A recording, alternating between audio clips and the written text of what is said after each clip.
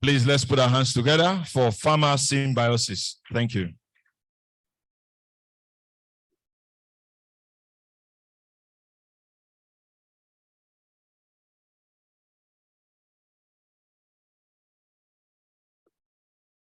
Good morning, ladies and gentlemen.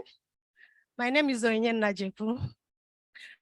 Permit me to stand on already established protocols. My slide. Okay, so this morning, on behalf of Pharma Symbiosis, I would like to take a moment to introduce to us Pharma Symbiosis, hoping that it's gradually becoming a household name. However, for people that may be seeing this symbol for the first time or hearing Pharma Symbiosis for the first time, I'll do an introduction. So Pharma Symbiosis is an African healthcare company that was established to bridge the health inequalities that exist amongst countries in developing countries and the people in developed countries. Because, I mean, Africa is a large continent. Multinationals, even though they want to do business in Africa, it's difficult for them to navigate. So because of that, in 2018, Pharma Symbiosis was bettered because they have the knowledge, the expertise, they understand what it means to navigate the local laws, the compliance pathways, the policies, the politics that exist while it comes to doing business in Africa. It requires knowledge, it requires local experience. And so in Pharma Symbiosis, we understand the business, the healthcare business, we understand the healthcare industry, we also understand the African patients. Because we are Africans, we know what we need to do to bridge these healthcare gaps that exist. And in Pharma Symbiosis, we also have the skills to make pharma business succeed in the African continent. And yes, we pride ourselves and as having, even though we are a local company, we are an African-based company, we have the global experience to do pharma business the compliant way in sub-Saharan Africa. And most importantly, we understand patient needs in Africa. We know that there are people in resource-constrained countries like Nigeria, we do not have the same health-related opportunities as those in the developed countries. So together, Pharma Symbiosis work with these international pharma companies to bridge these healthcare gaps that exist. Like I said, we are Africans, we understand Africa, and we believe in Africa. Our purpose in Pharma Symbiosis is to provide compliant world-class solutions to bridge these healthcare gaps in sub-Saharan Africa. Our values, we pride ourselves on being patient-focused, we have passion, we have integrity, we do our business with utmost integrity, and above all, we are innovative. We have different areas of focus, but I mean, for us in this space, most of the people you meet from Pharma Symbiosis are involved in marketing. But beyond that, we do other regulatory access and policy. We have our footprints across about 19 countries in sub-Saharan Africa, both the Anglophone and the Francophone countries. Now, some of the partners we currently work with in Nigeria include some of these, and I would like to use this opportunity to invite my colleague, Favor, to come and speak on behalf of one of our partners, Sanofi. Ladies and gentlemen, please, I would also implore us to please visit our exhibition space where we'll tell you more about what we do, who we are, and the different services that we provide in Pharma Symbiosis. Thank you very much.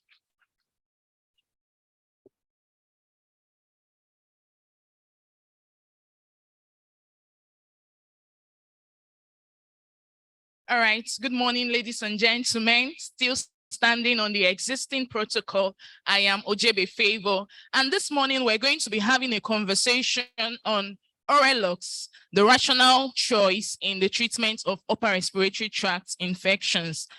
So it's been established that acute respiratory tract infection is one of the most leading causes of death, right, globally. And out of this establishment, where we have about 1.9 to 2.2 million childhood deaths, 42% of it arises from Africa. So this is one of the reasons why Sanofi as a company being partnered with Pharmacists has made it a point of duty to find a way to bridge this gap so that we can render patients value. What is upper respiratory tract infection? Upper respiratory tract infection, as it is, can occur in 5 different ways. It can present as common cold, it can present as sinusitis, tonsillitis, epiglottitis, or otitis. Now, these are the symptoms that are established with these infections, but I just want to make mention of this. The difference between common cold and sinusitis is that in the case of sinusitis, you would the patient would experience fever, but beyond fever, there is this sneezing that occurs over a period of time, consistent sneezing, unlike in common cold where it can just come and it goes. In acute tonsillitis, there is difficulty in swallowing, and then there is tonsillar exudate. So it's important to note some of these establishing differentiating symptoms so that when these patients come to us as clinicians, we're able to point out which is it. But then again, there can be different causes of upper respiratory tract infection. Now, particularly speaking to the tonsillopharyngitis, it can either be of viral origin or it can be of bacterial origin. Speaking to the dose of bacterial origin, 42% of it can be of bacterial origin, but out of that 42%, 37% of it is caused by the group A streptococcus, which we call GABS. So it's of importance that when we are managing a bacterial cause of an upper respiratory tract infection or a tonsillopharyngitis, we take note of this particular organism called the GABS. Other causes can be of viral origin, which includes your rhinovirus, coronavirus, or even adenovirus. Now, the question is, how do we differentiate between the viral cause of an upper respiratory tract infection from a bacterial cause of an upper respiratory tract infection? We can do that differentiation using the sensor scoring.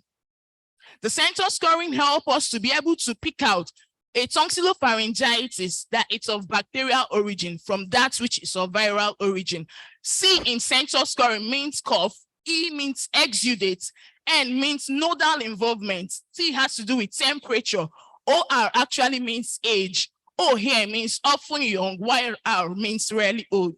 When you come to our stand, we'll be able to make mention of what these means and then the implication. But let me just mention that when the cumulative score of the sensor of a patient is 4 or 5, then it's a pointer that it's of bacterial origin. But if it's less than 1, if the cumulative score is less than 1, then it's of viral origin. Okay, this is a case study. At the booths, we'll look at this case study so that we'll go right into other conversations. But as antimicrobial stewards, it's important we know that it's very important for us to differentiate between a viral cause, a parasitic cause, a fungal cause of an infection from a bacterial infection, so that we will avoid antimicrobial overuse, which can lead to resistance and then to mortality. Now, what does the guideline say? The guideline says that in the management of tonsillopharyngitis, this is how it should be done. You have the amoxicillin, the erythromycin, and the cefpodoxime. Now, the amoxicillin and the erythromycin are supposed to be used for 10 days, while cefpodoxime is supposed to be used for 5 days BD. It's at this point I present to us Orelox. Orelox is a 3rd-generation cephalosporin used in the management of upper respiratory tract infection. Orelox comes as the suspension, the 100 milligram tablets, and the 200 milligram tablet. Orelox is bactericidal. That means it acts by inhibiting the bacterial cell wall synthesis. It is when you administer Orelox with food, the bioavailability is actually increased. So it's good when you're giving to a patient, you advise that the patient actually takes it with food. 80% of Orelox is actually unchanged in the urine. This is particularly very important because we would understand this as pharmacists, that it's the amount of drug that is actually unchanged that elicits a therapeutic effect. Indications, it can be used for pharyngitis, tonsillitis, acute sinusitis, and even in the management of bronchial pneumonia, where in most of the times in our institutions we'll use the ceftriaxone. Orelox can also be used because it's a third-generation cephalosporin, and ceftriaxone is a third-generation cephalosporin. So we understand that whatever a class does, every other member of that class can also do that. Okay, so let me just mention this study and then we round up. Now, this was a study that was done to check the clinical response between Orelox, coamoxiclav, and penicillin V in the management of tonsillitis. And it was found out that all of them actually exhibited clinical efficacy, but then looking at the side effect profile, it was found out that Orelox had just 1% side effects profile. Your coamoxiclav had 23%, while that of penicillin V was 8.6%. And then this was a pointer that yes, as much as Orelox has comparable efficacy with other medications used in the management of upper respiratory tract infection, the tolerability profile is really amazing. Now, this is a study that was done to compare Orelox, cefixime, amoxicillin, and cefuroxime to compare their tissue penetrability. And it was found that Orelox had the best tissue penetration. So that means that when it's used, even in some of those infections that involve soft tissues, you can be sure that Orelox will elicit a therapeutic response more than these other antimicrobials. What are the indications for Orelox? Orelox can be used in the management of pneumonia. It can be given 200 milligram BD, and it can be done for 5 days. You have tonsilopharyngitis, as low as 100 milligram tablet for adults will take care of tonsilopharyngitis. It can also be used for acute sinusitis, bronchial spiroration, or even COPD, acute otitis media, and then sinusitis. It is important to note that in infants or children, Orelox is dosed 8 milligram per kg per dose per day in divided doses. Like every other antimicrobial, these are some of the side effects related to it. So in summary, we've been able to establish that upper respiratory tract infection is the most common cause of patients' presentation to the clinicians, and as such, it should be treated with utmost importance. The center scoring can be used to differentiate between the viral cause of an upper respiratory tract infection from a bacterial cause of an upper respiratory tract infection. Orelox is effective in the management of tonsilopharyngitis, and it has good tolerability profile, and it offers short duration of action. It can be used, short duration regimen can be used for 5 days, while other medications can be used for 10 days. Thank you so much.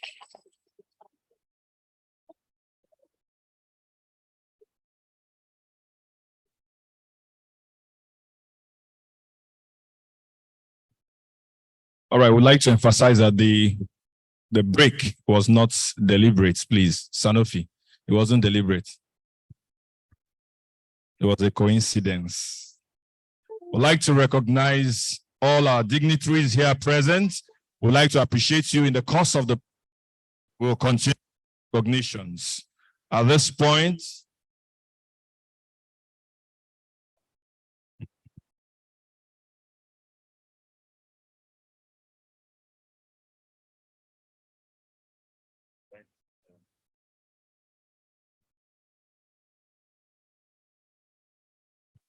okay, on the program, we are at introductory remarks by the CPC chairperson. So we invite Associate Professor Erinola Jordan. A round of applause to her, please. Encourage her. It's not easy. that's an Amazon of pharmacy coming right here. Please, resounding round of applause. Thank you. You're welcome. Thank you very much. And standing on existing protocol, I'd like to warmly welcome all delegates, participants, guests fellows of the Pharmaceutical Society of Nigeria, fellows of the West African Postgraduate College of Pharmacists, distinguished ladies and gentlemen, to this conference. I, Dr. Ariola Joda, Vice Chairman, the Central Planning Committee, representing the Chairman, Dr. Ifeanyi, warmly welcomes you to a new dawn in patient-focused pharmacy practice in Nigeria. And I'll be taking parts of his speech on his behalf. Your Excellencies, Mr. Chairman, our Royal Father, esteemed guests, their colleagues, ladies and gentlemen, and all protocols duly observed. History indeed has been made today in the great city of Uyo, as the Clinical Pharmacists Association of Nigeria hold her first ever international scientific conference. I think that's a good place to clap. The first ever international gathering of clinical pharmacists in Africa. Indeed, we give jubilant thanks to God Almighty for making this a reality. Dr. Ofo personally considers himself fortunate to have been appointed the humble steward to lead the Central Planning Committee of this maiden CPAN conference. Some 3 years ago, as we all very well know, CPAN was more or less a WhatsApp group of pharmacists with like minds.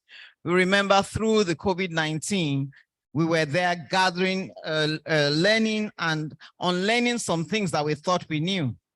Based on our clinical background and interest in patient care, today, CPAN has transmogrified into a registered professional body with official recognition as an interest group of the Pharmaceutical Society of Nigeria, with members from across various PSN technical groups, both within Nigeria and in the diaspora, hence the international nature of our conference.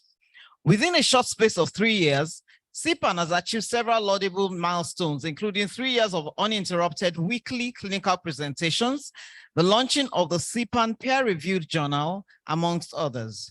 Today, the CPAN Maiden Scientific Conference and AGM, holding from the 16th to 20th of May at the Wadbridge Hotel and Suites, Uyo, is another feather in our cap. Like the proverbial saying, you cannot stop an idea whose time has come. And indeed, this is the time for CPAN. There's no better time than this for patient-focused pharmacy practice to be the center of attraction.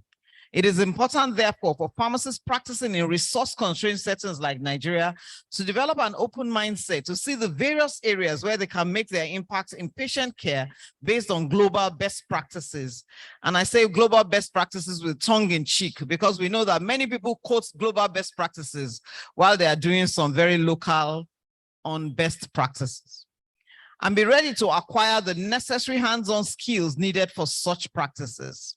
Here's the choice of the conference central theme: healthcare in the 21st century, prospects of clinical pharmacy practice in Nigeria, with a keynote lecture to be delivered by an academic icon, a founding father of clinical pharmacy in Nigeria, Professor C.N. Aguwa, FPSN, retired. Also in this maiden CPAN conference, CPAN, in conjunction with Faculty of Clinical Pharmacy of the West African Postgraduate College of Pharmacists, will be providing a one-day certificate training on practical first aid skills and basics of immunization, as well as parenteral drug administration and immunization for registered pharmacists. CPAN IBOM 2023 is an experience any clinical pharmacist in the country cannot afford to miss. As we heard yesterday, if you are not here, you are indeed nowhere. Apart from the rich scientific content of the conference, including the keynote lecture, the plenary sessions, abstract presentations, and state dynamics, the conference also offers an opportunity for colleagues to relax and enjoy the great hospitality of Akwa Ibom State, the land of promise. And we have enjoyed a lot of promises that have been kept. The conference program has been carefully planned such that there is an avenue for leisure and sightseeing. Dr. Fo would like to address to close this address by taking time to appreciate everyone who has contributed to the success of CPAN IBOM 2023. First, a special thanks to exemplary leader, CPAN National Chairman, Dr. Joseph Madu, FPSN, and all his NEC members for their great contributions. One key success factor for this conference is the team spirit of the CPC, the LOC, the various subcommittees, and everyone involved in the planning. And this is something to be proud of. The publicity team led by Dr. Charles Renari left no stone unturned to ensure that the conference publicity was on all social media platforms and even mainstream media. Conference education team led by Dr. Busola Olubake and Dr. Ariola Joda, FPSN, worked all night, reviewing abstracts and providing guidance to the authors. In this conference, 36 study abstracts have been selected for poster presentation after undergoing a very thorough review process. Contributions of the CPC Finance and Welfare team were exceptional. These are the pillars of FPCPharm IBOM 2020. Also, we acknowledge undaunted efforts of LOC, ably led by the duo of Dr. Wana Daniel Udo and Dr. Regina Emambasi James. Indeed, the LOC's courageous approach in executing most of the activities of this maiden conference will forever be remembered in the annals of FPCPharm history.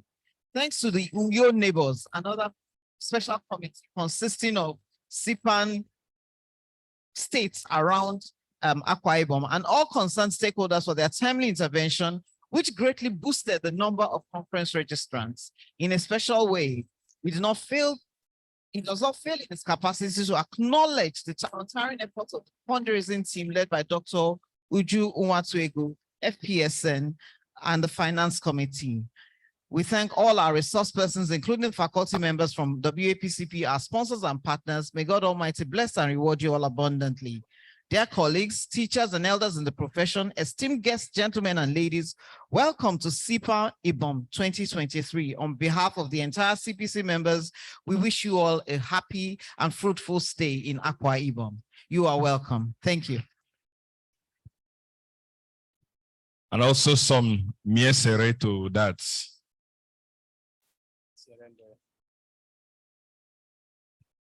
All right, ladies and gentlemen, there is a giant in our midst.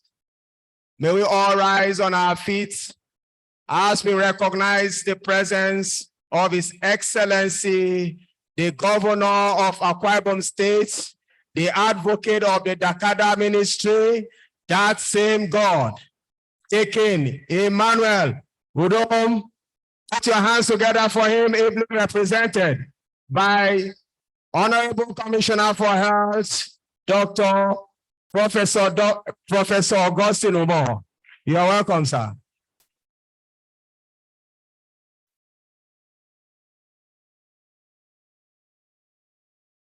All right, thank you. Your Excellency, you are highly welcome.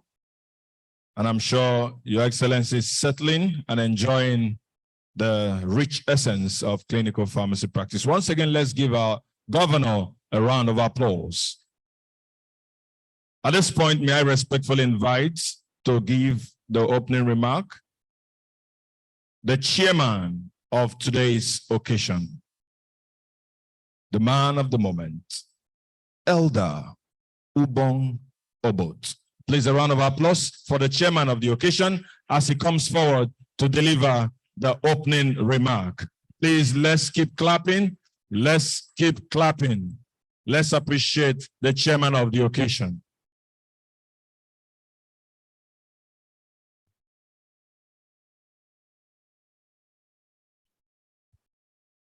Good morning, ladies and gentlemen. I am actually Namse Leons. I am representing Elder Ubong Basu, but for those who know him, I'm not him. I'm just a representative. All right. He's unavoidably absent, actually outside of Nigeria, because of the exigencies of duty. So that's why I have to stand in for him. Please, Your Excellency here ably represented the governor of Akwa Ibom State, the president of the Pharmaceutical Society of Nigeria, the national chairman, FPCPharm. Could you please permit me to stand on the existing protocol, and all other very distinguished political elders and pharmacists here present. It is indeed a thing of honor and prestige to be associated with this very special and esteemed group, the Clinical Pharmacists of Nigeria. More so, I count it a rare privilege and opportunity to chair the first of its kind, the first conference of the Clinical Pharmacists of Nigeria, FPCPharm, holding here in the city of Uyo, tagged IBOM 2023. I know pharmacy is a noble profession, and as you pharmacists would say, as men of honor, we join hands to give Nigerians safe, effective, and qualitative medications through direct patient care as the 21st century knowledge-driven clinical pharmacist. I congratulate the Dr. Joseph Madu-led National Exco in giving the land of promise, as Akwa Ibom is usually referred to, the opportunity to host the first ever international scientific conference. You are all in the right place. Please take advantage of all the opportunities, both technological, cultural, intellectual, that Akwa Ibom offers, and enlarge your coast of practice as leaders in Nigeria's healthcare system in the 21st century. Akwa Ibom people are very hospitable. I'm sure you found that. If you haven't, you will before you leave. Akwa Ibom people are very hospitable. I know you are already enjoying your stay since arrival, and I'm also very sure you will have great stories to tell and memories to cherish for a long while at the end of your conference. I therefore implore you to relax, enjoy, and indulge yourself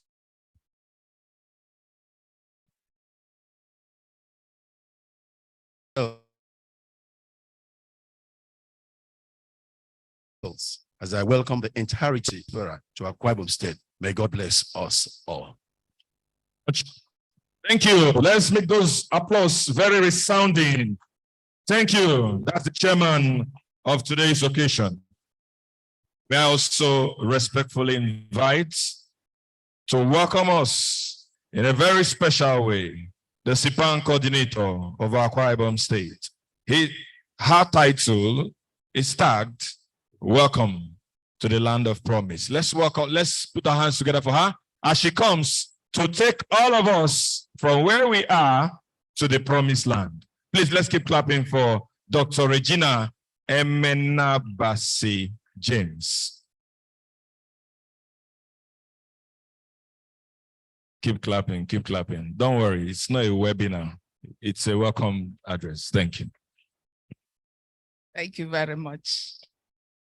His Excellency, Governor Emmanuel Udom, as represented by the very able Professor, Ministry of Health, Akwa Ibom State, Professor Vincent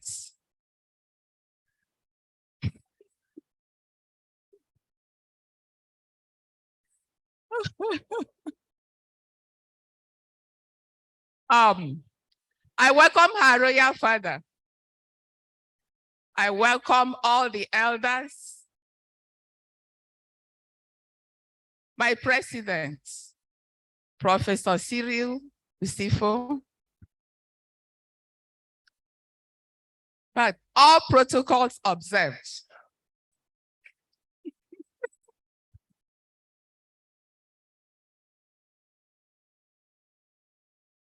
I want to welcome all of us to the land of promise. Akwa Ibom State. I congratulate all of us for making it in the first place from our various states, from our various locations to this conference.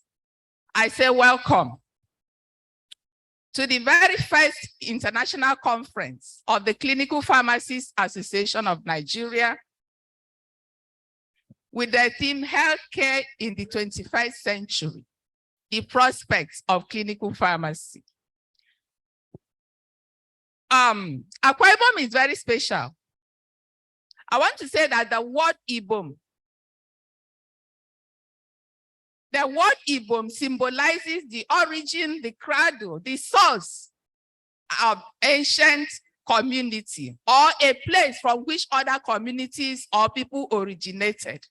That is why I feel that the selection of Akwa Ibom State for this very first international conference is significant because this is the first of this kind of conference in Nigeria. It means it is the origin, it is the beginning of more conferences of this nature by the Clinical Pharmacists Association.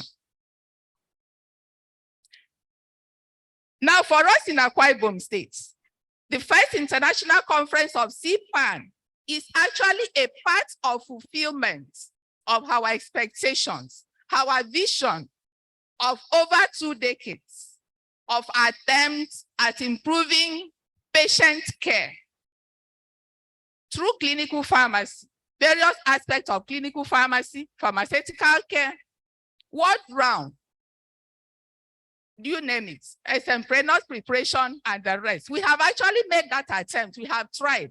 And we feel that this conference is a kind of crowning of our effort, of our attempts.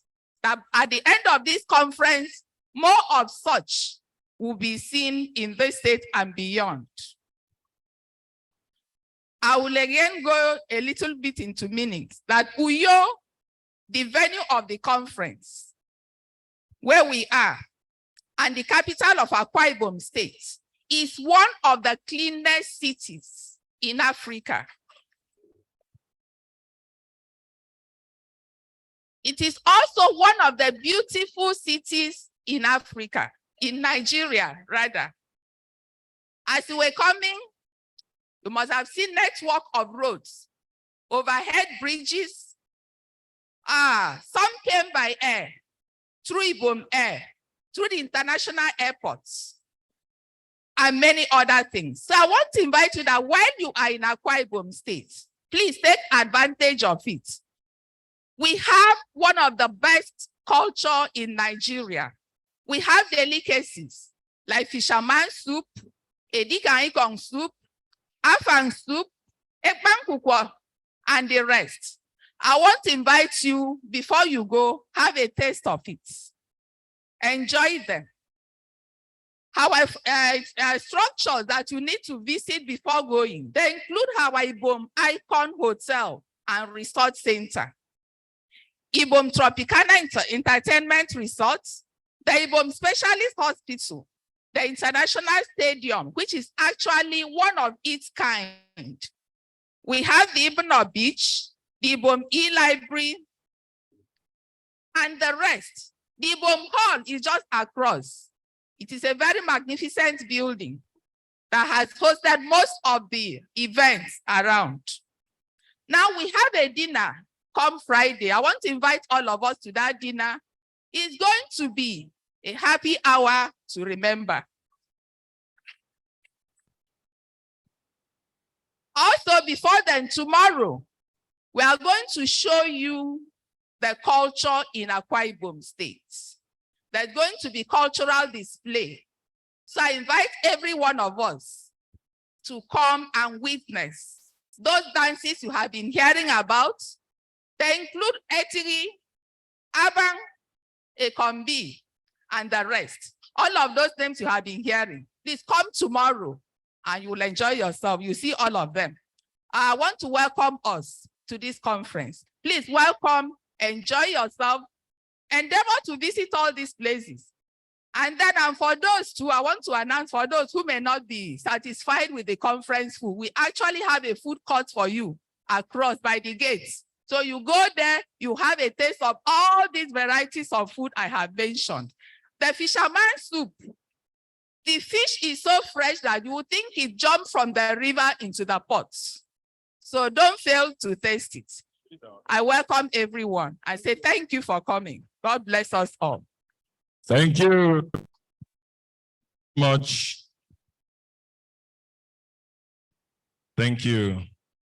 I think we might need, in maybe one of the sessions, we will need a representative of CPAN, Akwa Ibom State, to do a clinical presentation of the soups in this town. Those in support say aye. Against say nay.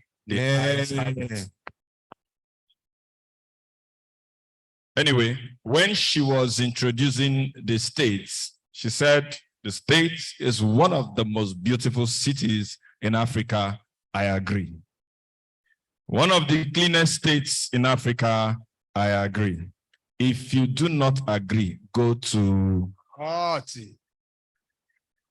Next up this morning is a welcome song and a display of the beauty spoken highly about this great state.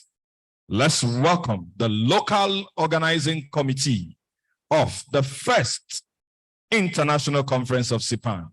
If you would like to identify them, just look around. You will see a group of persons with a beautiful baby. Please, let's welcome the Ashwebi group as they come forward to give us a wonderful present. Please appreciate them. It's not easy to sew Ashwebi. It's not easy. For the conference. Even you can see the MC is also one of them. I'm going to anchor the pass. Though I'm seeing mostly women. There's no man there. Oh, a few of them. We are here. Few of them. Oh, you are here. I forgot that you are here. Please, let's appreciate. I was thinking it was an abstain, but it's okay. Appreciate it. Okay, I can see my friend Ikeme too. It's okay. It's okay. You're welcome. They are complete. Thank you.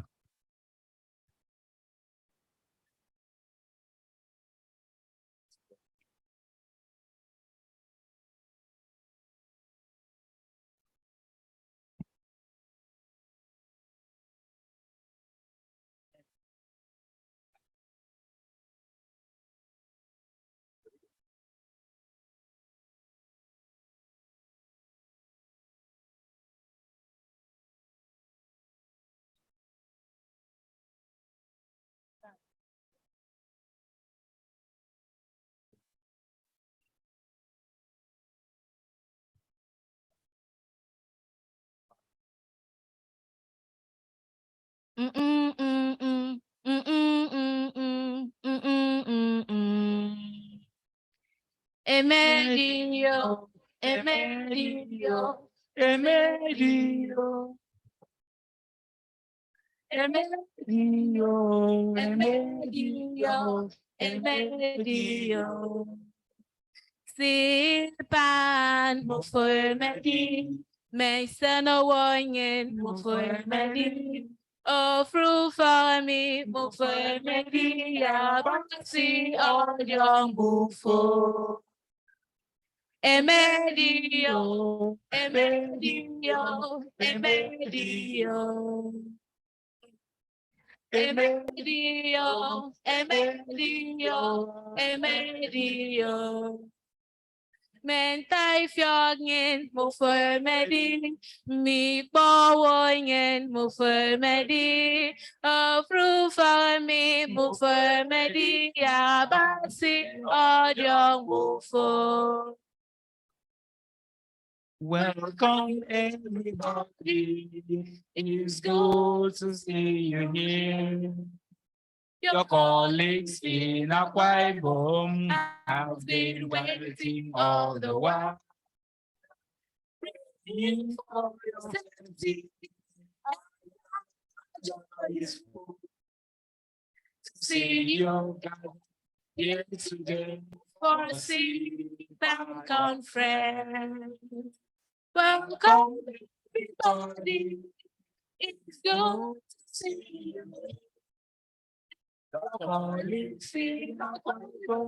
Has been waiting all the while, praying for your safety, and now my joy is full to see you gather here today in answer to our prayer.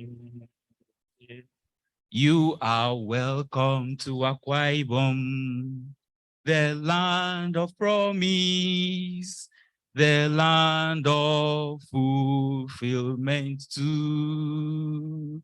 Enjoy our excellent cuisines, our hospitality, our peace and serenity. Oh, welcome to everybody. It's good to see you here. Your colleagues in Aguwa Ibom have been waiting all the while, praying for your safety, and now the joy is full to see you gathered here today for CPAN conference. Come everybody, it's good to see you here. Your colleagues in Aguwa Ibom have been waiting all the while for your safety. It's full to see you gathered here today in answer to our prayer. Emedio, Emedio, Emedio.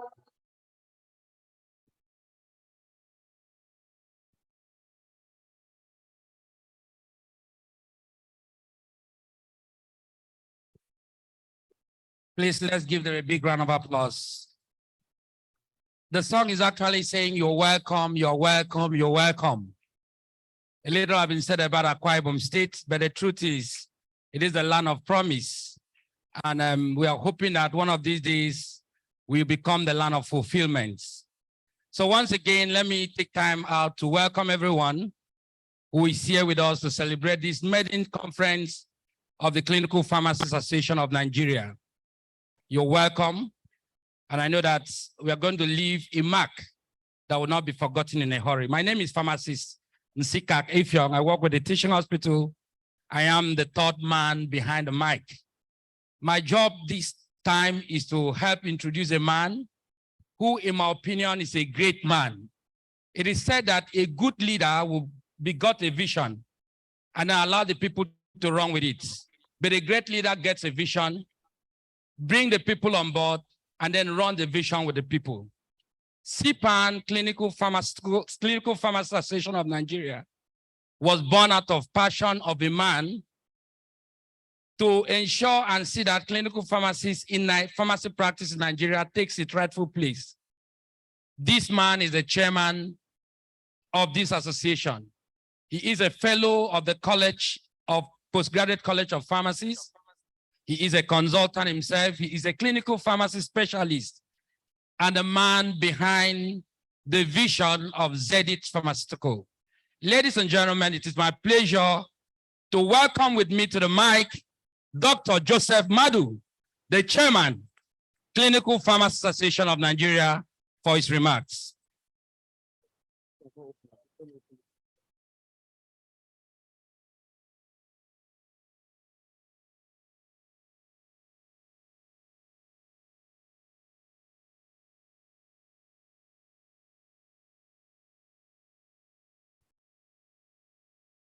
Your Excellency, sir, the Executive Governor of Akwa Ibom State, Governor Emmanuel Udom, ably represented by the Honorable Commissioner, Professor Vincent Umo, the President of the Pharmaceutical Society of Nigeria, Professor Cyril Usifo, FPSN, FPCPharm, FPCPharm.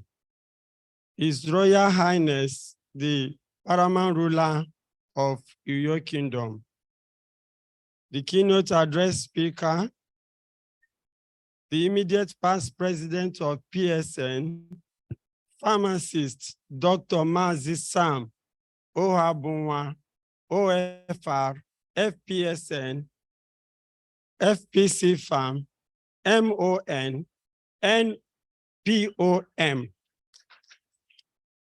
My dear ladies and gentlemen, please permit me to stand on all other existing protocols. I must begin this address by giving special thanks to God Almighty, who has graciously made this conference a reality. A few months ago, we had considered the the possibility of having the conference this year, especially as we had to start planning only from January this year, 2023. And it seemed late for a new association like CPAN. Nothing was certain, most especially as we had no funds reserved anywhere for an occasion like an international conference. Because CPAN is the first of its kind in West Africa.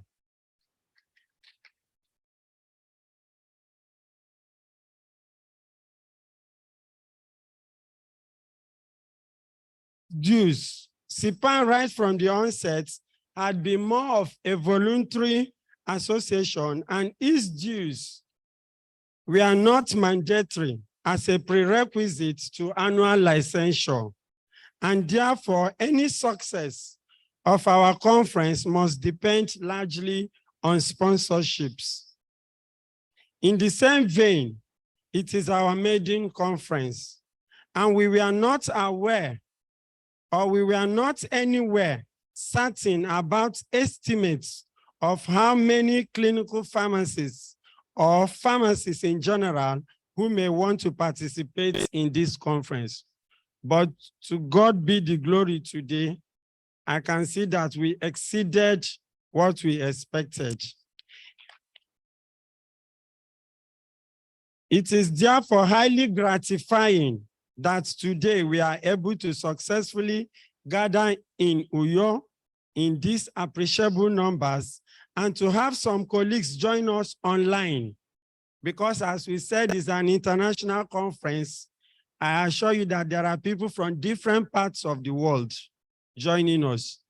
Those from American College of Clinical Pharmacy, Saudi Society of Clinical Pharmacy, South African Society of Clinical Pharmacy, American Board of Pharmacy Specialties. I contacted them, and I know they are all joining us as we do what we are doing today.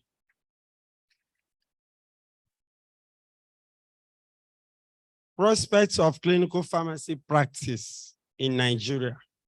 In Nigeria in particular, and global healthcare space in general, we are fully aware that a major chance we have to grow capacity, competence, and impact for the benefit of the health of our citizenry is to latch on clinical pharmacy practice, research, and education.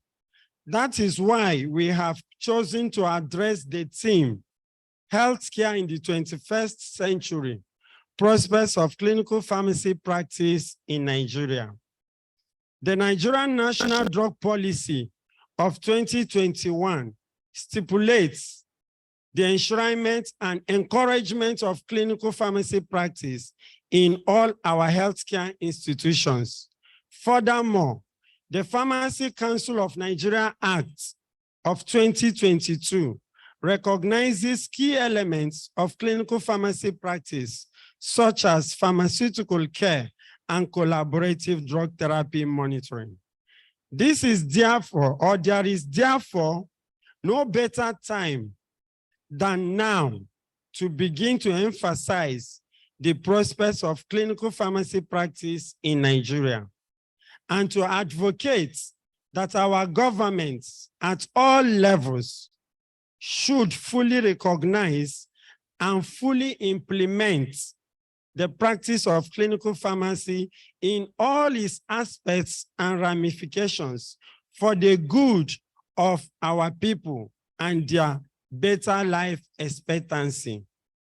It is our earnest belief that the distinguished academic and first professor of clinical pharmacy in Africa, Professor C.N. Aguwa, who at one time led the deans of faculties of pharmacy on a government-sponsored trip overseas for a first-hand observation of how clinical pharmacy is practiced in the United Kingdom and the United States, will at this conference lead the cast of well-honed professionals and practitioners such as Dr. Anthony Ikeme, immediate past president of Nigerian Association of Pharmacists and Pharmaceutical Scientists in the Americas, Lady Professor Olufunke Adebola Sodipo of the Department of Pharmacology and Therapeutics,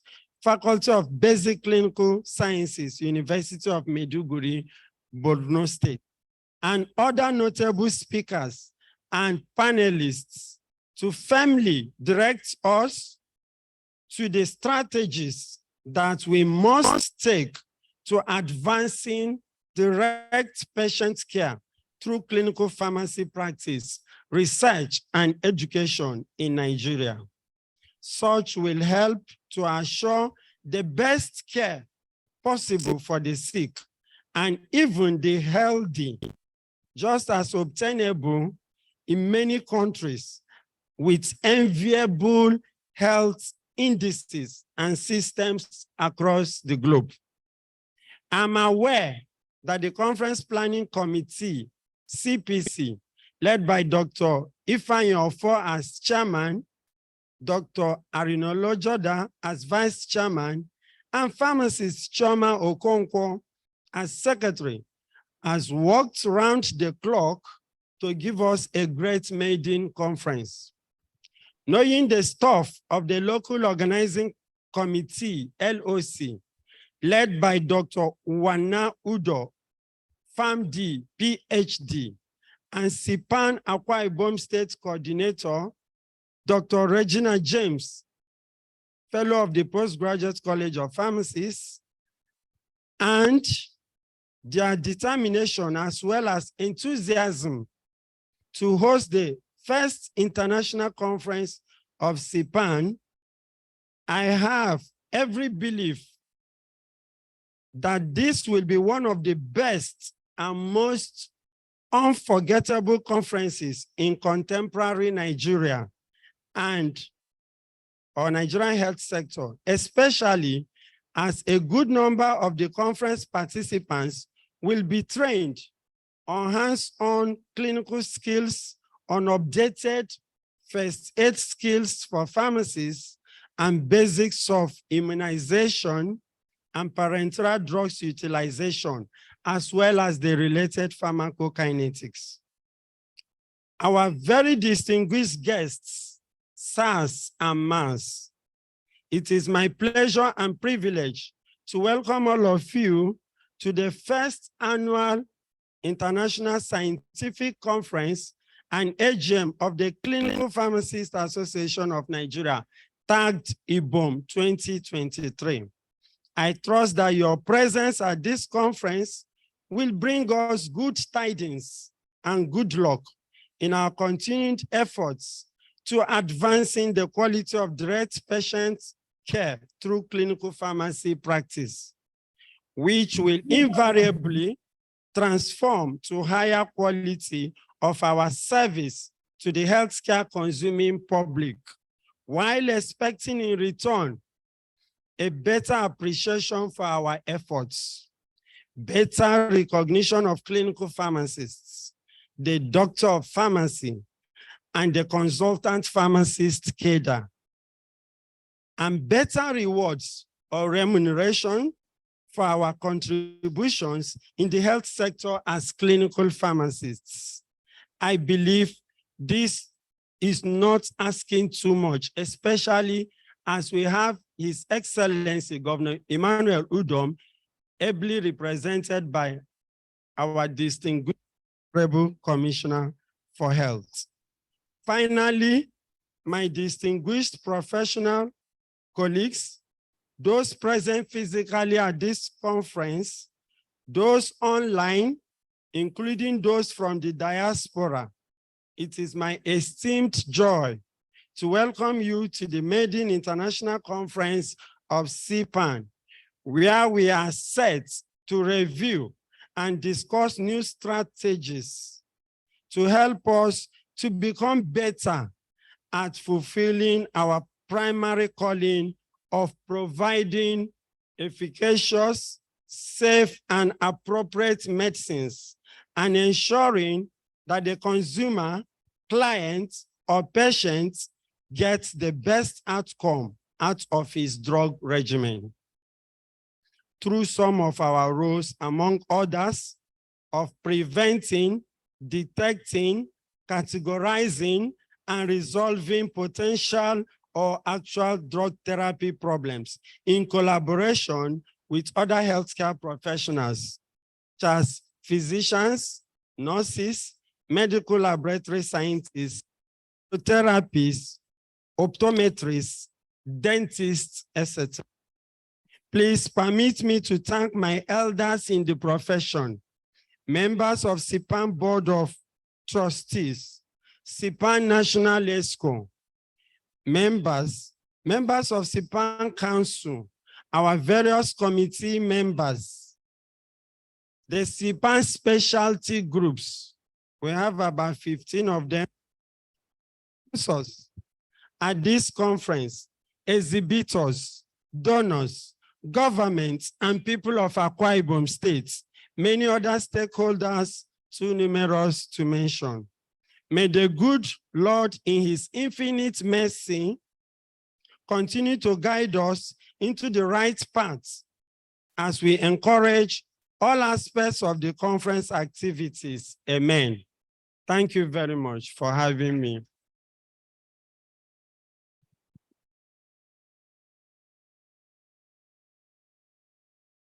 Round of applause for that wonderful speech by the national chairman of CPAN. Once again, let's appreciate him, please. Thank you. I'd like to respectfully recognize the presence of Pharmacist Bella, Director of Pharmaceutical Services, University of Uyo Teaching Hospital. A round of applause for her, please. So I'd like to respectfully recognize a immediate past Deputy President South of the PSN, Dr. Ejiro Foibo, FPSN. A round of applause for her, please. You're welcome, man. At this point, we are gradually getting to the climax of today's occasion. And it is the custom and tradition, a very highly revered one, that before the number one citizen will give his remark at any event, the very distinguished and prestigious apps will come and render the anthem of this great society, PSN. Therefore, permit me to respectfully invite to deliver the pharmacy anthem, the Association of Lady Pharmacists. But they will be ably led by the, if you'd like me to put it, the choir mistress, Dr. Arinola Joda. Please lead the contingent of apps to render that quality pharmacy anthem that will usher in Mr. President. A round of applause for apps, please. All Alpians, please join. If the president, you should do it here, it's fine. Okay. Please, can we have all the Alpians, please? Up, apps. Yes, that's not loud enough. Up, apps. All the lady pharmacists, please. As the anthem is sung, hold on, please. Hold on, please. Hold on. As the anthem is sung, all pharmacists to be upstanding. Thank you. Thank you.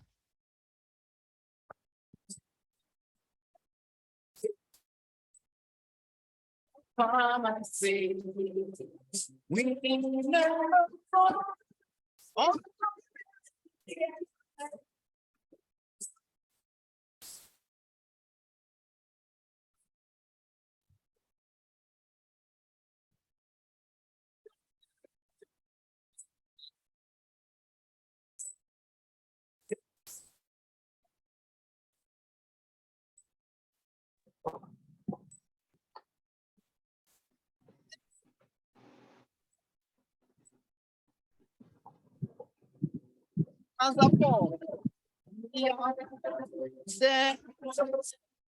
We are pharmacists. We are for cooperation with all members of a great nation's health team. Say, pharmacists will guard our nation's health and will prove that pharmacy can hold its own everywhere. Pharmacists, health sector, industry, education, just name it. Nigerians, we are there.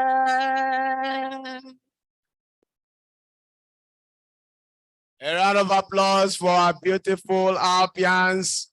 We are there in Akwa Ibom. We are in New York. We are.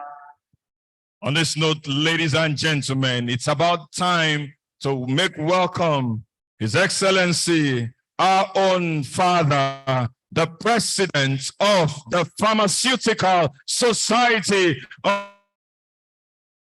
of Nigeria. Join me with a resounding round of applause and a standing ovation. Pharmacist, Professor Cyril Odianosi Usifu. Oh my God, he's behind me. Let's put our hands together for Mr. President. Thank you, Greg. Can we resume our seat?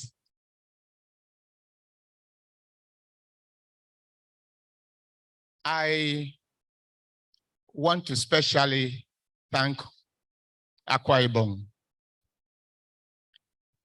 because the supervisor I had in my final year, Professor Etienne Essien, is from Akwa Ibom. He opened the doors of academia to me.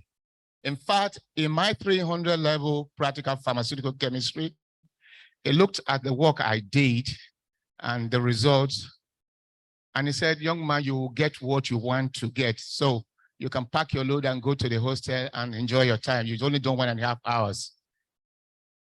And I wondered why he said such. So the next day I went to see him in his office. He said, young man, you should be in academia. If you are interested, let me know. We'll process your applications. Well, the rest is history. I thank God that I'm in academia. Your Excellency, the Governor of Akwa Ibom, ably represented by our own Commissioner of Health, Professor Vincent Umo. The name will not be difficult for me because Umo seems to be a name that is always recurring in Akwa Ibom. Our Royal Father, thank you for your presence. My living ancestors, I can see many of them. For those of you who don't know what living ancestors mean, I gave that name when I became president. If you are a former president, you are an ancestor. And because you are a living ancestor. I remember Dr. Waga told me about 2 weeks ago in Port Harcourt, he said, you gave us that name, but very soon you will join us. Including the living ancestors, though in the US, Dr. Anthony Keme, you're also a living ancestor because you're a past president of NAPSA. And so September this year, I will let your colleagues know that you're a living ancestor in case you don't have that title. The registrar PCN, ably represented by Dr. Idoko. Our keynote address taker, our highly revered Professor Aguwa, still looking young, very young. He's retired but not tired. Chairman of CPAN, before I will stop on existing protocol, allow me to especially recognize the Dean of Faculty of Pharmaceutical Sciences in Uyo, Dr. Ati, Professor Ati, recently made a professor. Is Professor Ati around? He's still busy with his. Incidentally, for me, it's a thing of joy because he was my PhD student. I also want to thank and recognize my dean so that my salary will run in Benin. Professor, you know why I'm laughing? He was the one that was HOD when my wife applied for a job in the Department of Clinical Pharmacy. I was the dean, and I said, if you want her to come, you are the HOD, do what is needful. Professor Okpara, you are highly welcome. He's my dean, but my wife is his head of department.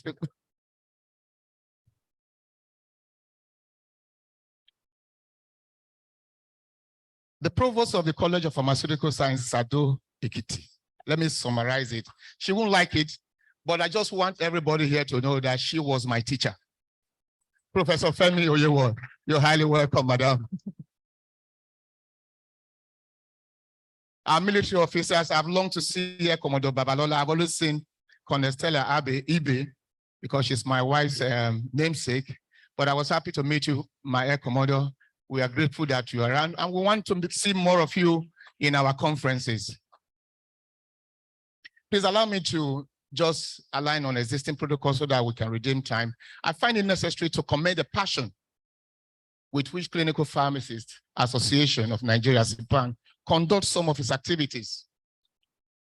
And in fact, the Pharmaceutical Society of Nigeria, PSN, where I'm president, believes this whole idea is to boost pharmacy practice and would endorse it at any time. Indeed, I am a clinical pharmacist. I have the honor and singular privilege to supervise students and invite a PhD student in clinical pharmacy, Professor Tony Waka, and I'm grateful that I had that opportunity because there were things I learned, not just sitting down and drawing structures alone. You must be ready to move forward. The German proverb says, when you refuse to learn, then dying starts. Only a dead man cannot learn. I still learn. I have, in the last couple of weeks, produced 4 postgraduate students, including a PhD student, and I've just taken 2 new PhD students 2 weeks ago. Even though I'm president of pharmaceutical chemistry, so president of PSN, I'm still interested in doing clinical pharmacy as applied to pharmaceutical chemistry. However, as president, it is imperative that I must utilize this discourse to preach a gospel of realignment and new beginnings, essentially in the professional interest. We must begin to work stronger. We must not see ourselves as existing alone, working in silos. The PSN continues through its strategic sessions, anchored by the key arms of the society, to evaluate the methods through which key approvers and subsets and groups within CPHAN are established and believes an urgent need for harmonization, Mr. Chairman, as well as intervention is now. We are aware of the successive constitutions we had in PSN in 2002, 2013, 2020, and now 2022, provides that no individual or technical group or interest group or even state branch shall posit itself on behalf of the profession without the express approval of the president of PSN. In similar spirit, the Constitution provides that the National Council of PSN, which you are a member, shall provide the policies of the society. What I'm saying, I'm preaching is that we must work together as a group. We must begin to speak together as a family. And therefore, CPHAN should not make declaration on specialty practices and pharmacy educations, Chairman, sir, without approval of PSN Council and the President. We shall, if we continue like this, we will be trapped sooner or later in a cul-de-sac, which I don't want to have them. But we must move forward together. I would therefore call on the leadership and the entire fabric of CPHAN, to which I belong. I pay my regular financial dues to CPHAN. I'm a member of CPHAN, to redress, if any, these fundamental lapses in the interest of the profession.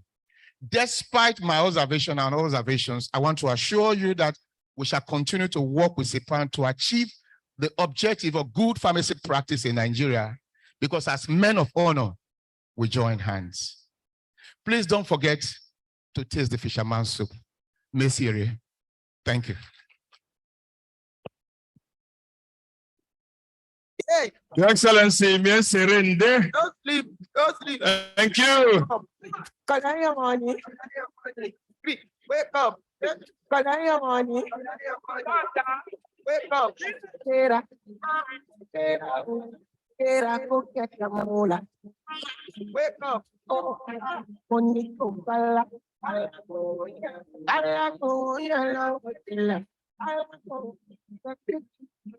Yes, that was a very good one. Thank you, President, very highly esteemed and referred President, himself a professor of pharmaceutical chemistry. He has set the ball rolling for the discourse. Ladies and gentlemen, please, let's give it up to him. A round of applause. Thank you. This afternoon, we have in our midst a royal majesty. It is important when you go to a place, while we pray to God, we also listen to the rulers of the land. to also talk to the gods of the land in blessing of all of us. It is my pleasure and privilege to invite the paramount ruler of Uyo, His Royal Majesty Edidem Sylvanus Okon Ifyong, for his remarks.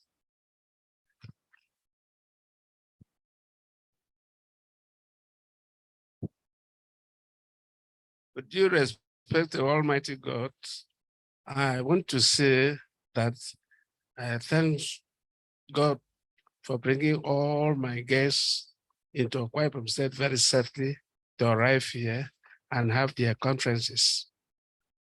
The CPN part in Akwa Ibom State called to my palace and invite me for this conference, even though I'm not all that health, but I promised them that I will be here for the first time to see. And I thank God that I'm here. And I so much believe that the memories of this occasion today shall linger in the minds and each and every one of us. And I know that the news of this important event shall run to all important cities in the world because of these conferences. I know my chairman, the branch chairman, I've told you people there, Akwa Ibom State is a very peaceful place. And I so much believe that I'm happy that you take this state as first to have your first conference. And my dear governor is very prepared to accommodate you all.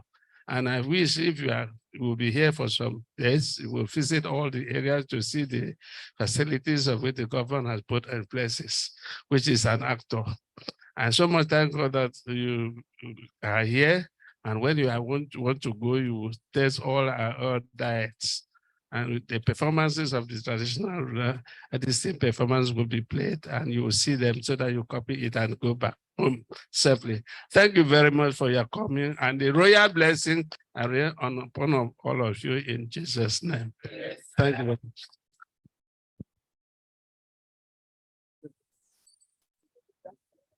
Thank you very much, the paramount ruler of Uyo. Distinguished ladies and gentlemen, we want to bring up to the stage. With your apologies, sir. We've been having an error with the name. The name of the commissioner for health is Professor Augustine Umar. So, yes. So we'll call upon him to come to the stage to give us his goodwill message. Sir, you're welcome.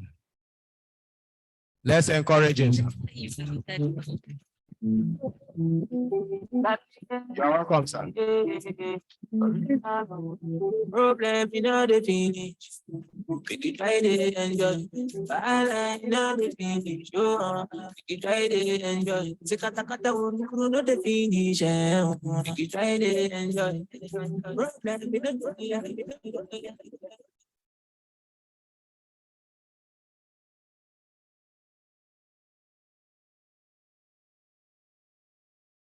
Thank you, Mr. MC, for that quick correction in my name. I was hoping to come up here and thank everybody that has spoken for recognizing my father, who is Vincent Umo. But it's all right. Since I'm his son, Augustine Vincent Umo, and Vincent Umo is still all right.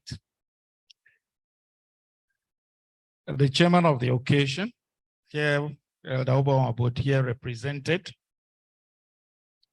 the president of the Pharmaceutical Society of Nigeria, the registrar of the Pharmacy Council of Nigeria, the national chairman of CPAN, past presidents, fellows of PSN, a keynote speaker, Professor Cletus Aguwa, the Royal Highnesses here present. And let me also recognize the Director of Pharmaceutical Services, the Ministry of Health, Pharmacists Amana, so here present, elders of the profession, pharmacy, all pharmacists here, ladies and gentlemen, let me further at this point align with the protocols already established and welcome you. Let me use this opportunity to join others to welcome you to Uyo, Akwa Ibom State. I have heard people say that Uyo is one of the cleanest capitals in Africa. As a matter of fact, you don't need to go to court to have this right. The fact of the matter is that Akwa Ibom State, for 5 years running, has received the award of the cleanest state in Nigeria. From 2018, 19, 20, 21, and 22. And I can clearly tell you, just add 23 to that, and it will still be all right. And when I look at that, sometimes I ask myself, so why are people still ill around here? Health is wealth, and we are very godly people because cleanliness is next to godliness, isn't it? But I think that is where you come in. Clean the little that is left, and for the few that may be ill, the clinical pharmacists will add the drugs so that we will all now be well. I welcome you to the Uyo, the capital city of Akwa Ibom, the land of promise that is fast moving to the land of fulfillment. Let me assure you that having brought your first conference to Uyo, Akwa Ibom State, as a way of opening CPAN to the world, I can assure you that this delivery that you have taken in Uyo, this bed that you have had in Uyo, ABGA score will be 5/5.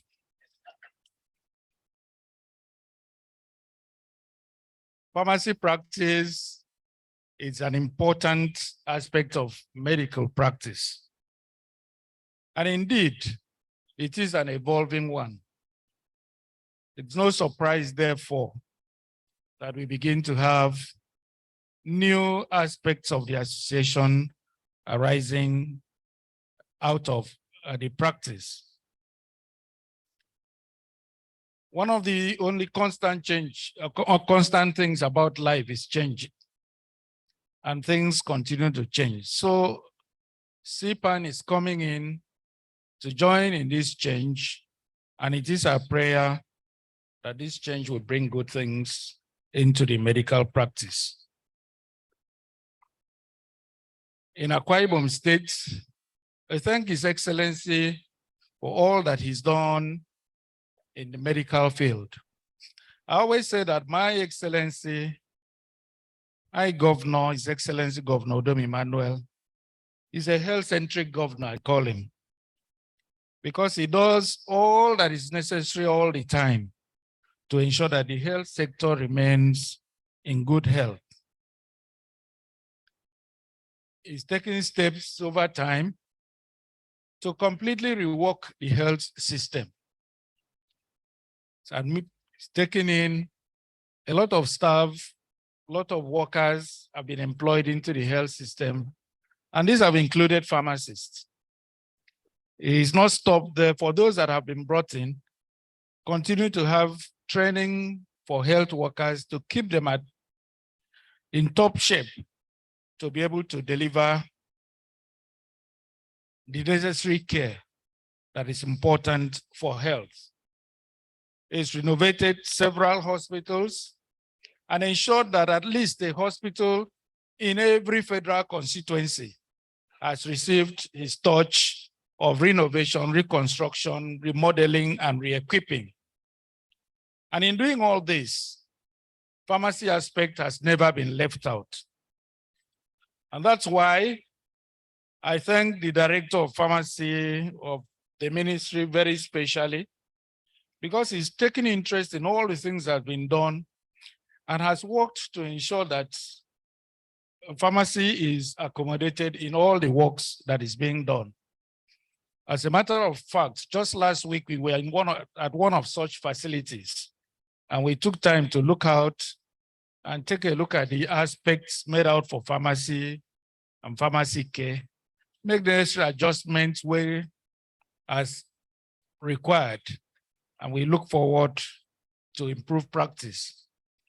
Our only desire and one hope is that we will also derive results from these investments in the health sector. And I tell all those in the different cadres of health, be it doctors, nurses, pharmacists, laboratory scientists, all, that at the end of the day, if you don't put in your best to ensure that the health system remains, you would completely have missed the facts that you probably believe you're caring for patients, but in actual fact, you are caring for yourselves. Because the name patients can be interchangeable with our names at any time. For if you get ill, you become a patient. And if you have not taken steps to provide a good milieu for the patient to be taken care of, you are indeed shortchanging yourself, your relations, and others. And it is the same that I expect of pharmacists, and I'm happy once again that you've come to Uyo to start off this journey. And as at your maiden conference at this place, we exhort you as you work to ensure that we continue to have qualitative medications. One absolutely horrible thing that we have come to find is situations where we have fake medicaments within the system. It's an ill win. You know what the problem is, but you can never solve it because what you are using to do so is absolutely out of line. Even though why it bears the name, it is an impostor. And we all affected. We are all affected. Almost like HIV, as we used to say, you are not, if you are not, you don't have it, you are still affected in one way or the other. Because if you may have to spend the same funds that you have for your brother or relation or somebody else, somewhere else, and this will be for funds that would have been used within the health sector. A recent monitoring that we had to do from the Ministry of Health at the behest of His Excellency the Governor into laboratory practice because of the avalanche of complaints and issues that we received was quite revealing. And one of the things that it revealed, which at some point almost put us at loggerheads with pharmacists, was the fact that we had to shut down a few of such facilities. But in shutting down the facilities, we ended up having to shut down the pharmacy because those pharmacies had converted their pharmacies to laboratories, either directly or joint, one way or the other. In fact, in one of the laboratories, you have to cross the pharmacy to reach the laboratory. And tell me, if I'm to shut down the laboratory, how will I do that without having to shut down the place? And that is when you hear people come and then government has done this. But I said, no, let's give the respect to ourselves. You see, when if you allow yourself to be part and parcel of what is right, as the mud goes that way, it will also rub off on you. I'm asking that please, as government works to eliminate quackery in the different facets of our medical system, pharmacists have a huge role to play because that is the new direction we are seeing. And I can tell you for free that the next wave of assessment that government is going to do you're going to find a lot more of such places being shut down. I'm making this so that when they run to you, you will know exactly, because there are those that tell us, no, it is the Pharmacy Council in Abuja that regulates us. And I tell you that, all right, if I cannot have a say in what you are doing, I'll take the certificate of occupancy of the land on which you stand. So we must work together, because we must remove quackery within the land for our own benefit. When we have a group of very eminent pharmacists sit like this to judge and to speak, I feel very happy, because I know the message is going to be taken down and we are to the roots, and then we are certainly going to see better times. I'm happy with the theme of your conference here. I'm also happy to read what your motto there is, because I could really see research within it.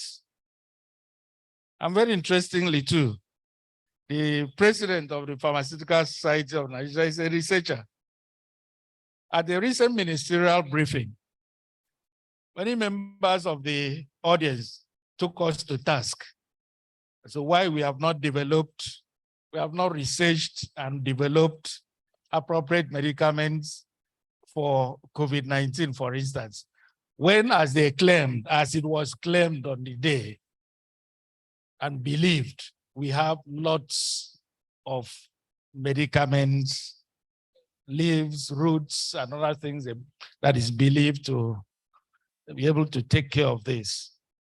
I am certain that pharmacists will also rise to the task and be able to begin to develop these things, and let a lot of the things also have local content. We have an ethical committee we have developed at the Ministry of Health since I came in. And I can tell you, like I did tell them then, we have worked on almost 400 ethical approvals, of which we have approved quite a significant number of that. I haven't seen any that works in terms of medicament development of new methods or cures, or cures of for ailments, especially with the use of our local roots and what have you. Let me not take you too much more, but conclude by assuring you that government is very interested in the health sector. And also further reassure you that it's not going to end with His Excellency Governor Udom Emmanuel, because his successor has made it very clear that the health sector is going to be a significant part of his Arise agenda, with primary health care in focus. I therefore wish you a happy conference. I look forward to having the communique and the outcome of this conference, so that government too can also look at and see what it can pick from all the the discussions that you have at this point. It is my belief too that as CPAN comes up as a new association, should I say, to join the committee of other associations in the health sector, that it will not be a case of too many cooks spoil the broth. The PSN president has directly tried to set a direction and align people. But for me, it is an absolute belief that in this case, more cooks shall produce a very delicious broth, like we have done in Lagos. Welcome again to you. Thank you very much, and God bless you all.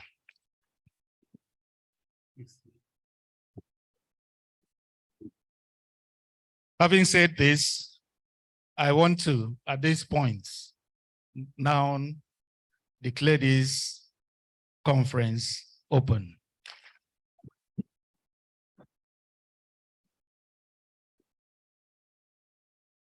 A better resounding round of applause for the Honorable Commissioner of Health, Akwa Ibom State. London. I know come like to suffer.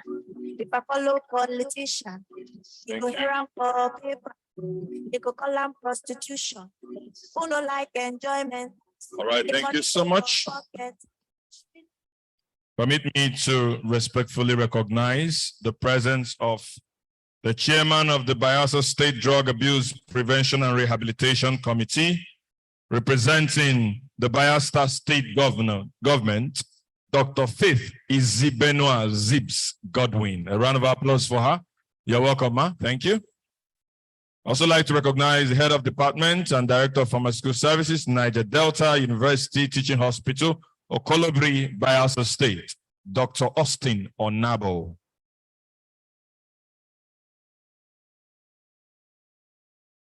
Thank you. At this point, would like to invite to deliver a citation of the keynote. Okay. All right. Before that, may I also respectfully invite the national chairman of FPSN to please come forward. He will be making a presentation to the governor of the state through the Honorable Commissioner of Health. He will also be accompanied by the president of PSN. A round of applause for the trio of the PSN president, the national chairman, and the Honorable Commissioner of Health. Focus. Say me how to try focus. Can I you just got my thinking, and I know they know what's up. Say if I let me know what's in your mind, and I will let you know what's in my mind. So if you both know what's in we define, straight to the point, make we know it's a time. Say I'd like to invite the Honorable Commissioner to please come forward to receive our heartfelt message of thanks to His Excellency, the Governor. Mr. National Chairman, sir. Thank you. Thank you very much, Mr. MC. This, ladies and gentlemen, we are about to present an award to His Excellency, the first citizen of Akwa Ibom State. And I wouldn't want to do that alone. I know that the president of Pharmaceutical Society of Nigeria is here with me, but please also permit me to invite the chairman of FPCPharm Board of Trustees, Professor Nsuka Okbara. And I will also want the immediate past president of the Pharmaceutical Society of Nigeria, Mazi Sam Ohabunwa, a former presidential candidate aspirant of the People's Democratic Party. And the keynote address speaker, Professor Aguwa. Sas, can we have you?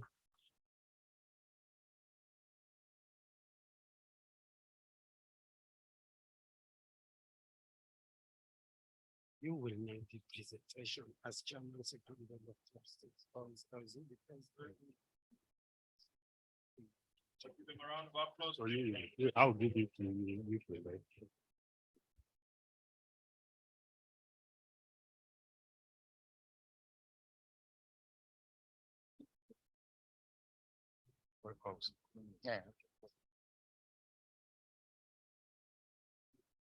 His Excellency, distinguished ladies and gentlemen, FPSN is the baby of Pharmaceutical Society of Nigeria. So on behalf of Board of Trustees and FPSN members, I call on our father, the president of Pharmaceutical Society of Nigeria, to make the presentation.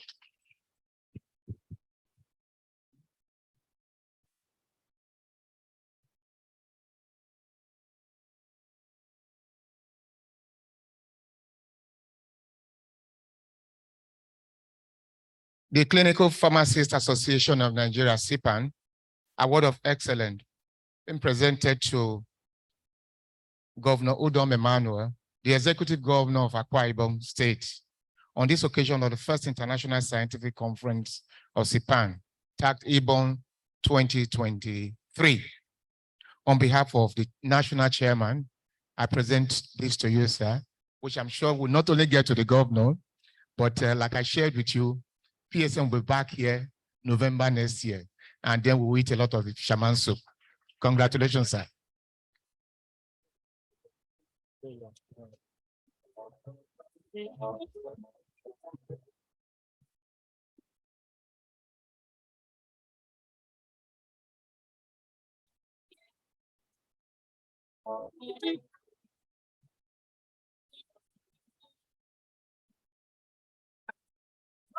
God, I'll be the name. Praise for God, you are worthy to receive all the praise for you alone. You're the air that I breathe, the song that I sing. You're the lover of my soul. With you, there is no impossibility.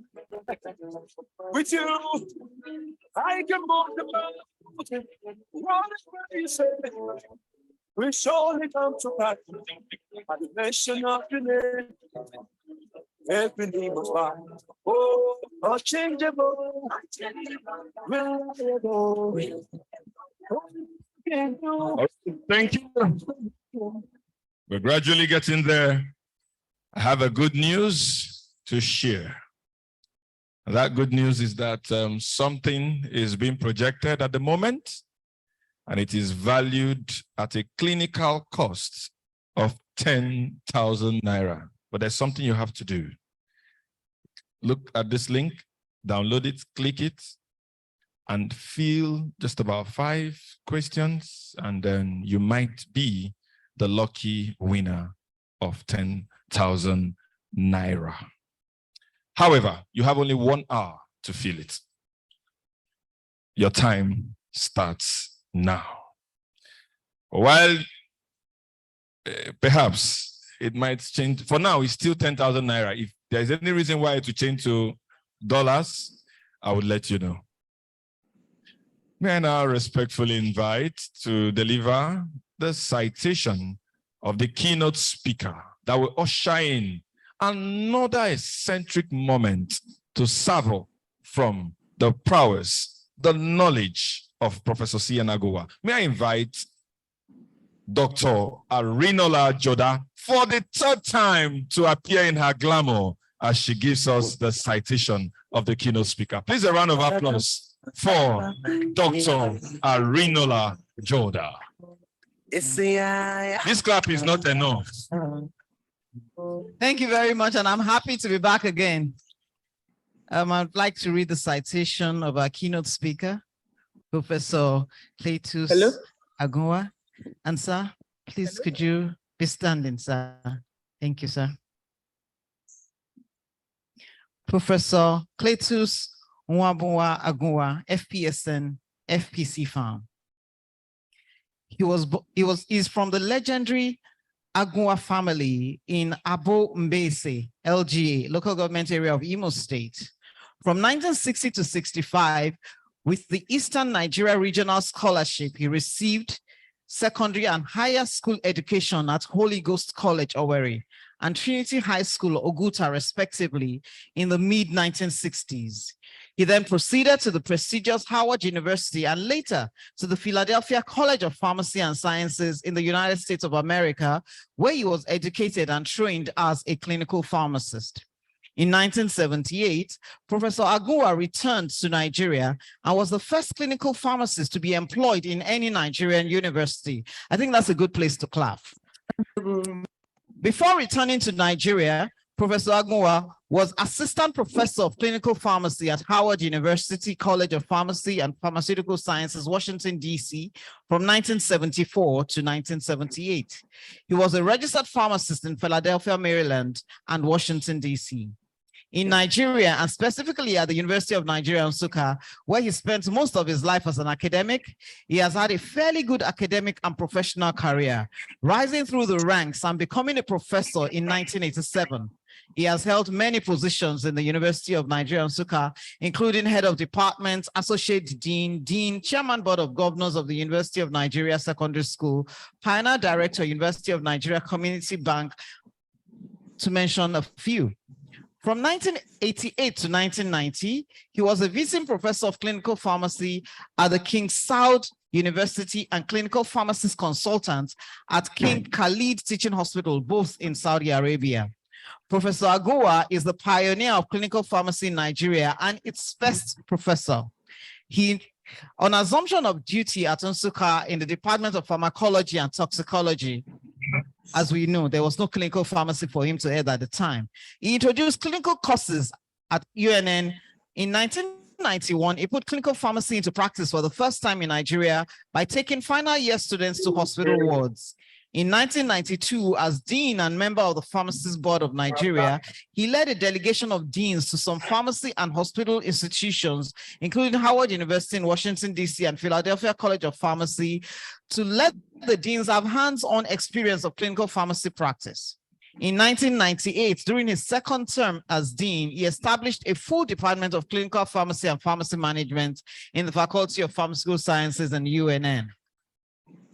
Professor Aguwa is a member of many professional associations, including Roche Pharmacy Honor Society USA, American Society of Hospital Pharmacists, Academy of General Practice Pharmacy.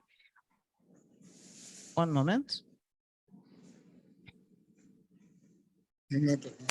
Academy of General Pharmacy Practice, Pharmacy, American Pharmaceutical Association, Pharmaceutical Society of Nigeria, National Pharmacists in Academia, to mention but a few. He has received various awards, including the Fellowship of the Pharmaceutical Society of Nigeria, Fellowship of the West African Postgraduate College of Pharmacists, Special Award as a Distinguished Academy in the Faculty of Pharmacy by the Alumni Association. Professor Aguwa has over 70 peer-reviewed published articles to his name. He has also written and edited many books, including The Making of Clinical Pharmacy in Nigeria. Following his full retirement from UNN, Professor Aguwa was drafted to Madonna University, Elele, where he is currently the Dean of Pharmacy. Although Professor Aguwa spent most of his life in universities and especially in Nsuka, he is an Mbese man to the core. He was the chairman of Izu Mbese, Nsuka, for over 10 years. He is patron of Mbese Association, Nsuka.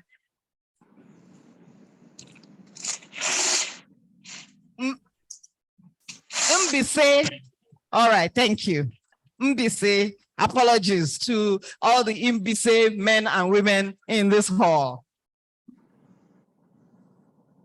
So, he was chairman of Izu Mbese Nsuka for over 10 years and patron of Mbese Association Nsuka and Nguru Development Union Nsuka. He is a member of Council of Ezurezu Mbese and others, and offers financial and moral support to the association. He is a Roman Catholic and is happily married to Mrs. Loreto Aguwa, and they are blessed with 5 children, all of whom are graduates, one a pharmacist. Please join me as we welcome to the podium Professor Cletus Aguwa to deliver the keynote address. You are very welcome, sir.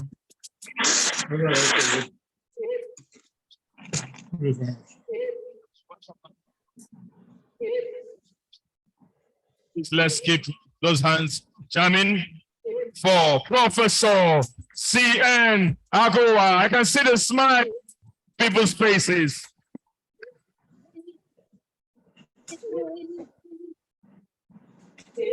Thank you. You're welcome, sir.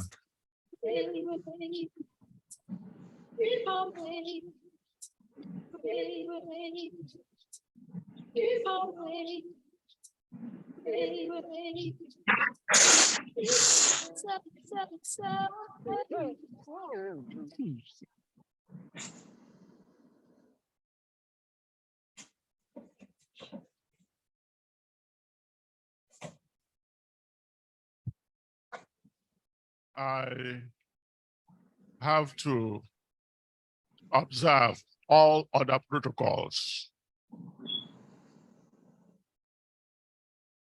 If I had known that such could have been said about me, maybe I would have written my speech in a different way.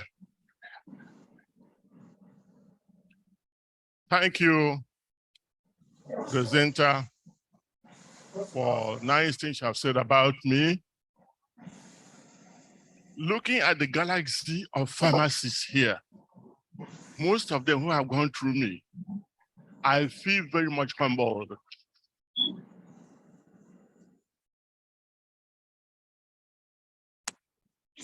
And I'm quite honored to stand before you. But before I make my speech, I would like us to know who we are in the society. Yes, we are pharmacists. The question is, how tall and strong do we stand among the health professionals? And how does society appreciate pharmacists? I would like to remind us that the function of the pharmacist is to offer service to the public, especially those who are sick, to treat, prevent, and cure diseases. Majority of the sick in the society first report to the pharmacy for help for all types of illness. Pharmacists are regarded as the most scientifically educated health professional. Pharmacists are most honest. And these statements are based on studies. And pharmacists among the health profession are the least to commit suicide.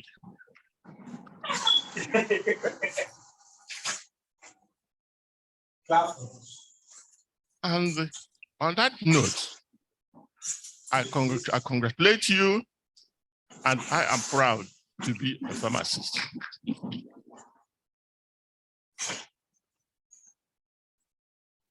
Even though it appears that somebody has x-rayed what I was going to say,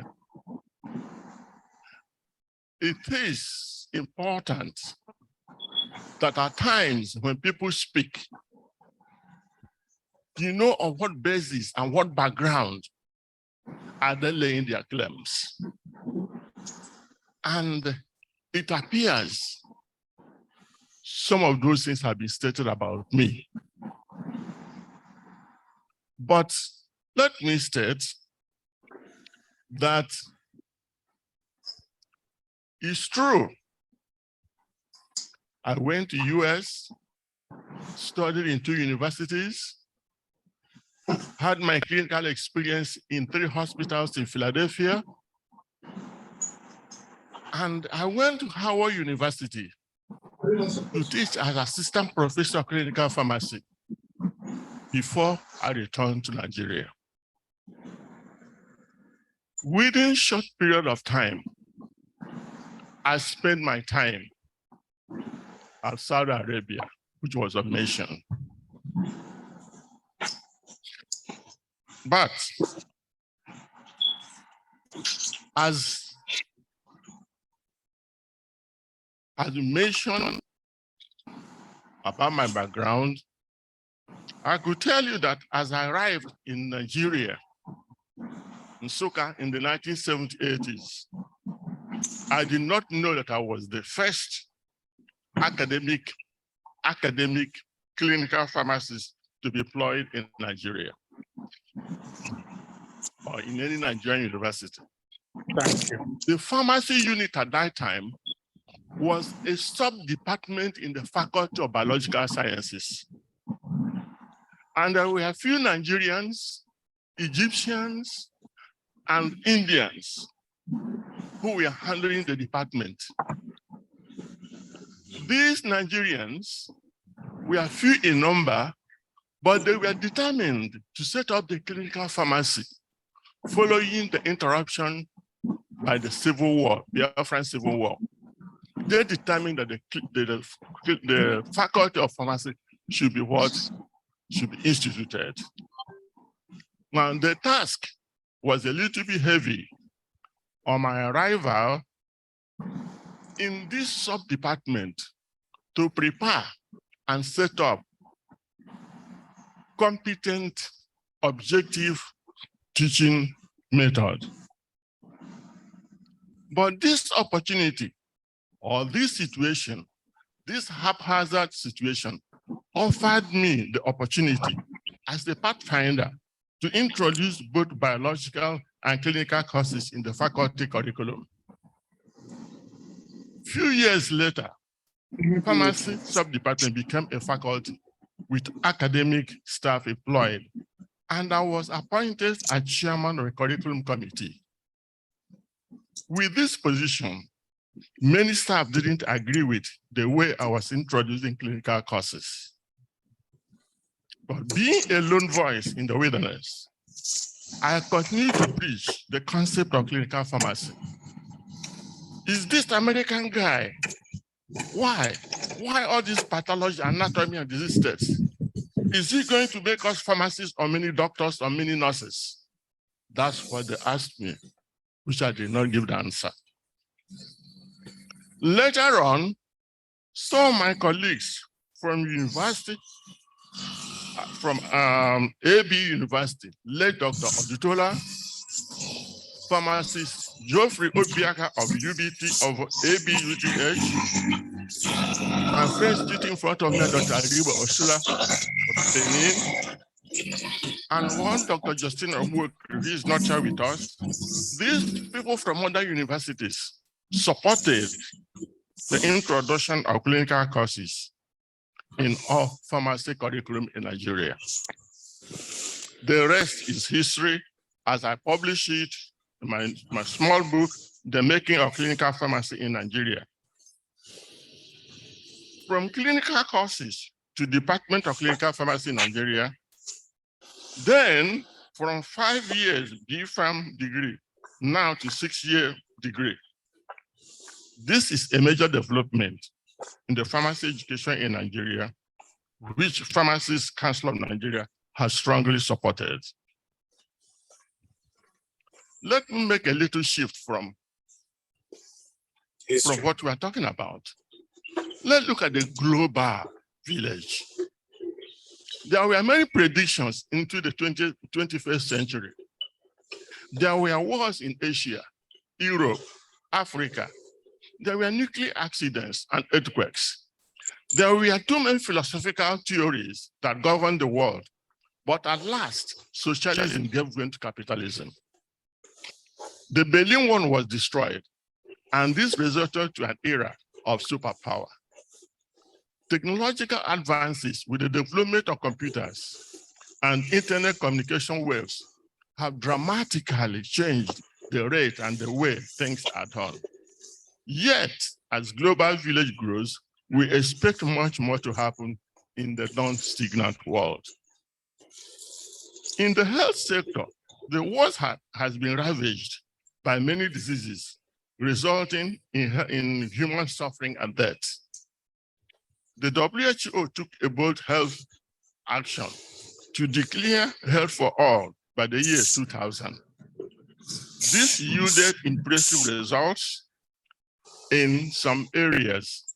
The EPI was effective, death in children due to the area was drastically reduced, smallpox was eliminated, but malaria, filariasis, HIV infections, AIDS, heart disease, cancer, tuberculosis, and many others still persist. Of recent, the whole world is embarrassed by COVID-19, and we are still struggling to completely eliminate it. Unprecedented earthquake destroyed many lives and infrastructure in 2 countries of Syria and Turkey. How can we continue, not to mention the Russia-Ukraine war that is taking many lives and destructions? And the question is, what does that mean to pharmacists? Drugs are essential for pharmaceutical care. Many drugs were discovered during the last century, and many more are being added to the health armamentarium. Yes, you travel before Calcium me. channel blockers ACE inhibitors, beta blockers, H2 receptor blockers, proton pump inhibitors were drugs of yesteryear. And of recent are many new drugs to fight against all types of diseases. Significant inroads have been made in vaccine development, the treatment of malaria, COVID, and AIDS. Biotechnology and genetic engineering hold promise for many new changes and innovations in the near future. The fundamental challenge to pharmacy today is to translate pharmacy purpose and professional destiny into a renewed commitment to patients' welfare with this new development in the pharmaceutical industry.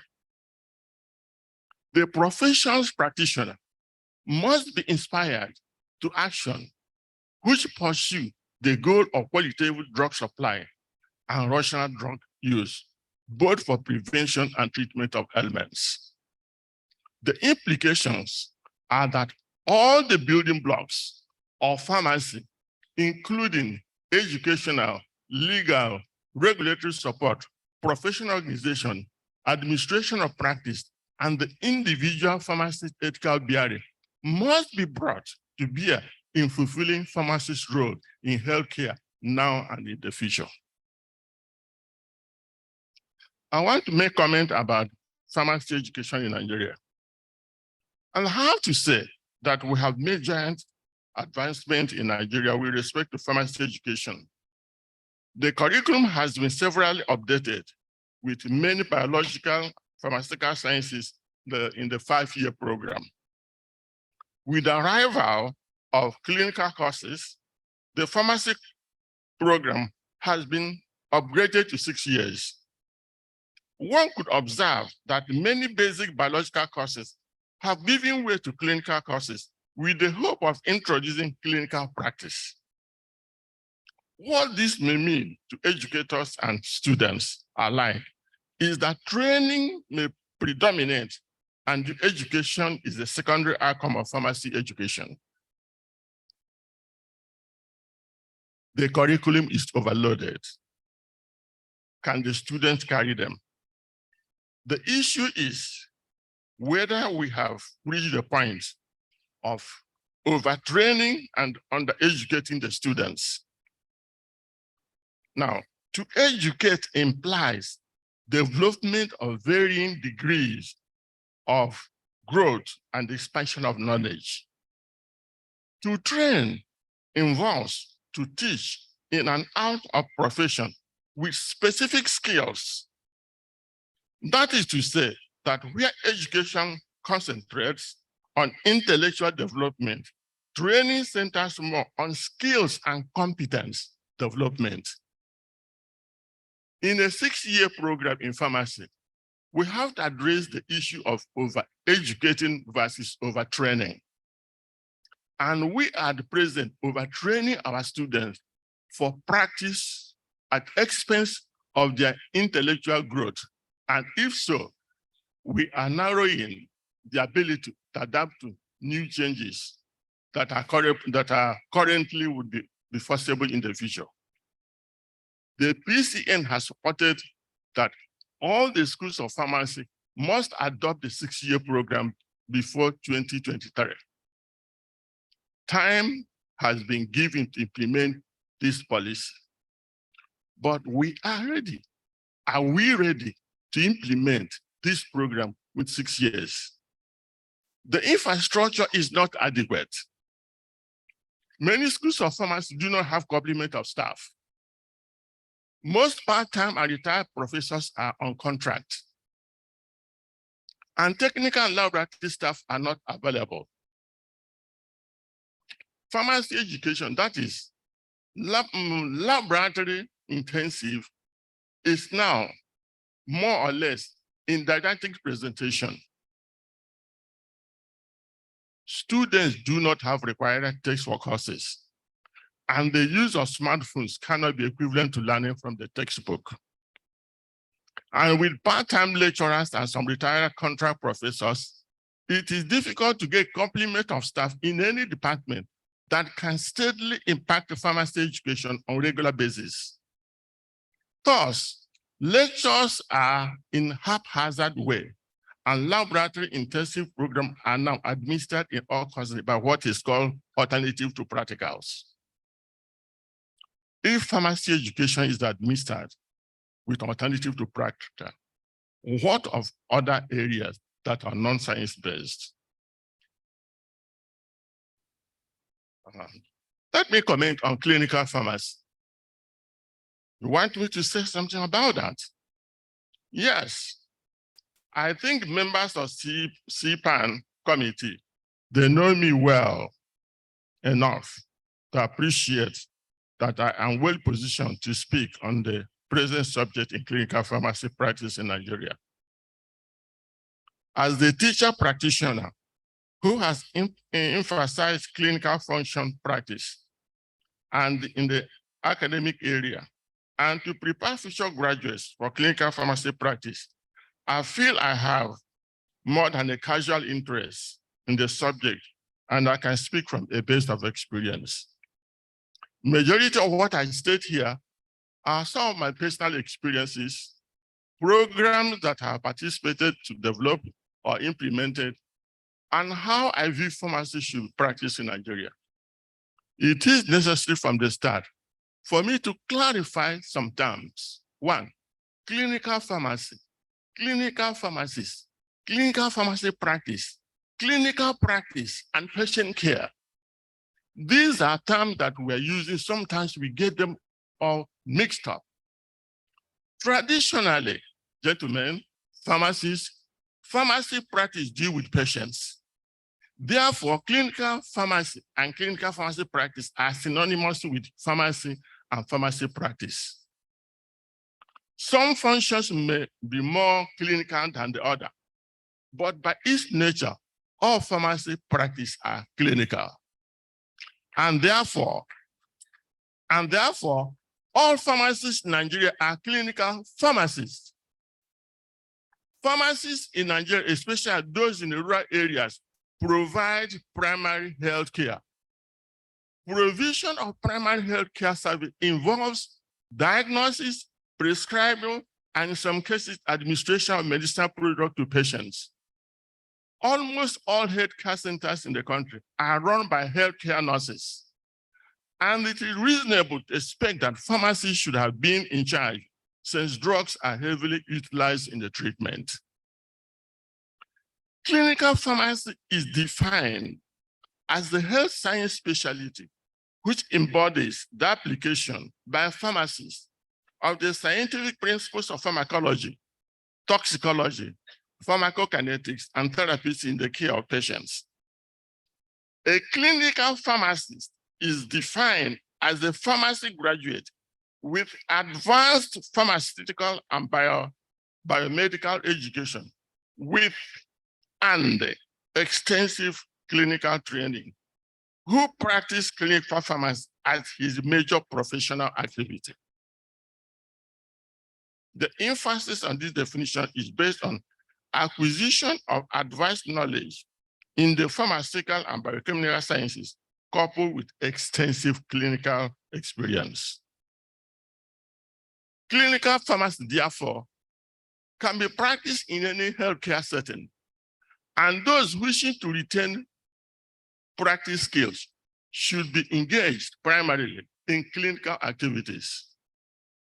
Some areas of specialization have emerged, thus clinical pharmacy generalists and pharmacotherapy specialists. The difference may be the healthcare setting and the level of performance by the pharmacists. The most important criteria that distinguishes a specialist from the clinical pharmacy generalist is the level and complexity of decision-making. How simple is the decision? How complex is it? On what basis that you make a decision? That's what makes a lot of difference. Patient's care may involve simple or complex process that members of the healthcare team may employ to restore normal health to a patient who presents himself to their healthcare facility. This process may involve diagnostic, therapeutic, physical and psychological needs of the patient. Most of the time, pharmacists offer several pharmaceutical services that complement those of the physician and nurse to improve patient care. Having said that all of us are clinical pharmacists, let me comment on community clinical practice. We know the tripod of healthcare, but we must admit that the real primary care providers are who? Our mothers, our fathers, the families, and the patient themselves. They're really primary. Healthcare and maintenance of good health is basically lay function, with professional services as supplementary resources. Most people here don't just run to a doctor. If you have some pain, you do something, your mother or your father or somebody, educator will advise you do this and do that before you start going to do MRI, doing X-ray and all that. Those are unnecessary or supplementary to your primary care, which your mother or your father could offer to you. No wonder then there's a book titled Where There Is No Doctor. And this book, some of you have read it, is found to be very, very useful, where there's no doctor. So community clinical practice exists in Nigeria, but it is not organized with respect to the cooperation with other members of the health care team. When a pharmacist renders health service, while giving advice or educating on the proper use of drugs, no one pays for it. It is a professional service. The patients who know the cost of the drugs will only pay for that cost, since he does not call it professional fee. It is likely and proper that the patient may get much better improved from what the pharmacist told him, but at the same time, the pharmacist may make less sales following his recommendations. So the community clinical pharmacist is particularly well qualified and available without appointments to advise on the use of and monitor drug effects or all the drugs over the counter. Most physicians dispense medications without label so that the patient or community pharmacist will not know the names of the drugs. This is a technique of ensuring that the patient returns to the clinic when the drugs finish. And this practice also has some disadvantages, because in case of allergy or an accident or emergency, nobody else, if the doctor is not around, knows what the doctor has written. And this can endanger the life of the patient. So these are certain things that have to do with our community. There's no cooperation. We are not aligning ourselves with other health professionals. Now, if you come to institutional or assistant clinical practice, you find that the hospital setting is the better site for clinical practice, as it is easier for the clinical pharmacist to be an integral member of the health team.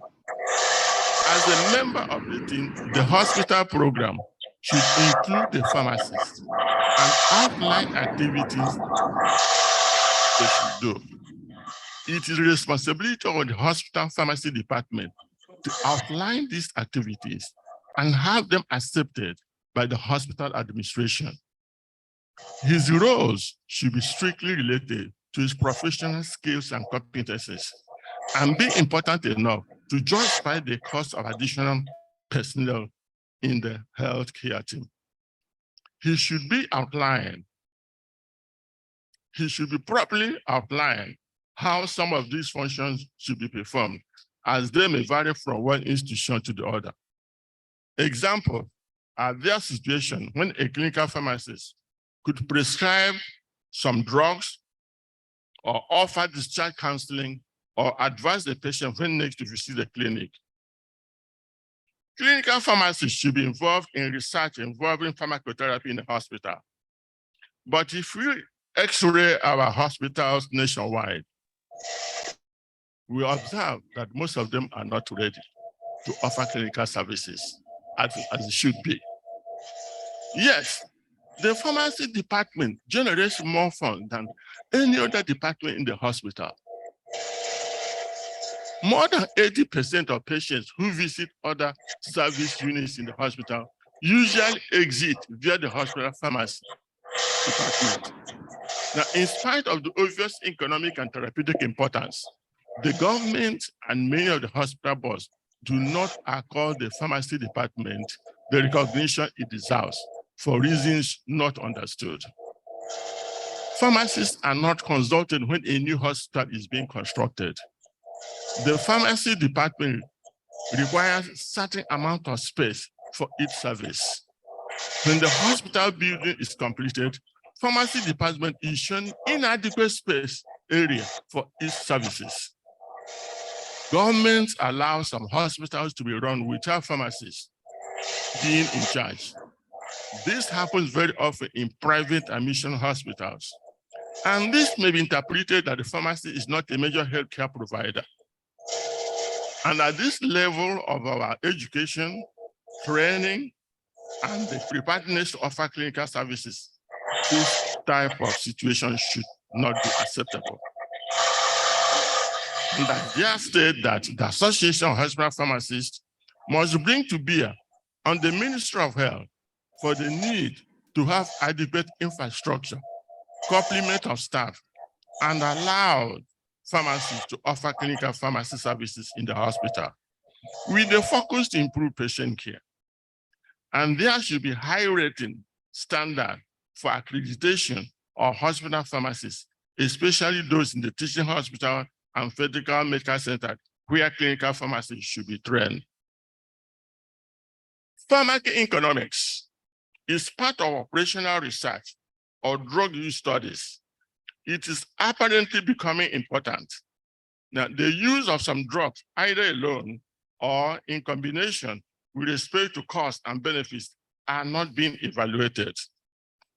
Stakeholders, government, NGO, insurance companies, and even individuals would like to know the benefits versus cost of drugs and other pharmaceutical products. As a result, some basic questions as outlined may be required in a hospital. In other words, in a hospital, you may ask, do you have hospital formulary? Who are the members of the committee of hospital formulary? Is the pharmacist the secretary of the committee on hospital formulary? What procedure do you use to put or include a drug in the formulary? Does the manufacturer give you specifics under whose situation to use certain drugs? Is there any specific formulation for different types of patients? What is the procedure for delivering certain drugs to patients? And how do different patients pay for different administration of certain drugs? And for drugs to be disposed of, what is the procedure for disposing of certain drugs? These are certain questions that need to be asked, to be evaluated. The pharmacy has the responsibility of identifying therapeutic options, their costs and possible outcomes. The economic evaluation are important for making proper choice where there is an alternative users and resources. Alternative source is not a different manufacturer. Alternative choice is, why this drug is better than that? Why should a patient use this instead of that? That is what makes the difference between a clinical pharmacist and consultants. Now, they're making proper choice where there's an alternative users and resources. The economic consideration is becoming important. The cost of drugs, some are more expensive than the other. So the economic consideration is important for the new roles of the pharmacist and the increased demand of the society. You go to this pharmacy, they sell you something for 4,000. You go to another one, 30,000. People will go where they're getting the cost cheaper. So cost effectiveness is becoming important, and we should not ignore it if we want to make profit. The pharmacist should realize now that his future survival, I repeat, the pharmacist should realize now that his future survival depends on interprofessional expansion, where he uses technicians to do traditional roles while he performs clinical functions. These new roles that ensure better patient outcomes include, inter alia, influence on rational drug therapy, selection of most appropriate drug, preparation and dispensing of the right drug, and so on and so forth. And each of these items have been properly discussed in the literature. Failure or lack of medication monitoring will lead to prolonged illness, suffering, and increased costs. Parameters for monitoring effectiveness of drug therapy and diseases are drug and disease dependent. However, pharmacokinetic monitoring of drug therapy has been an important advancement, and especially important with drugs that have narrow therapeutic windows. What will sustain the pharmacy profession is service and not drugs. I will make it clear. What sustains the pharmacy profession is service and not drugs. Many people are selling drugs. Anybody can go anywhere and buy drugs, but service is the key. That's what I'm trying to emphasize. And that service comes into the clinical practice, the difference between you and somebody who is a chemist. If somebody goes to buy a drug in a chemist and a pharmacy, is there a difference? That is the service, and that's what makes the difference. So drugs are the medium for service. It is through clinical pharmacy practice that essential service can be rendered to the sick. With increasing cost of health service, health professionals, including clinical pharmacists, have been called upon to costify their service. If we are going to offer clinical services, can we cost justify it? Pharmacists have been advised to document the values of any non-product centered service. We are going to implement clinical pharmacy. Is somebody going to pay for it? It's going to just be free for free. Somebody comes, you cancel him. When a psychologist talks to somebody, what does he pay? Does he give me anything? When you hire a lawyer to go and talk, does he give you anything? So why is it that when a pharmacist talks to a patient, he should not be paid for his professional service? It is this service that we must insist that patients pay for.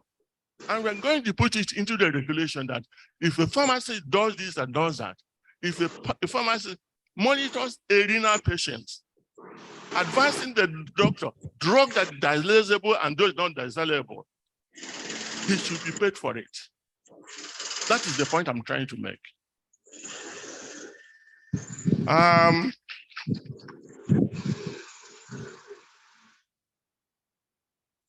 MC, you don't stop a professor when he's talking until he finishes.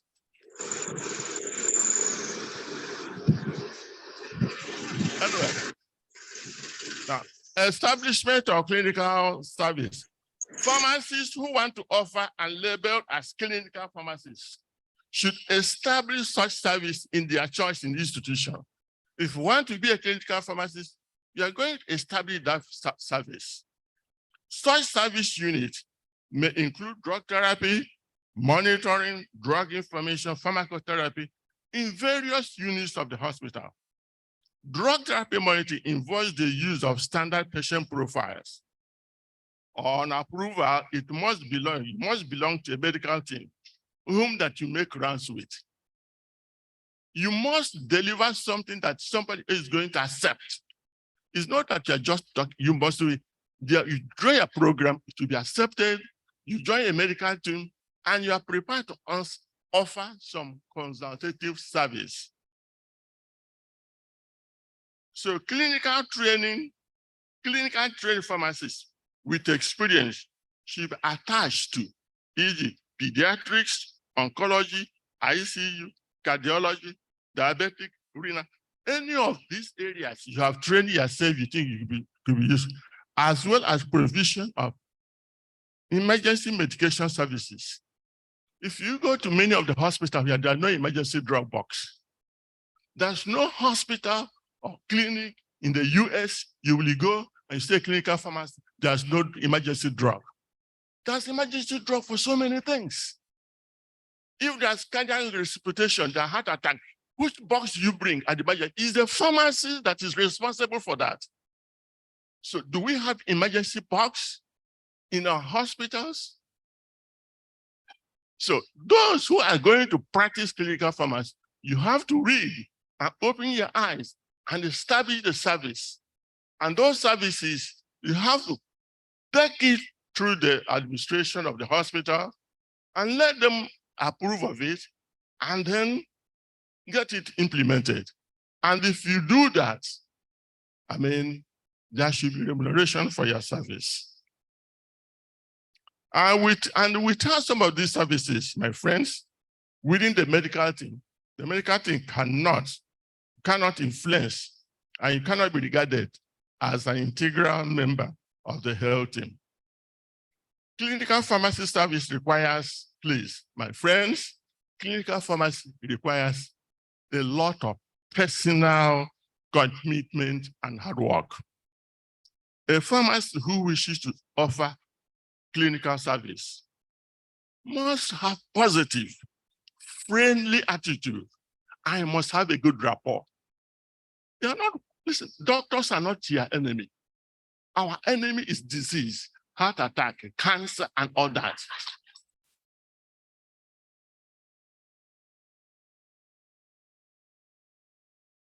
So there's a certain point that you have to make clear to them. I know what I went through. I used to talking about Philadelphia. See, we know the opposition we had it there, but they had to see a way to find it. Make consultations, saying drug interaction, this and that. That's not the answer to it. You have to document some of these things you are saying, you are telling a doctor. Is it doctor in your own special area? If you are a clinical pharmacist in cardiology, it means that you are specialized on the literature that has to do with cardiac drugs. Therefore, you're in a position to advise a doctor on cardiac drugs. But if you're not a clinical pharmacist in diabetes, the new drugs that are coming up now, you're not current with them.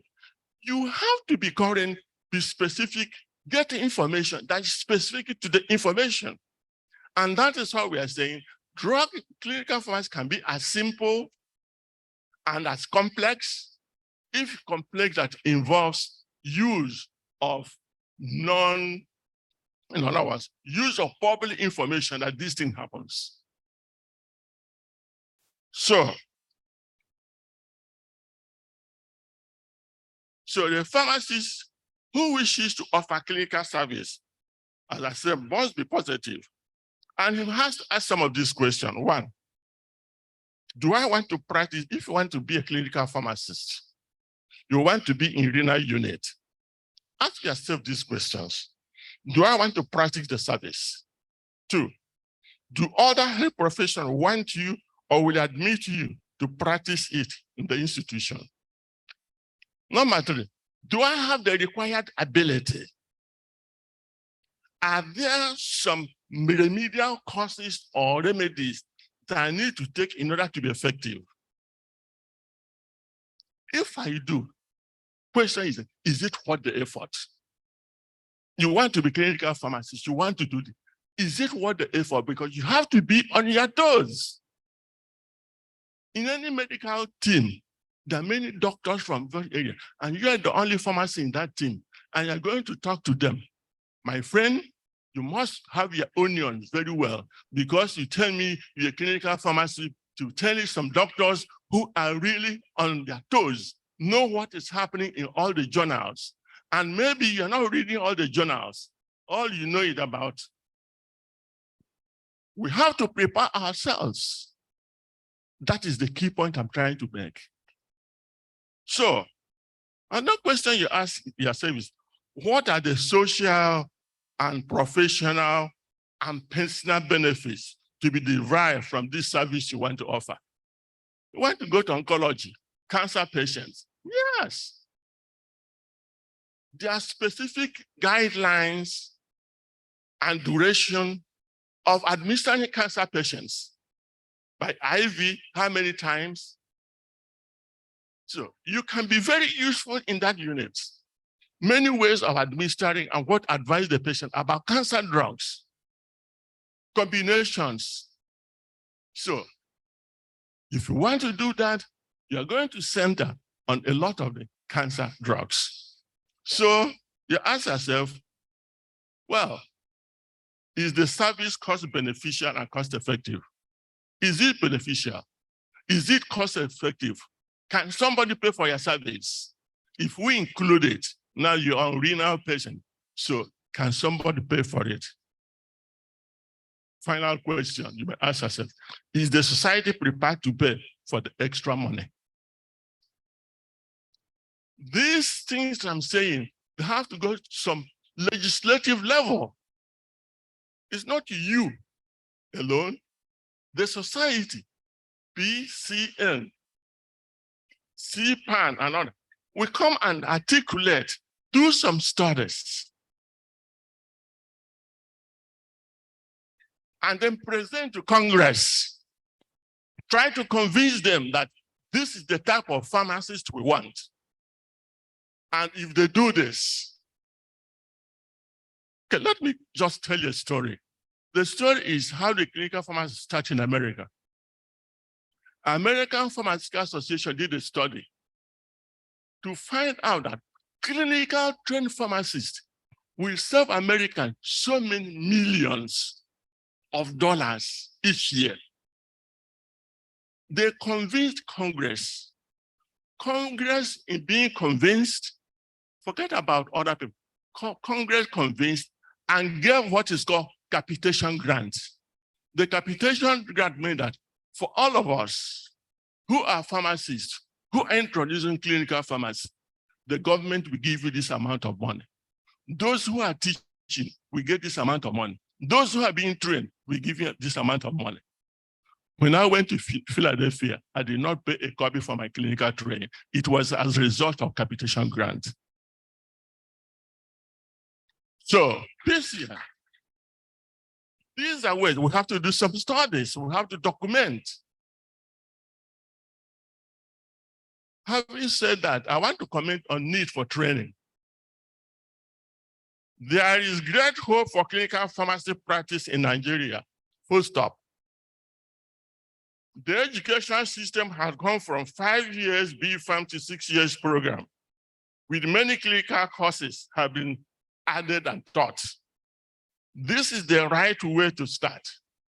However, we lack the clinical training. At the moment, we do not have adequate clinical pharmacy staff to train our students.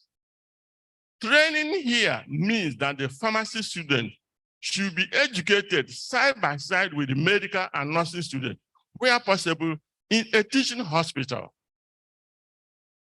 In training, clinically, you as a student, you see, you touch, you feel what other members of the health camp, what they see, what they touch, what they feel. And you have to do this. Not only one case of heart failure or one case of hypertension. It has to be many cases, rotating many units for several weeks. That's why I call it residency. You don't get residency experience by one day of a case. That's why immediately doctors finish their anatomy and physiology, they start training. So we need some training and a bridge training for us to get the clinical experience so that we know what we're talking about with drug therapy. Now, the level of clinical service expected and practiced elsewhere requires high level of competence in practice. Involvement in clinical practice means more responsibility and therefore liabilities. And as a result, those who wish to practice clinical pharmacy must be ready for additional responsibilities. This requires additional training and demonstration of competence. Having upgraded to PharmD level, we need then to establish clinical clerkship. Furthermore, we have to introduce residency and fellowship training program in the teaching hospitals to acquire the required experience for clinical practice. So from the foregoing, it means that we cannot wake up one day and see clinical pharmacy in the hospital ward without doing anything about it. It's not possible. It takes some time and effort of professionals with vision. Our pharmacists in our teaching hospitals and federal medical centers, they are working very hard. We appreciate their limitations, including non-cooperation from other members of health team, lack of infrastructure, inadequate sponsorship for overseas training. And I think the Association of Hospital Pharmacists needs to do more to establish clinical training and practice in their institution. PCN has worked very hard to introduce clinical pharmacy education in the 6-year program. But I would recommend a commission to study the overall pharmacy education and practice in Nigeria. I hope the outcome of such study will include standard of education, practice, and the practical needs. The PCN, the Association of Hospital Pharmacists, should work together with the Ministry of Health to create an enabling environment for clinical pharmacy in Nigeria. So in my conclusion, as you're expecting me to conclude, is that, that the sales pharmacy deals with patient and pharmaceutical products. As I have stated below, every pharmacist in Nigeria is practicing clinical pharmacy, either in the community or in an institution setting. The main difference is as simple as it is complex. It appears that each pharmacist is practicing at his level of acquisition of training and competence. Nigerian schools of pharmacy have made a giant step within 50 years to move from 4, 5 to 6-year program with introduction of clinical courses and then departments. With adequate manpower in academics and appropriate hospital facilities, we hope to train those who competently we claim to be clinical pharmacists. In addition, there are many bridges to cross, which include physicians' acceptance of the pharmacist's role in healthcare, government accommodation, and financial support for creating the environment for clinical services. Societal needs and cost effectiveness must be quite convincing to the hospital administration. It is going to take some time to occur. If it happened in some other countries and clinics, I do not see why we should not succeed in a profession that is traditionally clinical in nature. It must be realized that offering high-level clinical pharmacy practice depends on the acquisition of new and lifelong learning. Thus, your mind will be kept perpetually open, like a parachute that functions when it is open to limitless possibilities. You must not be boxed in and think about pharmacy alone, because many things and skills that will make you succeed in clinical pharmacy are not found within the walls of the classroom in which we taught you. Therefore, additional training and skill acquisition are essential to prepare you in what you want to be and practice as clinical pharmacists. Thank you very much for listening to me.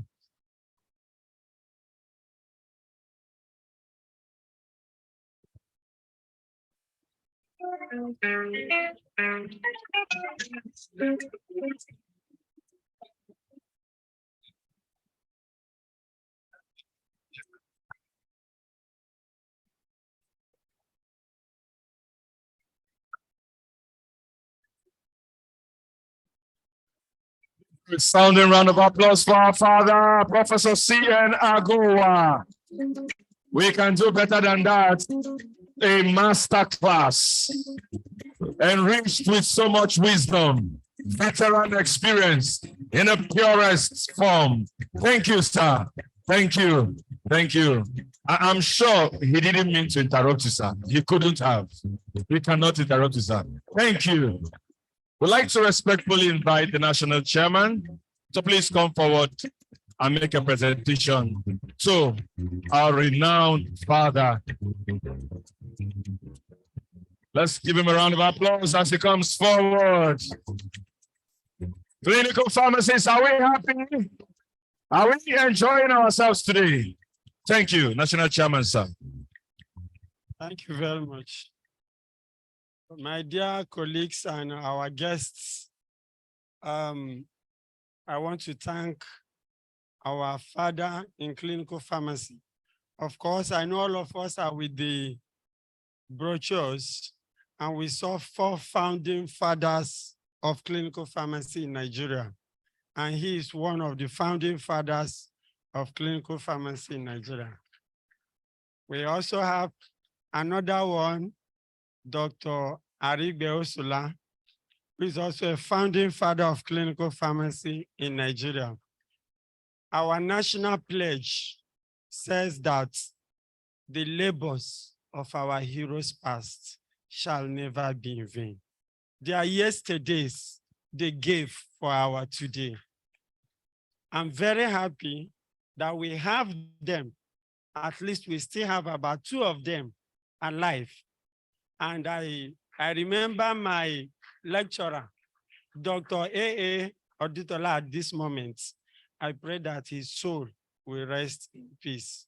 I also read about Dr. Fred Adenika, a one-time Pharmacy Council of Nigeria chairman. How I wish both of them are alive at this moment.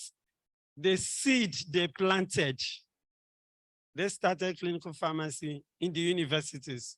Today, we are not talking about clinical pharmacy as such, but we are talking about association of clinical pharmacists in Nigeria.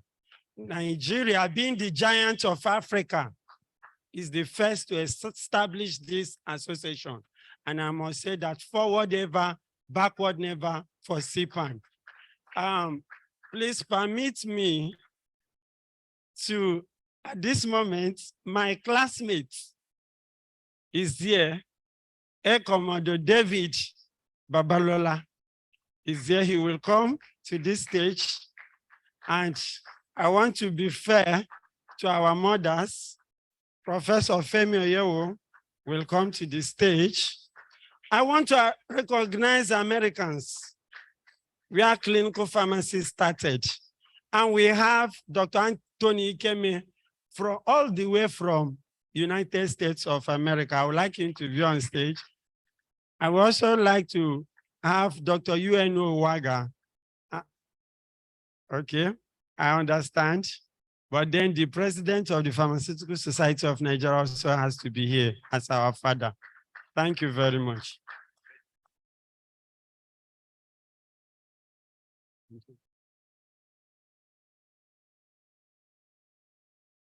CPAN Board of Trustees Chairman, you are still needed, sir.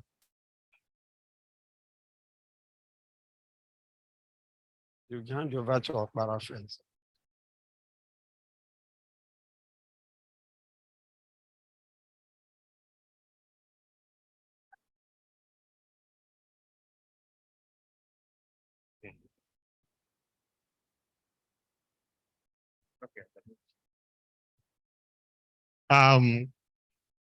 The president of PSN, the other time you were bragging, see my teacher, you pointed to Professor Femi Oyewo.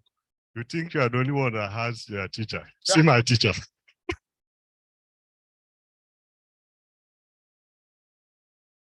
For those who don't know, who think that I know anything in clinical pharmacy, he taught me, he baptized me into clinical pharmacy,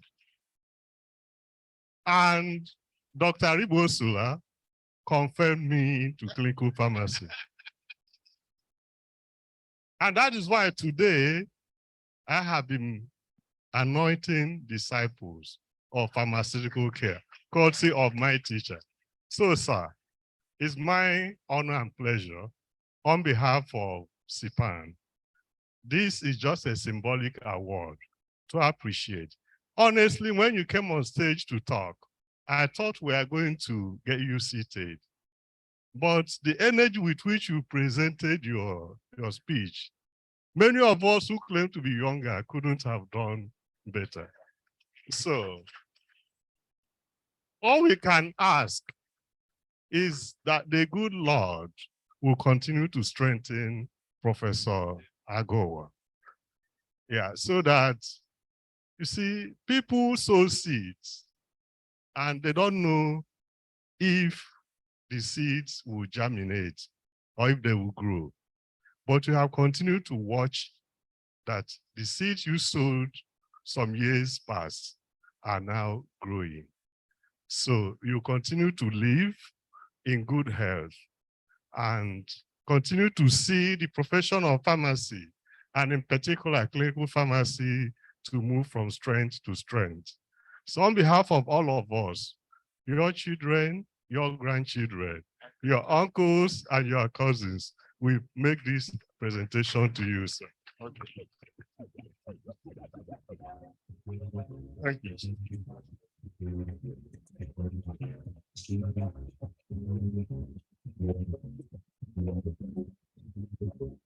Thank you. Let's have those photographs and a round of applause. Let's keep those hands jamming for the revered professor. Very agile.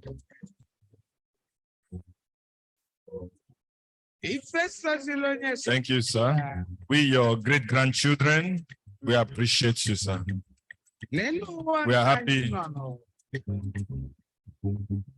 Was I wrong? Only grateful that we even managed to put children in our own. We, your 10th or 15th generation. Thank you. Thank you for this MC work.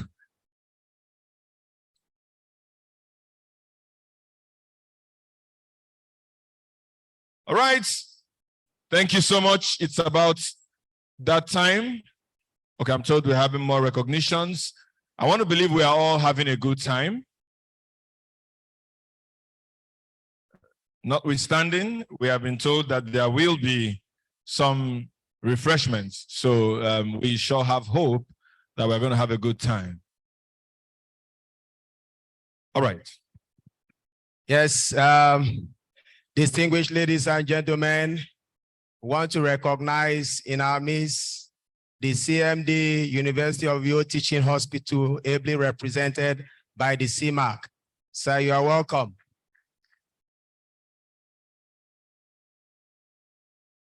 Yes. I don't enter one chance. Now me carry time management can't give our grandpapa. Papa beg no vex so. In fact, the first time I heard about clinical pharmacy was when I read The Therapeutic Basis of Clinical Pharmacy by C.N. Aguwa. And when I was reading that book, after I read one page, it stimulates me to read the next page. When you read the next page, you want to read the next page. You will not know when you finish that book and you want to start again.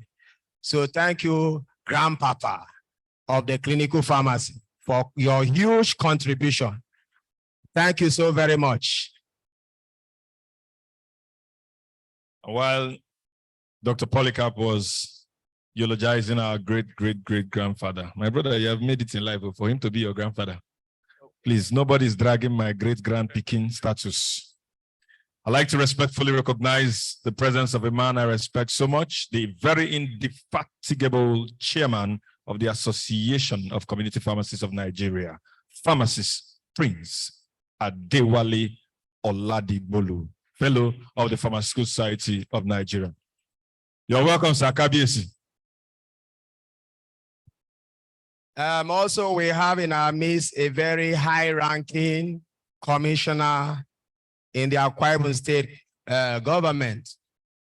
Himself a very vibrant youth, a pharmacophilic commissioner, if you know what I mean. So help me welcome the dynamic, strategic Commissioner for Information and Strategy in the Akwa Ibom State Government, Comrade Ini Ememebong. Please, sir, you are going to give us a brief goodwill message. Please, let's encourage him, sir.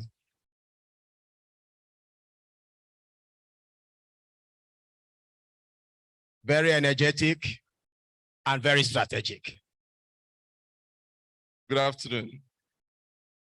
Chairman on the occasion, President of PAN, Chairman of CPAN, elders of the profession, distinguished ladies and gentlemen. Each time a professor speaks, you discover that he's not just speaking, he's professing. And that comes from deep from within. You know, you can speak from your head, but when you speak from your mind, there's a difference. And so I sat listening to Prof, and I was tempted to ask, after listening to that lecture, if I were to be allowed to just answer 2 or 3 questions, then you induct me at once.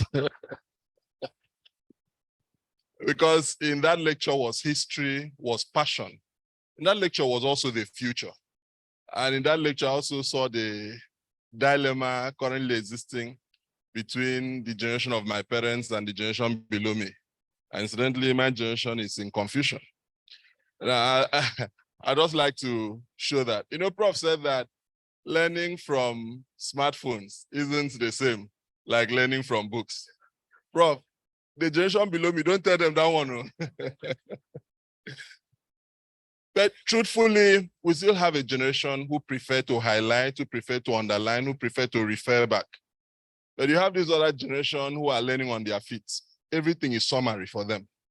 And Prof, I don't know whether you know that that generation, the attention span has reduced to 8 seconds. That is why on social media, you now see that adverts last only 5 seconds. They give you the opportunity. Every advert that you want to put on social media, they tell you that, look, first 5 seconds is free, the rest is optional. And in this room, how many of us have not pressed skip? When it gets to, you're just waiting for the thing to come to find press skip. So we are part of that generation. We've lost the capacity to pay attention. And in this VUCA society that we live in, with a lot of distraction, we find it very difficult to pay attention to one particular thing. So I know there's a challenge now for the educators of today, how to keep our young people interested in learning. Learning, in most instances, has never been fun. Learning has always been painstaking. It is mastery that is fun, but learning has always been painful. And therefore, with the degree of distraction available and the fastness of their mind, it poses a challenge. That is why when they sit in a class that a professor is teaching, it's difficult for them to understand a lot of things. But when they go online and do chat GPT, they seem to understand what is happening. Let me very sincerely, on behalf of the government of Akwa Ibom State, welcome you to Akwa Ibom. I'm excited that this is happening in Akwa Ibom. It is true that the venue of any conference is critical to the outcome of that conference. If you doubt me, ask the Air Commodore. If you hear that a riot is happening in Uyo, you forget that the conference was holding, you want to run first to safety. So I'm excited that you came to Nigeria's best kept secret, Nigeria's most peaceful state, to have this conference that is analyzing the past and is setting a roadmap for the future. These are the type of conferences our government is interested in. These are the type of things we are building an Akwa Ibom for all, so that everyone can come here and have the serenity to have discussions. His Excellency the Governor is unavoidably absent at a time where his tenure is coming to an end. Unfortunately for us, we are having more projects to commission than the days available for us. So he now has, like he says, he now has a positive problem where he has more projects than the days remaining. So like yesterday, we had to stand at a place and commission 16.71 kilometers of route, 2 different routes, but just one place, because you just need to show that community that you appreciate them. I am certain that if it wasn't at this time, His Excellency would have loved to associate. We also had a stakeholder whose mother died today, and trust politicians. And when I say polish, I'm trying to externalize them now. And I want to be like you. I don't want to be like them. So trust politicians, you have to show your face. So I'm sure that is why some high-ranking officers of government are showing their face there. I'm sure that before you finish, they also try to show their faces here so that they can cover the field. But let me very sincerely appreciate you for, especially the people from the University of Uyo, whose history a little I know. Pharmacy was a course that when a cousin or relative had admission to, you simply just thought that the person had signed his death warrant in advance, because all you heard was that people spent 10 years in pharmacy and didn't come out. So you knew more people going into pharmacy, exiting into other small courses and leaving after 10 years. So when we're in the student union government, we now decided to ask, what is happening there? We now discovered that it was the thorough nature. We engaged with the professors who were there and said, why is it like this? You are having a high turnout rate of people who don't finish. And they said, look, if we make one mistake to produce one pharmacist who is not worth his onions, it would take more than 10% of the population of the village. And that is why we are not in a hurry to produce them. We are carefully producing people we can stamp our authority on. And so, but when they said that, I went to the professors of law where I was studying and asked them, please don't listen to them. Just keep producing us. We'll come out. On a more serious note, on behalf of government, I'd like to welcome you. I hope that you are not in a hurry to return. Take your time, enjoy our cuisine. And while you're here, just remember that that lady who broke the record that Guinness is still reviewing is from Akwa Ibom.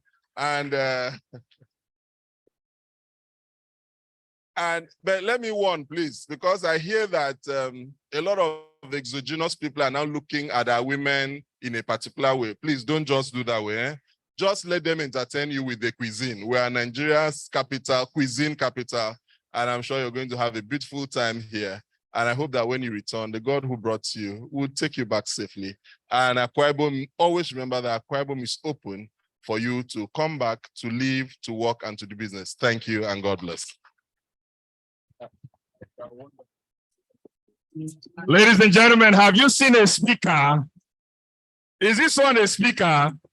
Did he make you smile? Please put your hands together for him.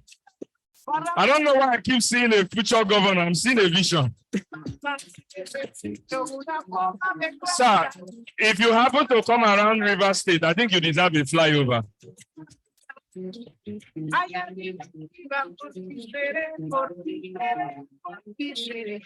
So, even the DJ is giving him a special type of throwback. Thank you. Thank you so much.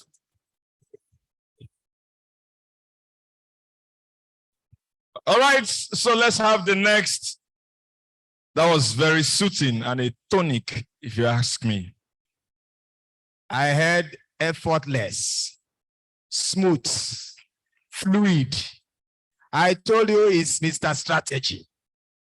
Real strategy. Thank you so very much, the comrade commissioner.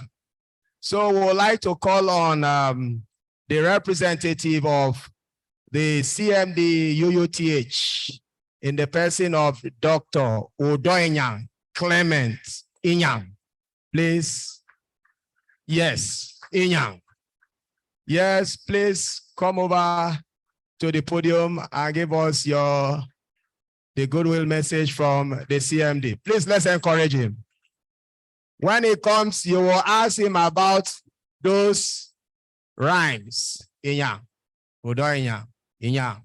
You understand what it means. That is a very big man. You're welcome, sir. Thank you very much, Mr. FC. The chairman of CPAN, Dr. Madu. I am the president of the PSN. Very senior pharmacists here present, government officials, pharmacists, ladies and gentlemen. My name is Odoinyang Clement Inyang. I actually thought you were not going to be able to mention my name again, a second time because I watched you the first time. You didn't mention my name. So I was wondering what kind of introduction you made. My forefathers will not be happy with you because I insist that you must mention Udoyan first before Clement. I've seen situations where, you want to introduce me, you say Clement, I stand up and insist. My name is Udoyan, Clement, Iyan. All right? And that name keeps going from generation to generation because we don't want to lose our identity. Thank you very much for inviting the Chief Medical Director, who is unavoidably absent. He's right now at Abuja attending to official duties. I want to welcome you all. I think my welcome will not be more than that of the Commissioner for Information. He has already welcomed you to the state. But I actually want to commend the pharmacists that are here and all the work that the pharmacists are doing for our teaching hospitals, particularly the University of Uyo Teaching Hospital. I want to tell you that the pharmacists at the University of Uyo Teaching Hospital have done a lot of work. Let me start from our GOPD. If you come into our new GOPD, you will notice a television, they're giving drug information to patients that come in there. They are featured prominently in that area. I also want to tell you that our pharmacy department has saved the hospital millions of naira. They produce some of the things that we use in the hospital. I really don't know how many departments of pharmacy in the teaching hospitals are doing that. And we are really grateful that they are doing that. Now, I know there are a number of challenges. It's not only for us at the teaching hospital, in terms of welfare, in terms of regulations, staffing, and the rest of them.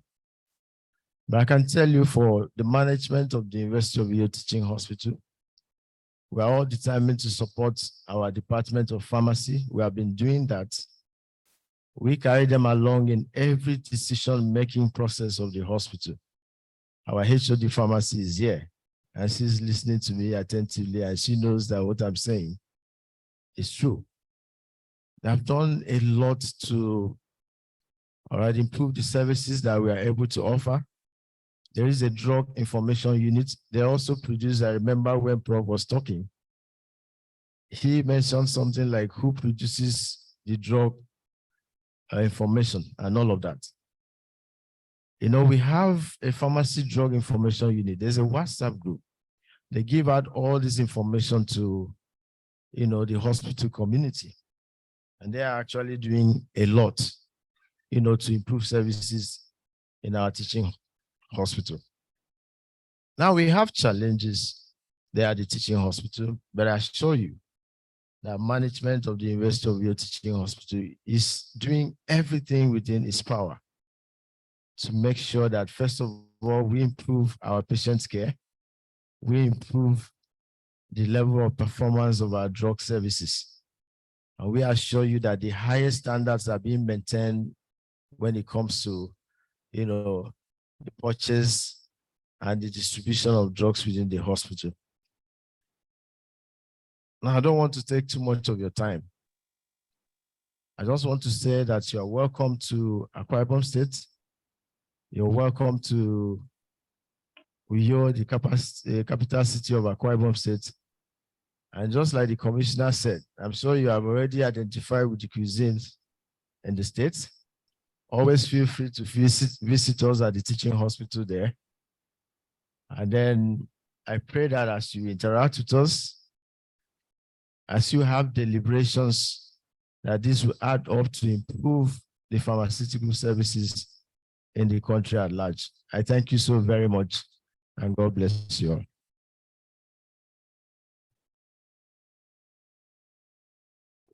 Thank you so much. Once again, a round of applause for him.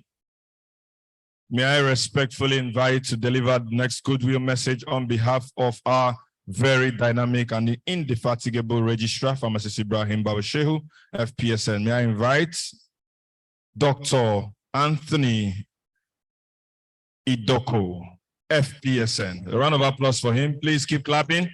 That is the registrar coming. The registrar of the #1 council in Nigeria, Pharmacy Council of Nigeria.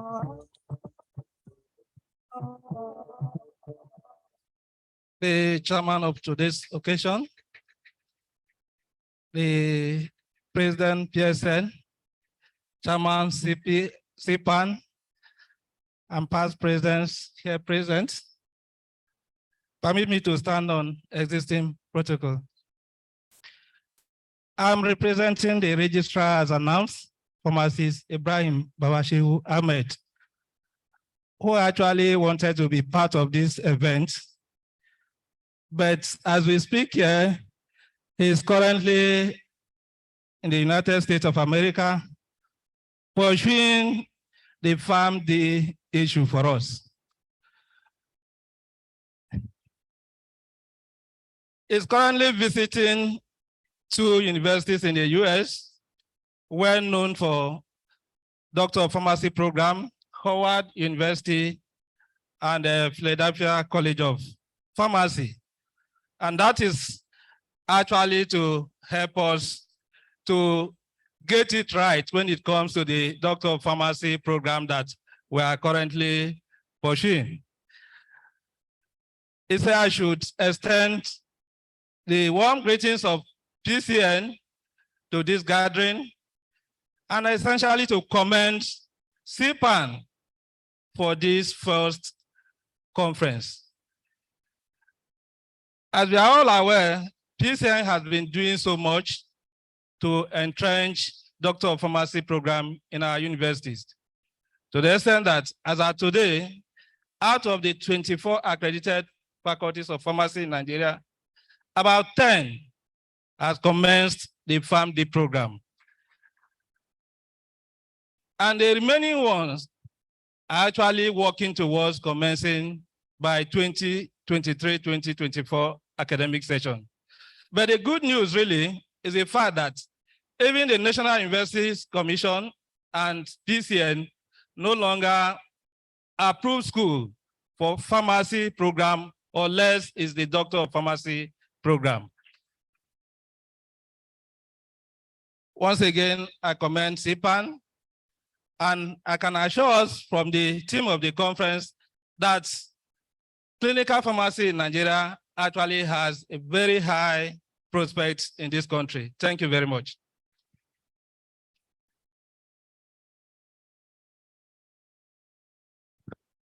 Once again, a round of applause for the registrar.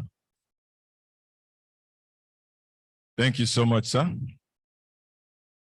On a good note, we'd like to announce the winner of the 10,000 Naira. After the contest, keenly contested challenge, over 1,000 persons participated. And I'm proud to announce to you that the winner is from the flyover capital of the Federal Republic of Nigeria, the only state where the governor is the choir master of Nigerian Government Forum. I see they pin them. Ladies and gentlemen, join me as we congratulate Mrs. Princess Onwuchekwa, the proud winner of 10,000 Naira, please. You're welcome. So please make your way to that table to see the police teacher, Dr. Charles Ronari, for your 10,000. But please remember, there is value-added tax payable to the announcer. I see the sweetest, eat the pen them. I see the pen them from my the sweetest. DJ, hold on, DJ, stop. You are part of the problem. See your head like Usman Dafodio. Ladies and gentlemen, allow my governor, the only governor who has POS as part of his title. Don't ask me where he's getting all the money to build the flyover. He is the POS Africa. Ladies and gentlemen, at this point, I'd like to still remind us in the spirit of clinical pharmacy that today is World Hypertension Day. No wonder our speakers have had serious therapeutic effect on our blood pressure. True or false? Please put those hands together for CPAN. They have been giving us good doses of antihypertensives. They've been doing it Melembe. Rivers people are not here. Melembe. I know Rivers people are here. All right. At this point, we'd like to invite the team that would lead us in the plenary session. I'd like to respectfully recognize the chairman of the next session, very distinguished IPC of PSN, Pharmacist Mazi Sam Nzebunwa, fellow of the Pharmaceutical Society of Nigeria. Please a round of applause for him. Sir, you're highly welcome to the stage. Also like to invite to the stage Dr. Anthony Ikeme. Please a round of applause for him, please, as he comes forward as well. We also like to recognize an Amazon of pharmacy, Lady Professor O.A. Shodipo. A round of applause for her, please. She comes forward. Please, let's usher her in. Thank you.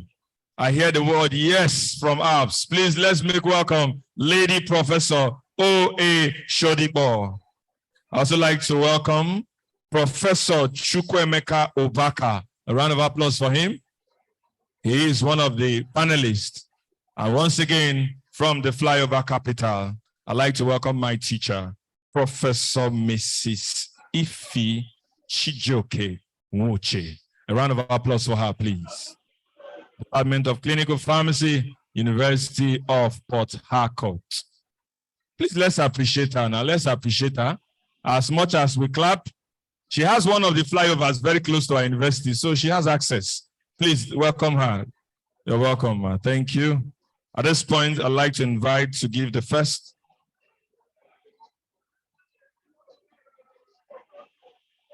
I'd like to respectfully invite the chairman of this plenary session to give an opening speech. Thereafter, he will direct the course of the plenary session. IPC, sir.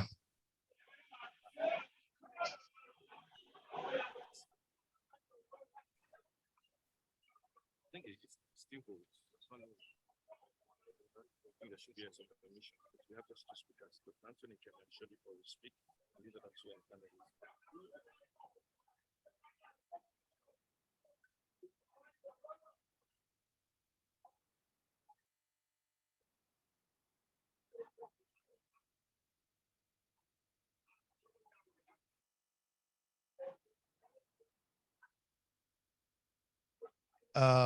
Our president of PSN, past president Waga, chairman of CPAN, distinguished guest speaker, very distinguished officers of the PSN at different levels, past chairman of BOT, etc. I want to thank God for getting all of us here this afternoon. And we have had a very stimulating morning session. I think it's a loaded day, but I think it's worth it. Being the first conference of CPAN, I think it's right that you bring the caliber of people that we have here this afternoon, this morning, and also the quality of speeches that were heard.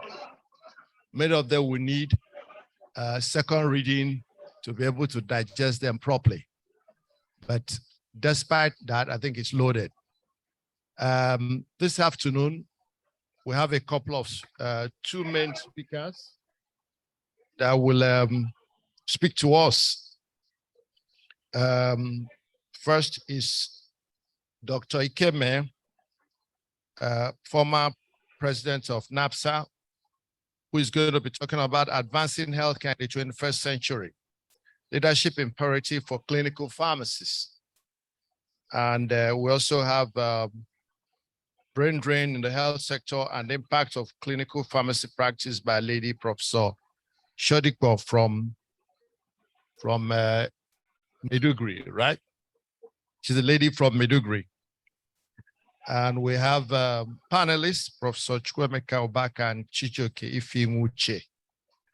I believe that they're trying to build, we're going to be building on the foundation laid this morning. Having painted a broad canvas, both of what is and what ought to be and what to look forward to in clinical pharmacy. I think of all the things that Professor, the keynote speaker said was a very important fact that we have tried to emphasize, that all pharmacies are clinical pharmacies in practice, even if they don't have specialty. And that was why the concept of pharmaceutical care has become the minimum acceptable service level that must be delivered by any pharmacist in practice. So that point has to be made, and I think we should understand it. We are in clinical practice because we are dealing with human beings, and that orientation is being emphasized. The subspecialty in clinical pharmacy with qualifications, of course, creates its own distinct additional contribution to patient care, but we must have minimum ability. And this afternoon, we're going to be looking at the impact of brain drain. How is it going to impact our ability to deliver this minimum service level to Nigerian patients? That we need to look at. And then, of course, when Dr. Idoko said that the registrar is in the US talking to Howard and Philadelphia University College of Pharmacy on getting additional input and support to the PharmD program. It was an issue which the guest speaker said, but I'm here. Those were my two alma mater. You should have come to me to go and bring them. But we are lucky that we have Dr. Ikeme here. We didn't have to go to America to look for him. He came himself because it belongs to an enterprising group called NAPSA that has also been a major motivator for the enthronement and the practice of clinical pharmacy and enhancement of pharmacy practice service delivery in Nigeria. So we're so proud to have these people this afternoon, and I'm looking forward to a robust, even though it's going to be short because we want to be brief to allow people to go for lunch. Blood sugar has come low, and we may catch some people sleeping. So we'll make it as interesting and as also brief so that we can go for lunch. And I can see the program is designed to allow us to have some pleasant time this evening and look around, because this cuisine they're talking about, we must experience them. So let me quickly invite our first speaker this afternoon, Dr. Anthony Ikeme. Are you going to do any additional introduction, or should I just invite them, MC? Yeah? Okay. So Dr. Ikeme, please, you have the floor. Thank you so much, Mazi. Let me go ahead and stand on all existing protocols to avoid messing it up. And thank you, Mazi, a man I respect so much and a mentor. And it's a real privilege to also be presented in the presence of Professor Aguwa, who was already a living legend as I graduate from UNN, from biochemistry. And that is how I also do a disclaimer here. I am not a pharmacist. Don't be disappointed. I am a pharmaceutical scientist. And I'm the immediate past president of NAPSA. I work with pharmacists a lot. I operate in the area of clinical research. So I do work with pharmacists a lot. And I bring you greetings from the Nigerian Association of Pharmacists and Pharmaceutical Scientists in the Americas. The closest organizational relationship we have is actually with PSN and his, associate organizations like CPAN and NAIP. And my topic today is advancing healthcare in the 21st century, leadership imperatives for clinical pharmacists. And I was really scared when I learned that Professor Aguwa was going to be presenting before me, because I was scared of what to put on that slide, knowing that authority is going to be speaking. But after listening to him, I really feel encouraged because he has touched on quite a few of the things I was thinking.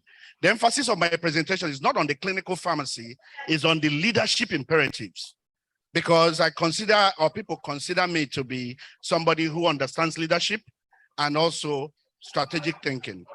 So the first thing I will start with, how do you move this slide? How do you move this slide? So I want to start by making a categorical statement. Okay.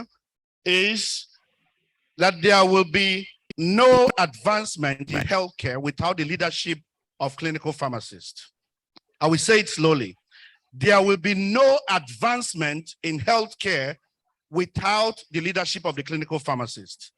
This might initially sound arrogant, but on a further reflection, everyone will agree that no statement is truer. If therapy is critical to provision of healthcare, and we agree that no other profession is more equipped to have comprehensive knowledge of the therapeutic use of drugs, then everyone will have to reach the same conclusion. And if you still have some residual doubts and you are wondering, what do I mean by leadership? What setting? How will they lead? Who will they lead? Then you should pay close attention as I navigate through the rest of the presentation, as I will provide you the building blocks that led to this conclusion. And after that, if you don't still agree, then you will have to go to court. Okay, I don't still think that this is working. So maybe somebody, okay. So the outline, I will, just in the interest of time, I will be very brief here. It's clear we are going to go through definitions, background, look at the state of healthcare and clinical pharmacy. All of us know that, so we'll maybe rush through that. The obstacles to advancing healthcare in Nigeria, as well as the challenges that clinical pharmacists face. But I will dwell more on the last three parts, the leadership imperative for Nigerian clinical pharmacists and some opportunities to disrupt healthcare system in Nigeria. So definitions, again, we all know what it is. I don't really need to go into details. The only thing that I need to again emphasize is the understanding that we all have now that in the end, their need, the welfare of the patient should be central to everything we do. Okay, we all know that already. Again, I'm trying to save us time here. So what is the role of clinical pharmacists? Within the healthcare setting, Professor Aguwa has done a great job of really defining everything we need to know about that. Their role, of course, originates from their core knowledge of medications, including the adverse effect, the interactions, the proper dosing, the mastery of the monitoring parameters. If I try to categorize their roles into these two blocks, but we know that arguments can be made that you can move because it's continuous. It's all like related. So it's difficult to really compartmentalize anything. I just put it together like this just to, give us some way of thinking about it. But the important thing to note here for me is the last line there. The clinical pharmacist is not only the team's medication expert, but they are also a champion for patients' education and overall well-being. It's very important to understand that because most people out there tend to think of pharmacists as just those that give out drugs. And I was talking with some of you as we are coming to this conference on the boards, and even after I got here, and they were sharing with me the experience our pharmacists have in the US, where patients actually go to a hospital, come back, and they come to the pharmacist to explain the experience with the doctor. What does he mean by this prescription? Why should I do this? That tells me one thing. The pharmacist is the one that has the time, the patience, the willingness to truly educate the patient.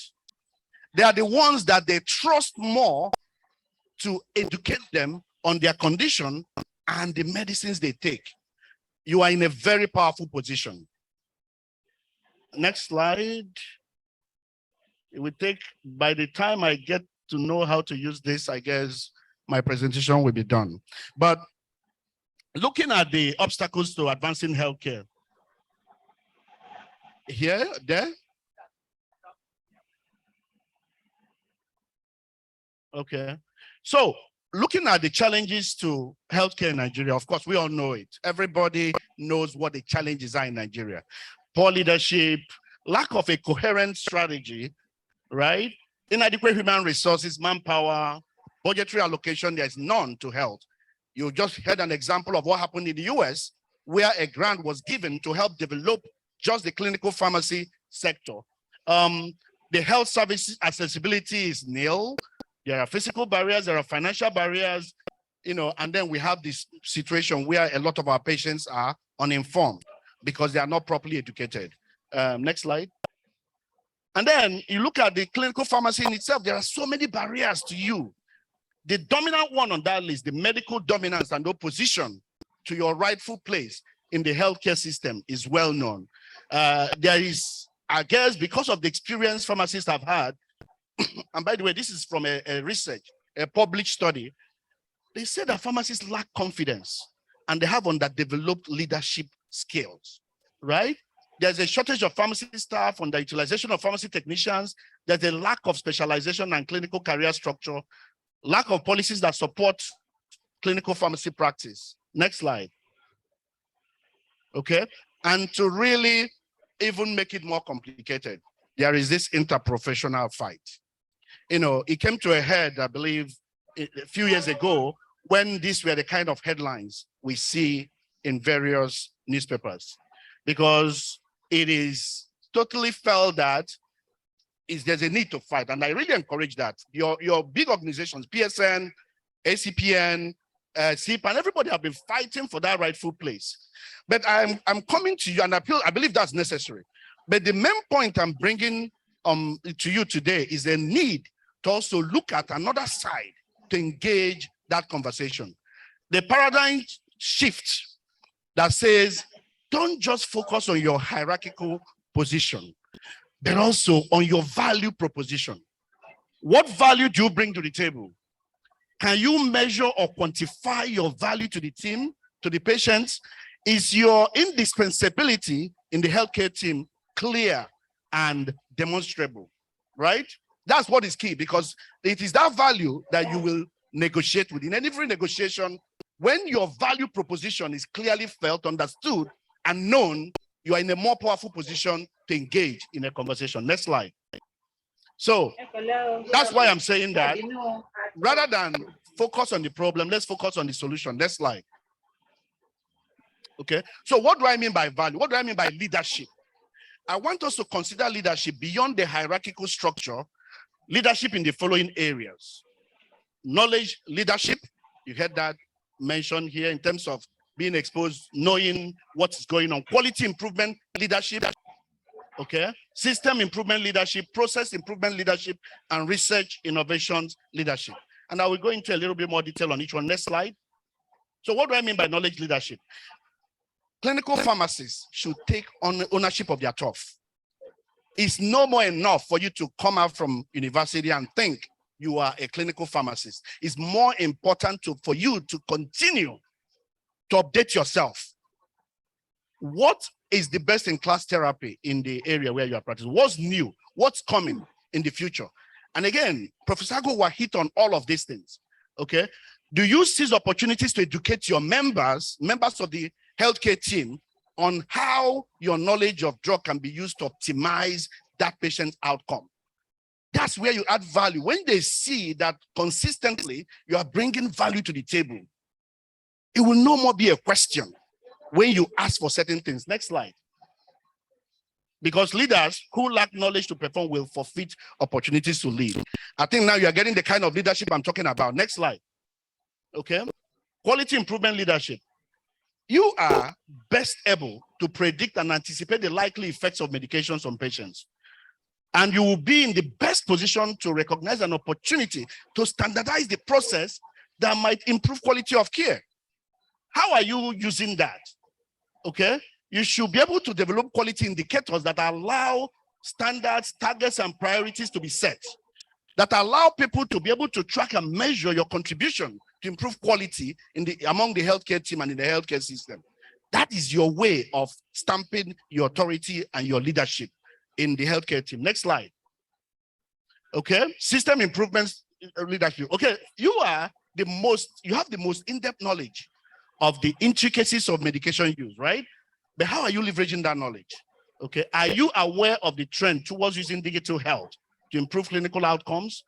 Do you see future trends and developments beyond the shores of Nigeria? Because remember, you are a global professional and you should update yourself on what's going on everywhere else so that you can be an authority within the team on anything to do with the area where you are a leader. Next slide. Process improvement leadership, okay? I'm talking in terms of everything to do with medication, ordering, preparation, delivery, in process. I'm also talking about medication cost, economics. You are a master in all. Managing, in the US, the pharmacists manage the drug budget and they understand the cost. And as keepers of that drug budget, you are typically the source of information for best ways to improve efficiency in that area. If you are able to, again, as Professor Aguwa was talking, I was just listening, nodding. Because when you document, do studies, demonstrate these things in paper, clear tracks, and you present that to your CMD, to whoever is in charge at your hospital, this is what I have found, this is what I understand, this is what I have done, then it will no more be a question who they will go to when they have certain questions. You will never be sidetracked. Next slide. Research, innovation, leadership. Knowledge creation is a continuous process, is a never-ending process. Where we are today will be old news in the next decade. What contribution are you making to ensure that you move the pendulum along? Even changing the compensation structure requires the same thing. You do research, you gather information from other countries, do comparative analysis between what is obtainable there and here. How is the way pharmacists treated in the US or UK contributing to the better healthcare outcomes in those places? Have you done that study? Have you demonstrated that? Have you done practical studies locally to show how those experiences can be replicated here? Those are the kind of things you want to demonstrate leadership in. Your value will help get you on the right track. Next slide. So the point I'm making is that leadership is not a title. It is a behavior. Live it. It's an attitude. Live it. When you do that, the rest will follow. Next slide. Okay. And while we have this slide on, I just want to say that I know that you want me out of here. Okay, I think I have a little bit more time. So while I present to you some of the key leadership characteristics, we all know them. I want to also say this. I know that a lot of the things I said here might seem ambitious, and many people might roll their eyes and say it is easier said than done. You don't even know how I'm treated at the hospital. They don't even involve me in anything. But I also know that you can't talk about advancement or leadership and not be prepared to deal with difficulty. Oftentimes, we tend to talk about that big picture, that magic bullet, that policy that will change everything and quickly reinstate pharmacists to where they should be. But I want us also to, and that is the transforming from the top down. But I want us to also consider the paradigm of small beginnings and small incremental steps from the bottom up. I invite you to also give a chance to that little spark of light that can be the catalyst for the big change we are looking for. And that is what you do at the individual level. You know, when you think about the big picture from the top down, it can paralyze some of us. You might be like, I don't know the president, I don't know the minister, there's no way I can change anything. So you just recall back into yourself. But when you understand there are things you can do at your community pharmacy, at your hospital, at any setting you are working on that actually can bring about change, that can bring the spotlight on the value of the pharmacist, that can be empowering. And it's that kind of empowerment that we all need. Because if we collectively do what we need to do in various settings, and we gather that information, and we present that information in a systematic way, our argument will be stronger. It will be more powerful. It will be more potent. And you can feel more empowered to go about making that change. And that's why I want us, when you go to the next slide, right? I want us to look at some just random thoughts I threw together that I called candidate disruptors. Okay? Next slide. How about you in your hospital? And then again, I talked to two clinical pharmacists in hospitals, and their experiences was different. One said that he went out there, gathered information, came back, started implementing it, and he was welcomed by the hospital. Another one said, never. That's never going to happen. But let's do it this way. How about you be fearless? How about you, based on informed knowledge, come up with ideas?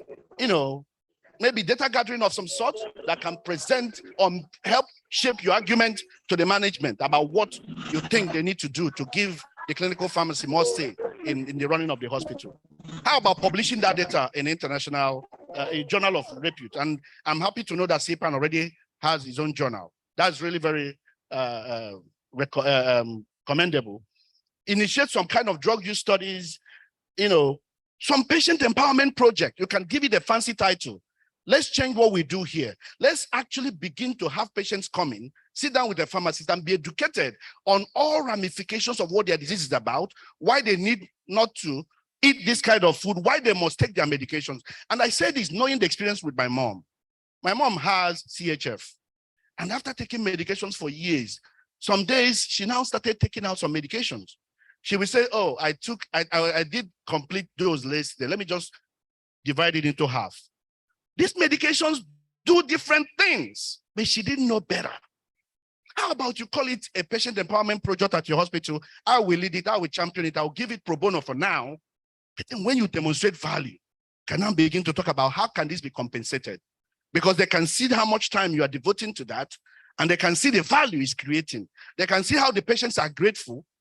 Then you can make your case. Don't always think that compensation must come before you actually show value. Next slide. How about we begin to have greater collaboration between clinical pharmacists and community pharmacists? Now, I heard that clearly that all pharmacists are clinical pharmacists. But we also know that the level of clinical pharmacy practice is different in various settings. How about if we have those community pharmacists that don't have enough time, enough experience, enough knowledge? How about they partner with independent clinical pharmacy consultants that can help you deliver higher value to your patients and make your hospital or your community pharmacy one that is distinguished for a certain level of service patients can get when they come to you? You can use that to, again, extend that patient empowerment project and actually cascade down the ranks. With time, people will begin to see that there's a new experience they are having. In fact, I like what one pharmacist told me, that one of his observations is that one of the reasons why pharmacists are not compensated is because when they give their consultation is across the counter, they are giving you drug and they are counseling you.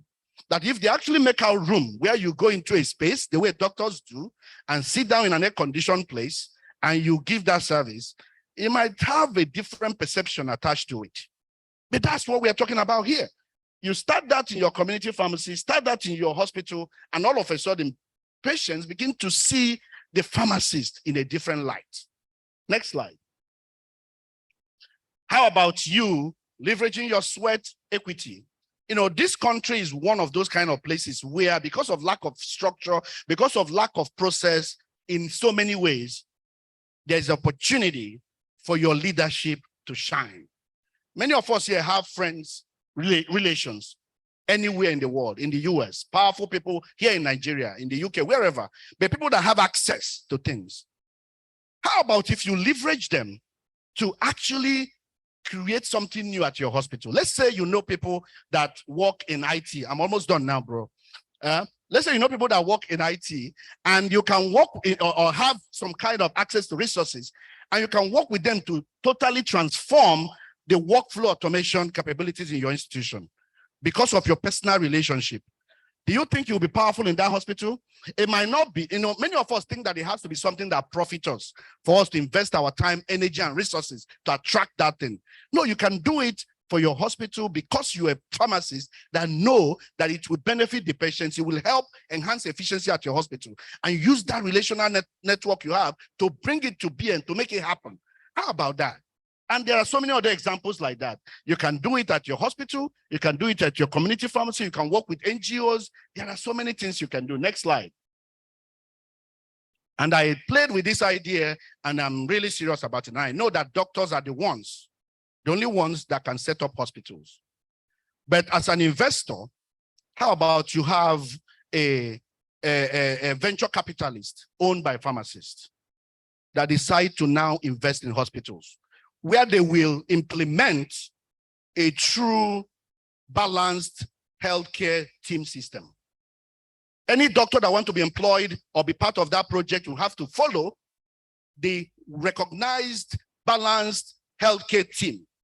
What stops you from doing? You have so many pharmacists doing well, have the resources. What stops you from doing that? That's how you implement change. Action, not by talking. Demonstrate it. Next slide. So if you want to set a goal that is big enough that in the process of achieving it, you become someone worth becoming, that's what it means to be a leader. It's not the title, it is your attitude. Next slide. I'm coming to an end here, and I felt that it was necessary, while commending CPAN, PSN, all the great organizations that oversee pharmacy practice in this country, to again let you know that even in this leadership imperative that is expected, there is an expectation that you will serve as the support structure for all of this to happen. Okay, you should provide your members access to cutting-edge journals beyond the ones that you have. How about PSN, CPAN actually subscribe to some journals that all their members can have access to read, study, and improve themselves? Okay, of course, the best practice trainings that happen here should be encouraged, should continue. When you learn, come share with your peers. Strategic partnership with diaspora or counterparts is necessary. I know that NAPSA and CPAN with PSN, as I said, that's our fondest relationship. And I know there's a CLIPS CONAC that is coming up, which is a way we can strategically work together to support clinical pharmacy here. But collaborate with other like-minded organizations who share the vision you share, and then push for addition of leadership in pharmacy degree curriculum. Leadership is very important because it's a mindset, it's an attitude. Next slide, and I think we are coming to an end here. So clinical pharmacy should take up the mantle of leadership in the advancement of healthcare in the 21st century, especially in a country like Nigeria, where there is a leadership vacuum in all sectors of the country. Because indeed, you have the opportunity to lead the change we need in the healthcare system. Thank you very much.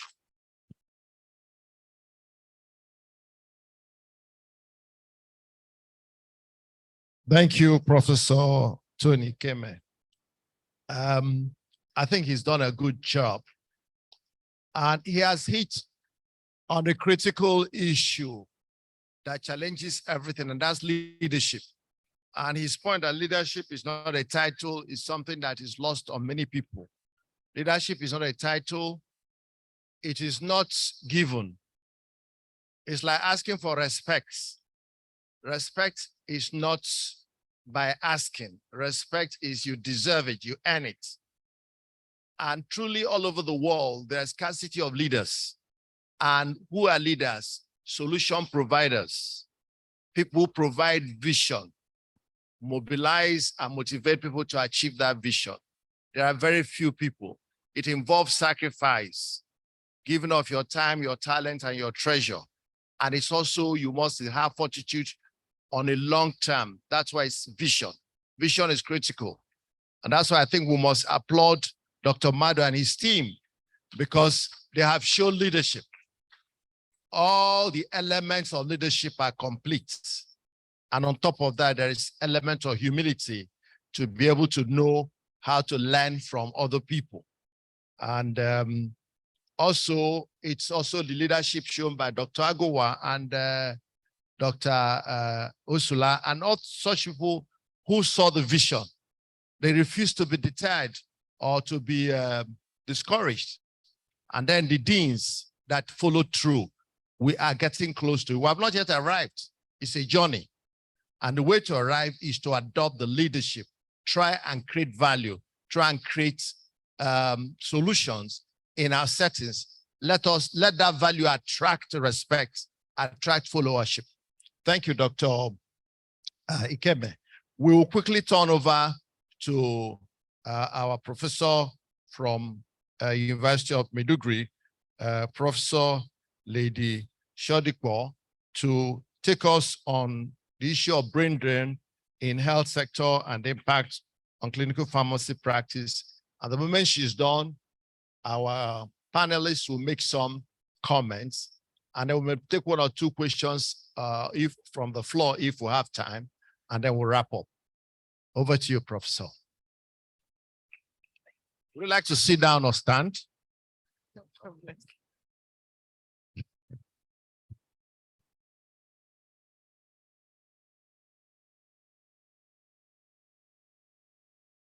Good afternoon, all. Mr. President, the President of the PSN, my teacher, Professor Mrs. M.N. Femio, then all other protocols, I would just like to align with them. So, of course, we have the First Lady of the President, Professor Mrs. Stella Usifu. Well, there's a slight modification in the topic. The topic that we have for today is brain drain in the Nigerian healthcare system, what the future portends for the pharmacy profession. That was what I was given. So, and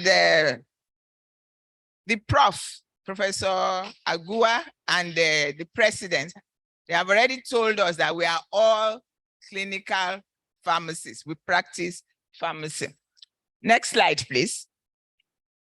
The outline is from introduction to references. Next slide. Healthcare system comprises all medical services providers saddled with the responsibility to prevent, diagnose, treat, and rehabilitate patients with an ailment, illness, or disease. And the system entails the health structure, workforce, health practitioners, and so on and so forth. And some of the professionals in healthcare system, we know them: medical doctors, dentists, pharmacists, medical laboratory scientists, physiotherapists, etc. Pharmacies are an integral part of healthcare system, and they remarkably contribute to the well-being of patients. Now we go to brain drain. What is brain drain? It is the movement of a specialized set of people from one nation to another, commonly for higher wages or for quality standard of living. It is the flight of technical, scientific, managerial, and administrative personnel from less developed countries like Nigeria to North America and Europe, or from semi-advanced nations to the advanced countries.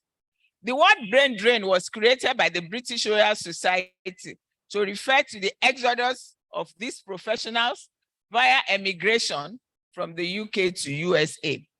The Cambridge Dictionary defined the term as the situation in which large numbers of educated and very skilled people leave their country to live and work in another country where pay and conditions are better. Next slide. We have the Federal Ministry of Health. Okay, Nigerian healthcare system. Nigeria has a pluralistic healthcare system with public and private health providers, and both modern and traditional healthcare system. And the federal government is responsible for tertiary healthcare, and it also formulates health policies through the Federal Ministry of Health. Then we also have the state governments and the local government. Next slide, please. Federal Ministry of Health. It is one of the federal ministries of Nigeria that is concerned with the formulation and implementation of policies related to health. And of course, we have two ministers, the senior minister and then the minister of state. Consists of various departments which have been listed here: National Agency for Food Drug Administration, National Health Insurance Scheme, National Primary Healthcare Development Agency, National Institute for Pharmaceutical Research and Development, and so forth and so forth. Levels of care: we have primary, secondary, and tertiary. Associations and unions: we have a Pharmaceutical Society of Nigeria, PSN, which is the umbrella for these all other associations. We have the Clinical Pharmacy Association of Nigeria, Community Pharmacists. They are under the PSN. The next slide, please. Pharmacists as components of the healthcare system. We know who pharmacists are. We are healthcare professionals who specialize in how to formulate, store, preserve, dispense. We have pharmacy practice has evolved from its conventional duty of distributing medicines to a more patient and outcome-oriented paradigm, implying that pharmacists now provide their patients with more than just drugs. I think Professor Aguwa also mentioned that. Now, under these ministries, we have the pharmacy. We have the Pharmacists Council of Nigeria, responsible for registration, licensure of all pharmacists. And then we have our society, the Pharmaceutical Society of Nigeria, the professional body for practicing pharmacists, and it was established in 1927. What are the challenges in the Nigerian healthcare system? We have health policy formulation. We have human and material resources. Underfunding of the health sector is a major problem. Interprofessional conflicts has been mentioned earlier on. Poor motivation of health workers. That is why people move. Next slide. Weak facility stroke infrastructure arising from gross underfunding. We have insecurity challenges. Where I come from, you know, Maiduguri is the home of insurgency. Brain drain from Nigeria. Brain drain from Nigeria, nicknamed Japa, meaning run or to flee in Yoruba, is the exodus of middle-class and highly skilled Nigerians, which has been occurring in waves since the late 1980s to the early 1990s. And estimates indicate that the health workforce migration is most severe in sub-Saharan Africa, Southeast Asia, and Latin America, with common destination countries, including Australia, Canada, UK, and other high-income European nations. There's a figure there that we can see how people migrate, percentage composition to Canada, to USA, Australia, and the UK. Next slide, please. So you have not heard what I've been saying since. Like, it's a major challenge because we have this figure showing the distribution of pharmacists in Nigeria. The list is the academia. That's about 0.8%. We have, this is not showing. Then we have the admin and hospital pharmacists, which is next. We have the regulatory. The highest is community. Then we have others. Types of brain drain in Nigeria. We have the internal brain drain. Under the internal, we have three types. Movement between public and private health sectors. This is not considered a loss because the professionals are still within the country. Then we have movement outside the health sector within the same economy. Definitely loss to the health sector. And the third one, movement from one African health sector to another.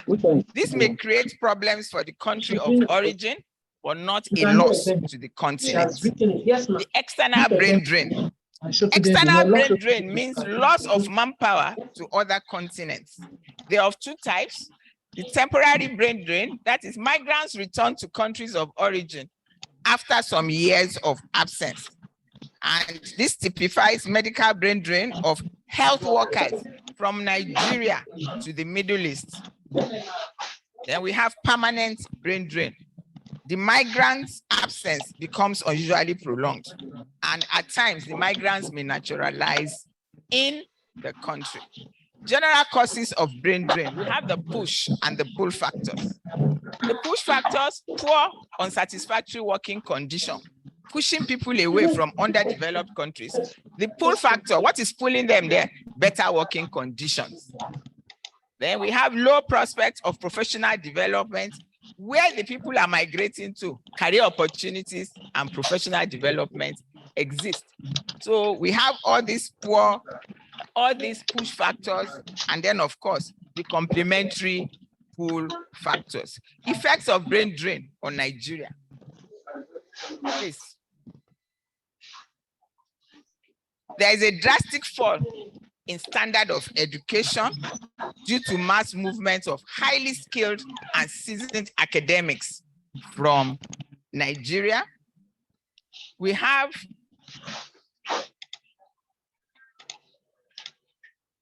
the quality of graduates from universities is deteriorating, such that impact on the national economy in terms of productivity is generally worrying.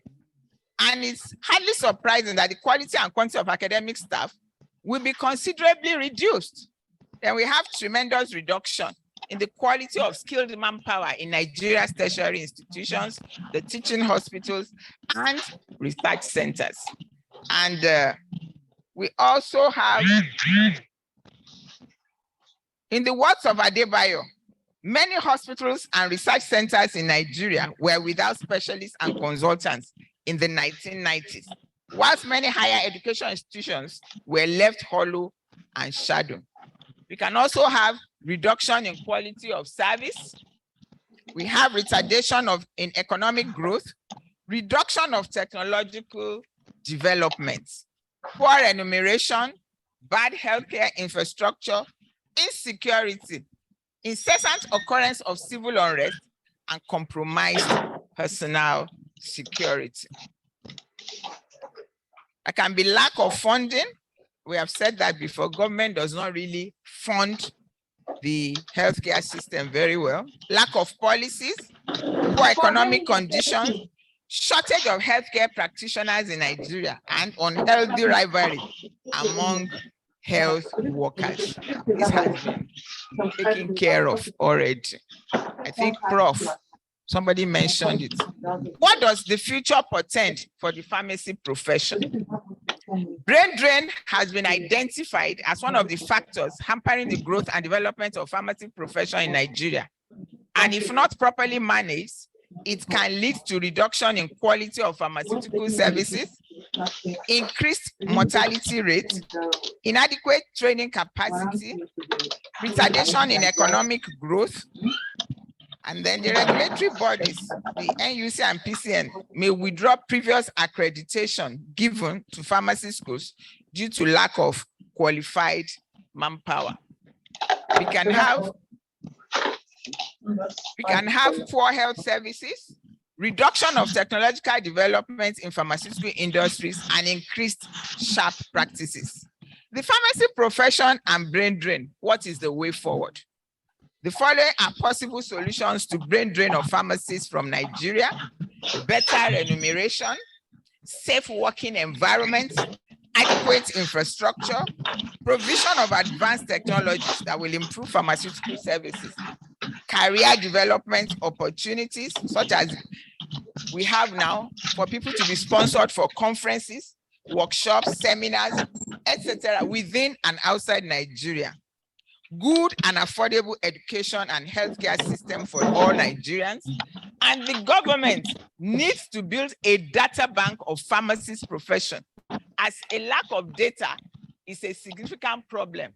There should be change in national priorities, increase in education and health budgets should demonstrate sincerity of purpose, morality, and as well as transparent accountability. Embracing pharmacists in diaspora option. That is, we should encourage highly skilled pharmacists to contribute their experiences to the development of their country without necessarily physically relocating. We should ensure secured Nigeria for all to live, irrespective of tribe, religion, or political inclination. Conclusion and recommendations. Empirical evidence has revealed that working conditions, including remuneration, worker safety, and working equipment, are significantly responsible for brain drain among pharmacists in Nigeria. The implementation of friendly policies, adequate funding, and equipping the hospitals would curtail the incidence of brain drain. Recommendations. The government should improve on the existing remuneration of health workers in Nigeria and other factors that had been previously outlined. Moreover, hospital management should introduce and strengthen existing programs that ensure work safety in hospital. References. Thank you for listening.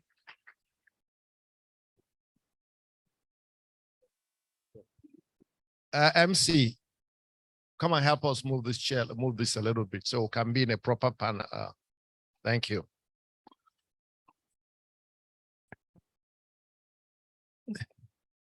Thank you, Professor, who has touched on an issue we're dealing with, brain drain, and she has x-rayed them appropriately, pros and cons, causative factors.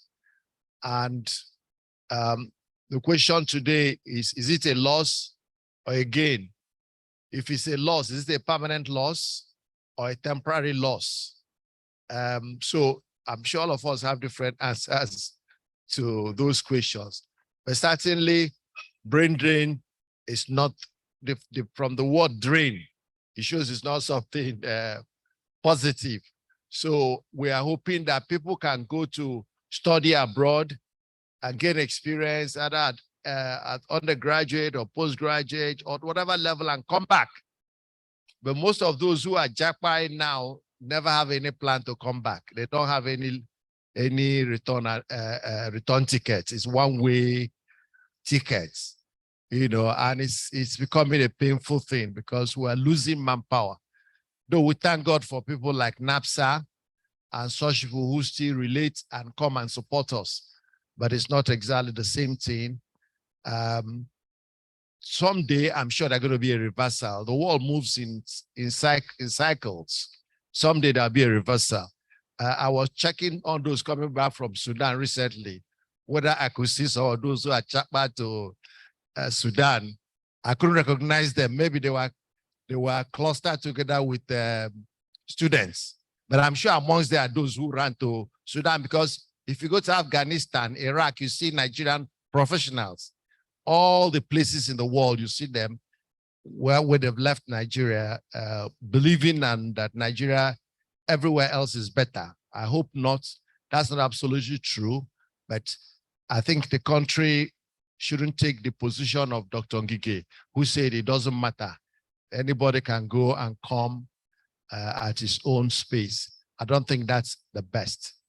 Anyway, we have two panelists here who have to make some intervention on both topics that we have listened to, and maybe look at some areas that were not covered or find some clarification. And then, as I said, I would like one or two intervention from the floor, because that's the way it works best. There's no exclusivity of knowledge here. All of us have something we can learn from. So let me quickly move to, let me start from the person nearest to me, Professor Chijioke Ifimuche, to make her intervention. Thank you, sir. Good afternoon, everyone. I will stand on existing protocol, but I must acknowledge my teacher, Professor Aguwa. Thank you, sir. Thank you for the exposure. And he's the one that stirred up this whole thing when we were in school. Professor Para made comment to that. In the class in those days, he would talk and give you ideas. So that's what brought us here. So we're very grateful. Thank you. Well, I listened to the two speakers, and I think what they said that it's very obvious. But I want to bring out something about leadership. I think that the pharmacy profession, clinical pharmacy particularly, we need visionary leaders. We have to some extent, but it's beyond the association. Visionary leaders of the profession in terms of proper practice. And it will do a lot beyond just having the knowledge in our heads. And in saying that, the issue of SWOT analysis comes to my mind. We look at our strengths, look at our weaknesses, our opportunities and threats. And I will advocate that we have leaders that we're cashing on the opportunities we have, you know, as like Professor Aguwa had said something, you notice what is lacking in where you're working, and oh, this is an area that if you do something, it will be recognized, it will be acknowledged. So you work the opportunities and then make effort to make yourself known. Before you mentioned the issue of the economics aspect, I had read articles to that effect, that one of the reasons why clinical pharmacists were well appreciated in the US is because they brought a lot of value economically because of the savings they made in the health sector. And this area is lacking in our environment. People are not aware, people are not, I just want to encourage, especially those in the public sector, you know, the cost of, let me just say, maybe managing a HIV patient. How many of us are aware of it?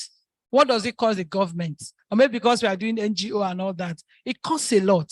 Do you understand? So if we have that, they're able to present it to CMD and all that, this is what. You say, oh, that is interesting. So we can save money in this area.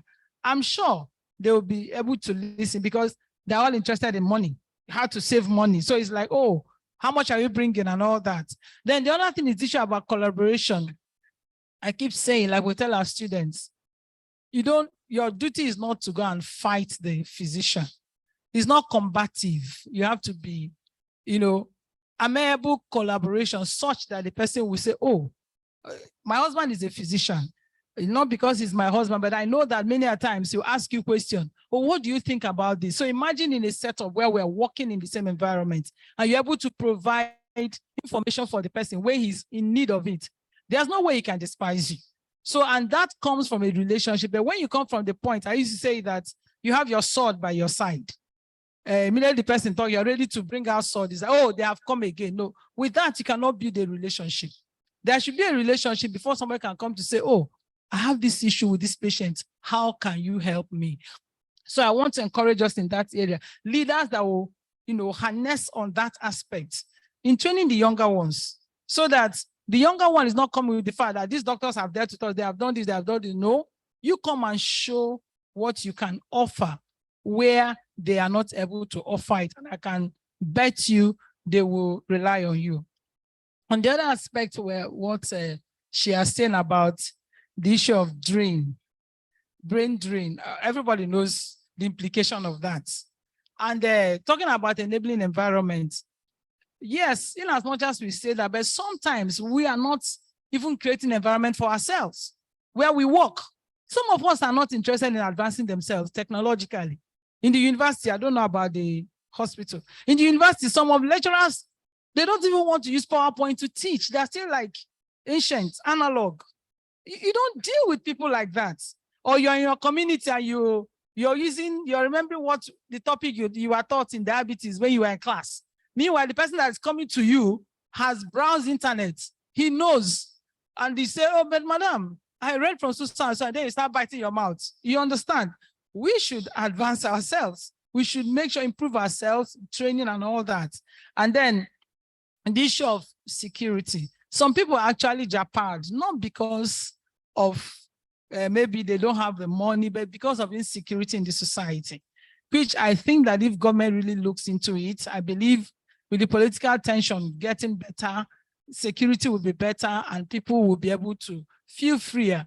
Not too long ago, one of my colleagues was kidnapped just at his doorstep because they feel he has money.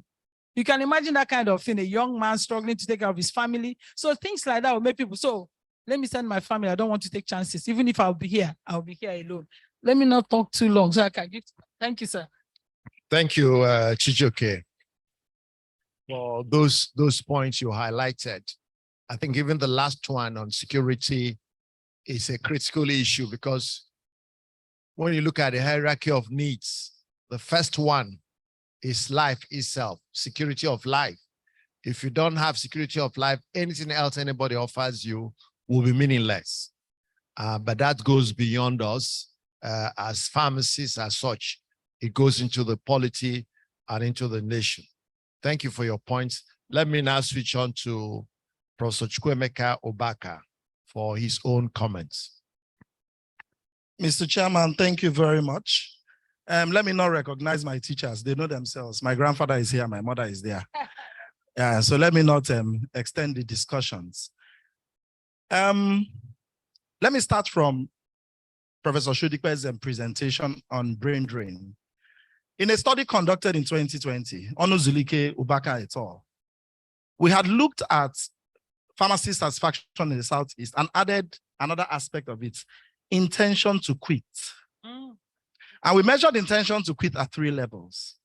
Intention to, did you think for the past 12 months, if you had wanted to quit your current job?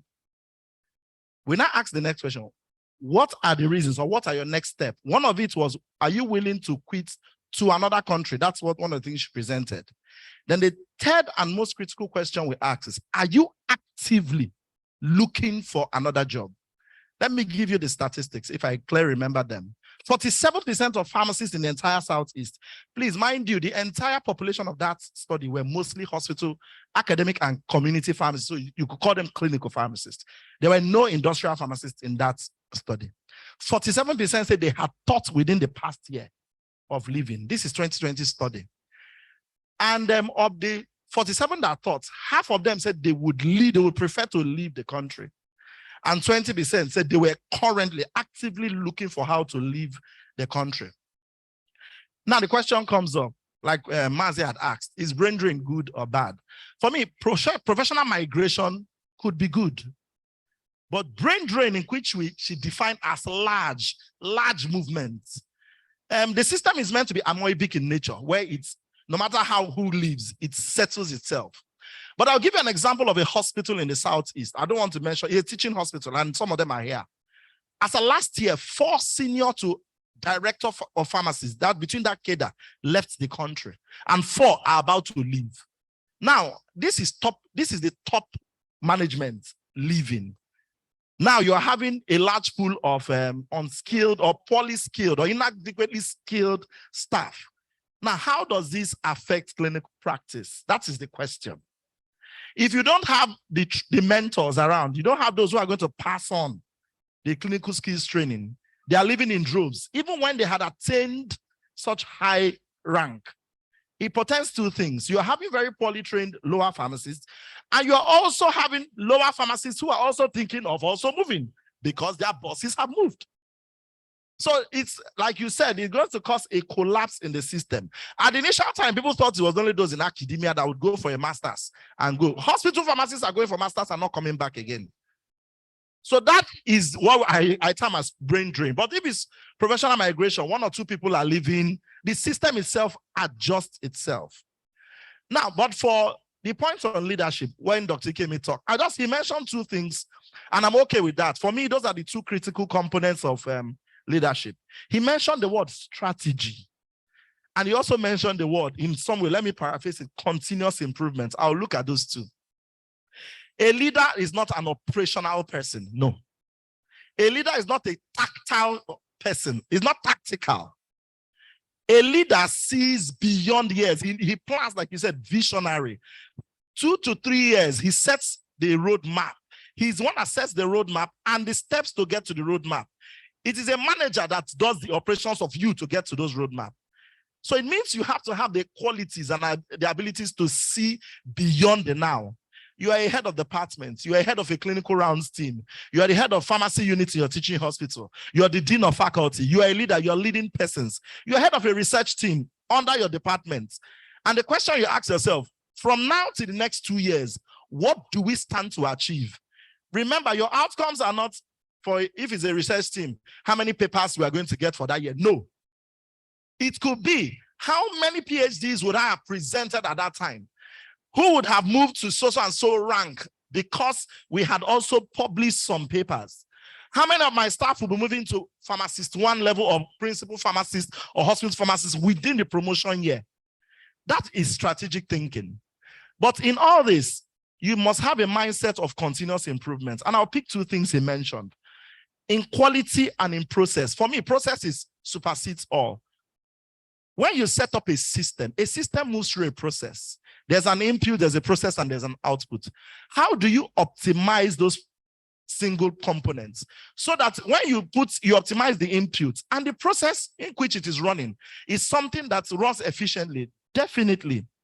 As we say in supply chain management, your output will have little errors, what we call less defects.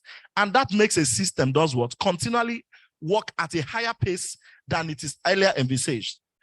And this overall improves the quality of the system. Duty of a leader is to continually look at the system and ask, how do we improve it? I expect Joseph Madu to look beyond this 2023. And if he's still going to be chairman in 2025, begin to ask, what kind of conference are we going to be having in 2025? That's strategic thinking.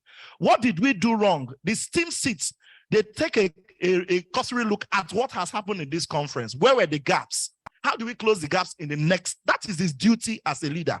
And he sets his managers to start to do what? Make sure that the next conference is much better by plugging these gaps that have been identified. Thank you. Thank you very much. Thank you very much for that elucidation on especially the additional light you've shown on the brain drain concept. Now, ladies and gentlemen, I would like some input from the floor, either in terms of question or just intervention, because we're all come here to learn, on the issues we've discussed today, and even the ones they've focused on at this session, issue of leadership. And is there anything we can do to stop optimize brain drain, as well as how do we acculturize and become truly implementers of the principles and concepts of clinical pharmacy in our settings? So if you want to talk, you raise your hand. I'll take the first three. First three, I've seen one hand there. I think it's a lady. Is it a lady or a man's hand? No, is it a lady? Okay, one hand there. Any hand here? Mr. President, any hand on this side? None. So I go back here. Second one, then the last one. Okay. So I have how many people? 5. So can I start the first person? 1 minute, please. 1 minute. No on the mic.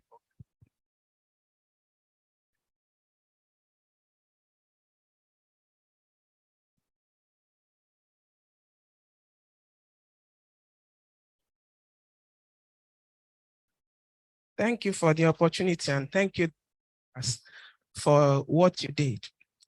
One of the problems or the reason why people move is poor remunerations.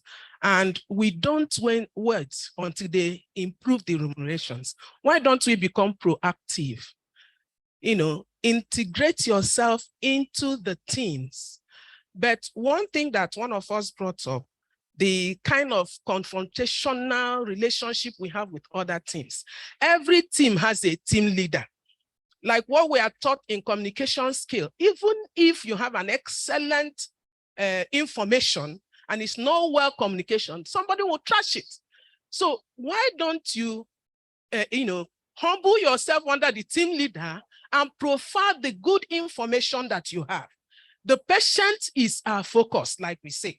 And when the person sees that you're not attacking his personality or his intelligence, he will accommodate you and see the importance that you have in the management of the patient. Let me just stop here. Number 2 is the president.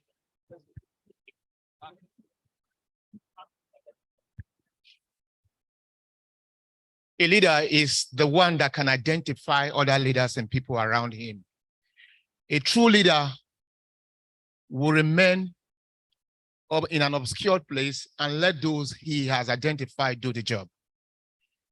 A worthy leader will praise those who do the job and allow them to take the glory, while he himself, as the boss, will eventually take the glory at the end of the day. But if you as a leader believe you must control and do all things, you're actually heading for failure. Finally, we must get involved, sir. Thank you for the leadership you showed in going into the political arena.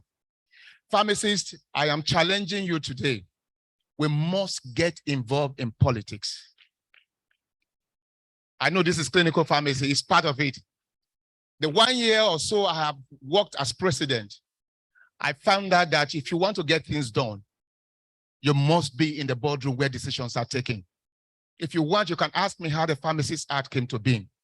The day the papers were moving from the House of Rep to Mr. President's table, I was informed.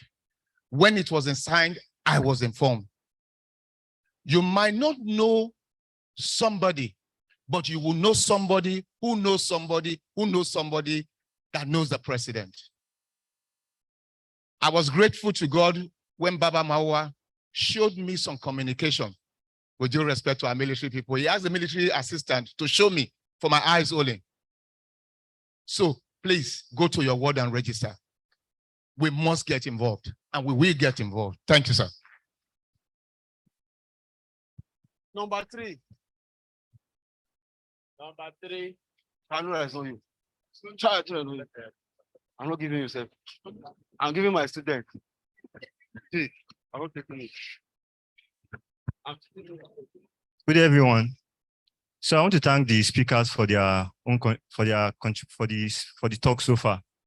What I have to say is that when we are talking about brain drain, most times we look at it from a high perspective, like the leaders. But I think we should look it down to ourselves also as pharmacists. What are we doing to make proper numeration for the younger ones? What if you check, for example, in the academic, how many lecturers are taking students as research assistants? Those things that people are looking for outside, if we can make it, if we can bring those things to our students, our young pharmacists, they will embrace it.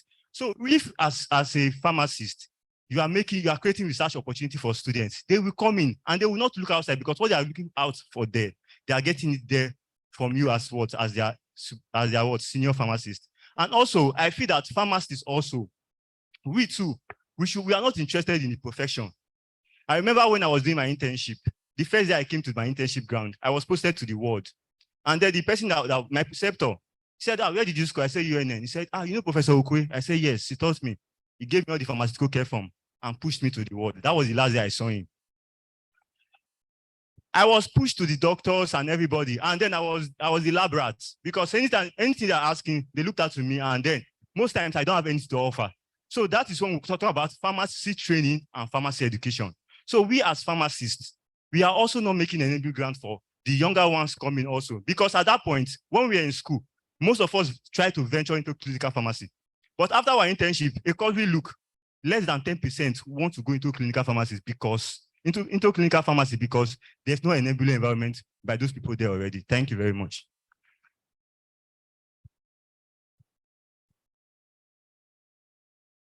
Wait. No, time has gone. I know I'm coming to this place now. Thank you very much, Mr. Chairman. In my own case, I am trying to establish a link between the two topics. That is the leadership imperatives and the brain drain. Looking at the nature of Nigeria, right now we have most of the health associations giving ultimatum to government. I think The National Association of Resident Doctors have given their own. Johesu has given its own. Everybody in the health sector associated with government is giving ultimatum. Why? The central point in this is salary increase. That's one. So now, what we are saying is, based on the Professor Baka's survey, you look at it to see, and also the Professor Sodipo's chart on distribution of pharmacists. The highest number of pharmacists practicing in Nigeria are not in government. Professor Baka's survey shows that majority of people that want to leave are in government, meaning very little number. One of the things we fail to do is to have that leadership in us. The major thing Dr. Ikeme defined in leadership is ability to look at your challenges, hustle, overcome the challenges. People don't want to become community pharmacists. You hardly see someone who has established a functional community pharmacy industry or into importation and exportation thinking of migrating. We're sitting down, going through schools where we spend 20,000, 30,000, or even 50,000 naira as tuition fees every year to stay for 6 years, 5 years and finish pharmacy or medicines. Immediately you come out, you now begin to insult that government is not paying you, because what I'm trying to say is the system is all through like that. You have gone through, if that system will be improved in such a way that that kind of salary will be paid in public sector, that means the universities will be improved in such a manner that a man of the common man cannot pay school fees and become pharmacist or doctor. So there is a kind of link between greed, contentment, and affluence. I don't want to say who has this or who has that. Of course, what I'm saying in essence is that we must find a way, in the sense that hustle on yourself. That is as a solution to brain drain. The regulatory bodies must come in here. Those in academia are not allowed to open pharmacy. Those in hospital cannot go. So therefore, it couples with our own attitude of liking to sit down and be collecting salary, so that we don't want to go. Now we are talking about tiering system, tier system, because there are no pharmaceutical premises in the rural areas and hard to reach areas, because pharmacists are there living without opening pharmacy to expand the scope of their services. So we are just all trying to go into government. We are so millions, so thousands. Do we think the government has the capacity to employ everybody in that sector? The truth of the matter is no. So everybody must develop that leadership. Hustle for yourself, develop it, and the regulatory bodies must also help to open the scope for everybody to get involved. It is good that, in fact, it is good that the opportunities for pharmacists to even go outside Nigeria is limited. Doctors and nurses have more opportunities. But as it is, what we are saying is, in essence, is that individually we must strive.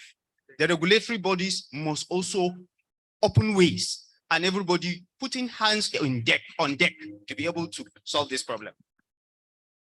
You stood here.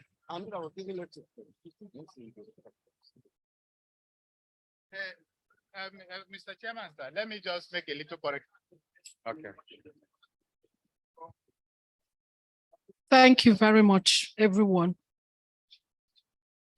My stand here has always been that pharmacists, just like the chairman of this session has said, you earn respect because you deserve it.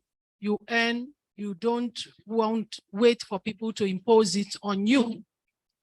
We must establish our value so that when that is done, one can hardly put you aside and ignore you or make you irrelevant.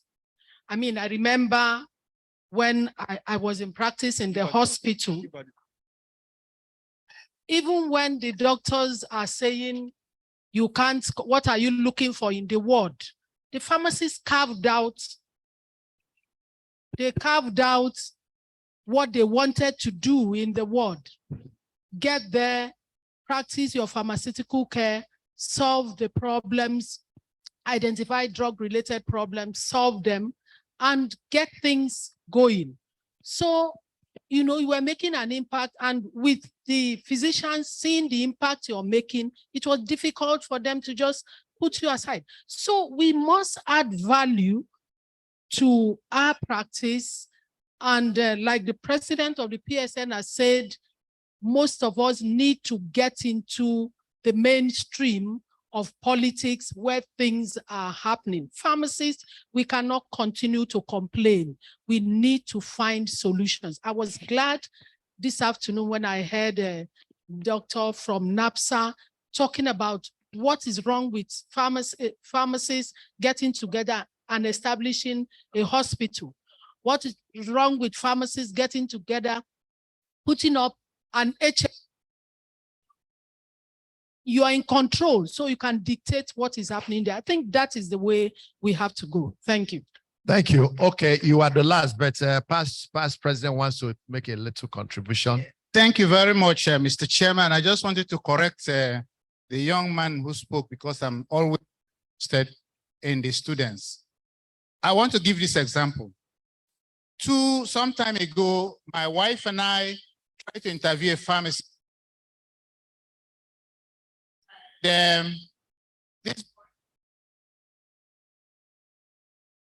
boy was so clinical. We thought we were going to, embarrass him, and what he was talking, that we had to slow down before the boy messes us up. That's one. 2 weeks ago, there was a program, Mr. President was around. One young girl, I thought, in the hotel, but she came out that she was my student in small distance. I teach one small thing there. And she said, I almost scored 100%. Meanwhile, there were more than 30 or 40 something students who failed. It's about how you develop yourself. I always teach something, that this phone is so earth or heaven that is not inside here. Heaven, because if you want to know God, also inside here. The Bible is here, the Quran, whatever you want to know about God, the experiences of people and how they have fared is inside here. In the classroom is the same thing. Now they throw you into with the doctors. And aren't you lucky? Because in other hospitals, the doctors don't want you to come near. How do we run clinical clerkships in the system? The patient is there, the case note. And if it's your first day, you know that you go back in the evening and read up those notes and read it up, the medications that can be used, conditions, and worked in a hospital where that was the case. Ask you, what should we do in this case that has to do with it? If you didn't see your senior does not mean that you should give up and then the doctors mess you up. So what I'm trying to say is that for that particular student, stop grumbling. We are in a situation in this country that you have to fight for everything. You have to read and understand. You don't even have to the country if you don't have it. Also make it here in Nigeria, because there's no taxman here. You don't pay. So you don't even have to go out if it's not necessary. So I want to beg you, this information, next time they throw it in with the doctors, read it up. They don't know more than you. My children also read message. We taught them. Yes, so I want you to be encouraged to do, and don't give up. Thank you very much. Thank you very much. That's a very good point to bring this to a close. I think I'm pleased the audience was attentive, and that's the kind of reflection you get from getting people to talk to you from the floor. We all agreed that leadership is critical and that we must hone our leadership skills and stop waiting to be directed. You know, the way public servants do, they say, I am directed. It looks like nobody takes initiative. Let's take initiative Let's stop waiting to be directed. Let's identify problem in our institutions and find solution. Everybody likes solution. Each time you go to your boss and you are coming to create problem or ask for something, he doesn't want to see you. But each time you go to him and you're bringing a solution, you are bringing a suggestion. That's why when I went to UNTH Enugu and I met the CMD in the hospital was in love with the pharmacists. He said anything they wanted, he gave them because they were problem solvers. They were always bringing with ideas on how to increase generation or revenue, not to take money from the hospital. So that's what it calls for.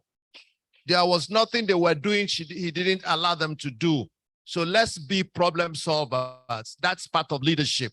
And you cannot be a problem solver without knowledge. Knowledge without knowledge, they say the people what? Perish. So knowledge is critical. You cannot lead somebody that knows more than you. No.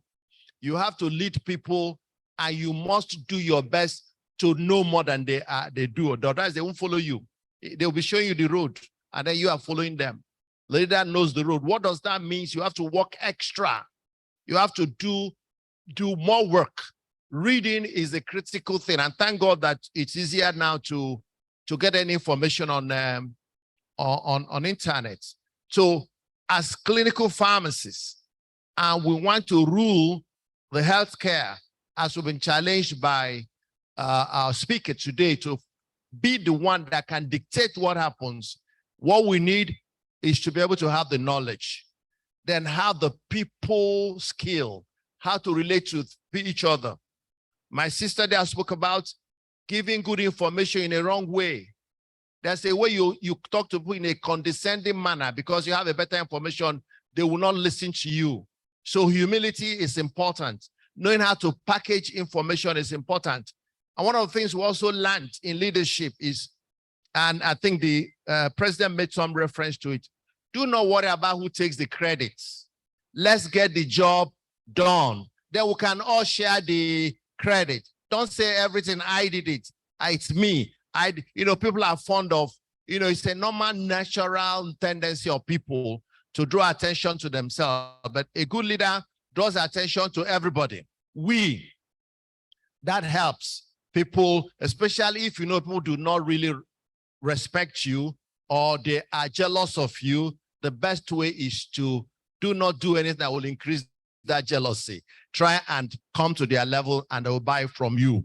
I'd like to close by saying that the challenge which our brother gave us, and again, Margaret just spoke about it. Let it be one thing that should be an outcome of this meeting. Let's say it's something we're taking away. And we're going to look for entrepreneurs who are going to get together. Let's set up a hospital. Let it be set up by pharmacists so that we can use it as a model. Because in leadership, two things are important beyond just what to knock about leadership. There's something called modeling. There's something called mentoring. Modeling and mentoring are very effective ways to lead people.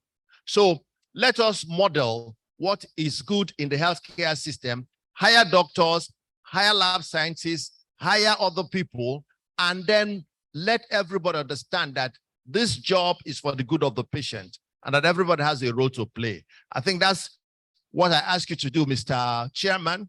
Before we come to the next conference, you've set up this entrepreneurial team, and some of us can serve in advisory capacity since we are retired, and and we'll see whether we can take it up there.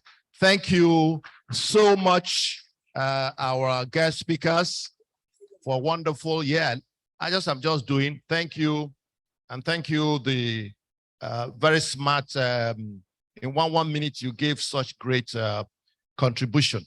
Thank you, the audience, for participating. God bless you all. Thank you.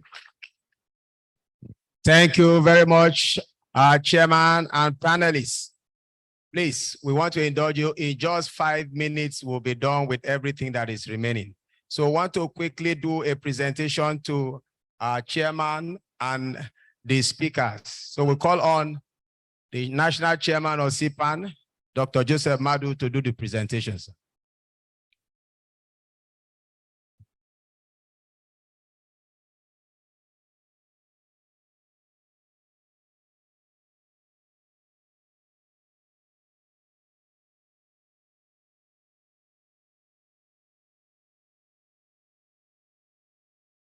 Good afternoon once more, my dearest clinical pharmacists and all our guests and friends. It is said that to give honor is worthy to give honor to whom honor is due.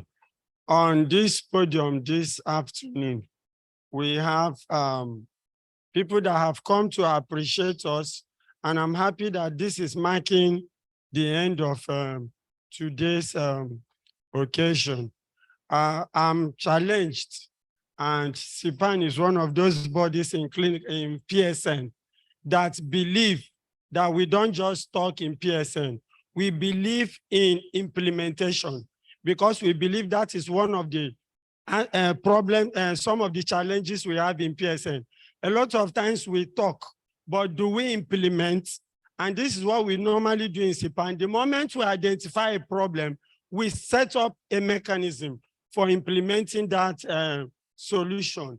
I'm happy that permit me to call him His Excellency, Aguwa, who was the presidential aspirant of People's Democratic Party. He has thrown a challenge to us, and I want to assure you, sir, we have usually performed beyond the expectations. So we shall implement that entrepreneurial, so that we can establish hospitals as in accordance with what we have been taught in school. And you, I know you to be an industrialist and the rest of them, so you will really be there to offer the advice. I want to specifically thank Dr. Anthony Ikeme, who came all the way from United States of America to deliver this speech.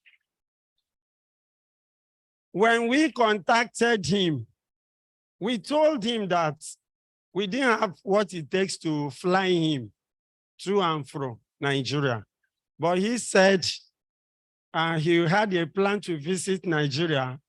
And since we have already talked about CPAN conference, he will not schedule his visiting Nigeria to this time. The good Lord, we bless you, my brother. You will continue to soar higher and higher. You can see that we have decided to implement one of the challenges you have thrown to us. Before we present some few awards that we have here, while appreciating Professor Mrs. Shodipo, all the way from Meduguri, she says, is it the territorial capital of bandits? So sorry to say that, but she still finds time to be here. And then my panelists, they are all here. Before we do that, Dr. Anthony Ikeme threw another punch to CPAN. And he was mentioning collaboration with community pharmacists. I am a community pharmacist.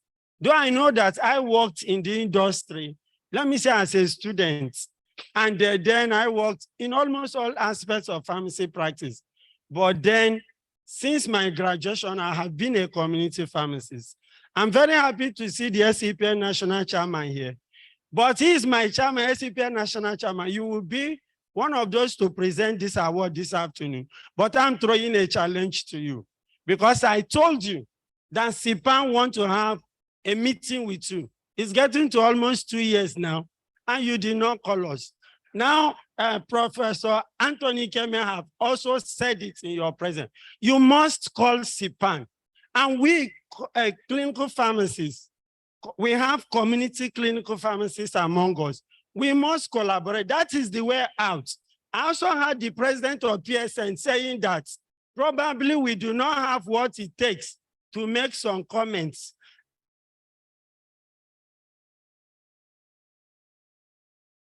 I heard my immediate past president saying that CPAN has the highest humility, my dear president, sir, that you can think about. We have the humility. We always invite all our leaders. Whatever PSN wants, we will do it. And I'm also a fellow of PSN. And you know, I will not do anything that will put PSN in bad repute. I think we really need to work more cohesively. And in CPAN, like I want to tell some of our colleagues here, at a time I challenged some of our colleagues. Some people said that CPAN doesn't consult them. They say CPAN started from academia. CPAN does this and that. And I told them, I said, we have Professor Okpara. we have Professor Wanang, who is representing the man that will be the grand patron of SIPAN in the next 2 days.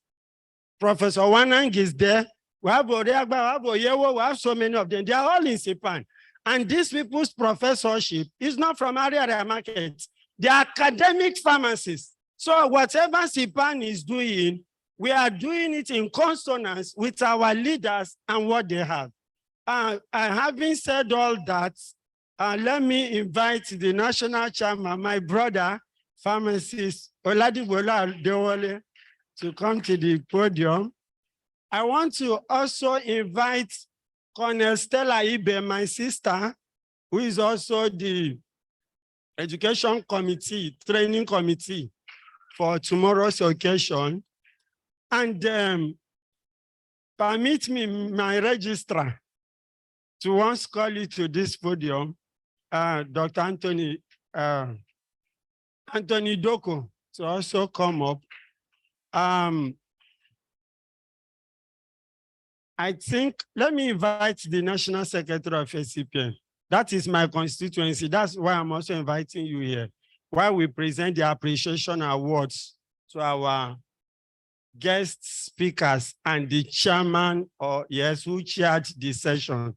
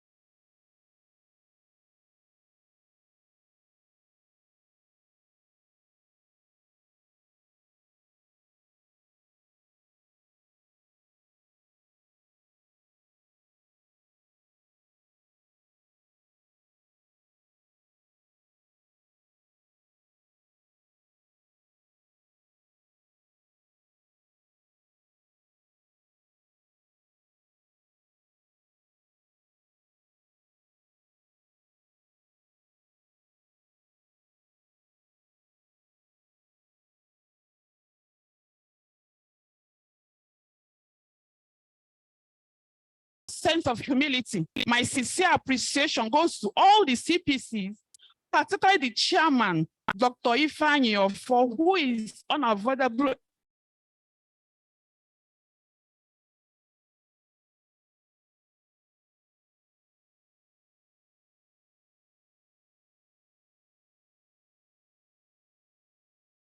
absence. Members of the LO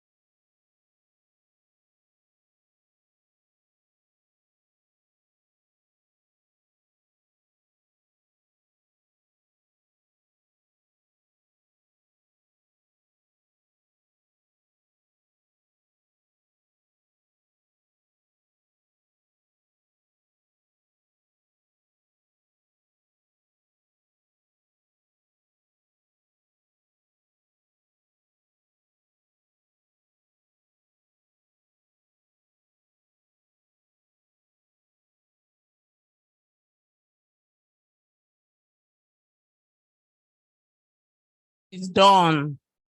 The conference is done. I'm not saying it's over, but it is done. You guys have done well, and you have done very, very well. We have exceeded expectations. If you believe this, please a round of applause for Sipan. I want to do for his visionary leadership. He's a leader. He is. You have done the seemingly impossible. God will continue to bless you. This conference started as a dream. Let me thank Professor Okpara. He was the first person to moot the idea a year ago. He told us then that 2 years ago, all this meeting on Zoom, we are supposed to know one another. We should have a physical gathering. I said, sir, let's continue this, our Zoom meetings. We'll be meeting at PSN conferences. He said, no, that we should be able to have a national conference. I was like, that's tall. Then later we met at the WPCP conference in Lagos. That was last year, March. Yes, we met there. It was like the time is ripe. It is now. Now we are having it. We give glory to the Almighty God for making all this happen. And we continue to thank our leaders. As people have said severally, we are building on foundations that has been laid from years back. We cannot take the credit, and we do not take the credits. We thank PSN, our parents' body, for everything they've done. And we thank all our leaders. I can see my mom is here. Somebody came up here and said he has a mommy. Yes, me too. I have mommy in Professor. So to the closing prayer. Announcement. Okay, tomorrow we have a training session. It is 8 a.m. Well, for those of us doing the training, we already know how we do it during the online session. The training was supposed to be for 4 days. We have done 3 days online. It's the last physical day that they'll be able to teach us the skills, and we practicalize that we are having here tomorrow. And you know how it goes. This is Dr. Isa. 5 minutes after the training starts, we'll take the attendance. So please, let's be punctual. 8 a.m. tomorrow for the training. The training is in conjunction with the WAPCP, the West Africa Postgraduate College of Pharmacists, and it is on first aid and in parenteral drug administration. Closing prayer. Bismillahirrahmanirrahim. Alhamdulillah Rabbil Alamin, Alhamdulillah Rabbil Alamin, Alhamdulillah Rabbil Alamin, Ar-Rahmanir Rahim, Maliki Yawmiddin, Iyyaka na'budu wa iyyaka nasta'in, Ihdinas siratal mustaqim, Ihdinas siratal mustaqim, Ihdinas siratal mustaqim, Siratal ladina an'amta alayhim, ghayril maghdubi alayhim waladdallin. Amen. Amen. We have exceeded expectations. There shall be cultural nights too tomorrow by 8 p.m. Please, we'll have, after the group photograph, please, the SIPA national chairman will lead everyone to a tour of the exhibition stand. And also be reminded, all participants, we also have a full stand, economic rates. We have a full stand outside the NUT building. You can go there and have your meal. Group photograph, please. Group photograph. We are also going to have our excursion for those that will not be involved in the training. Excursion by 10 a.m. tomorrow. Those that not be involved in the training.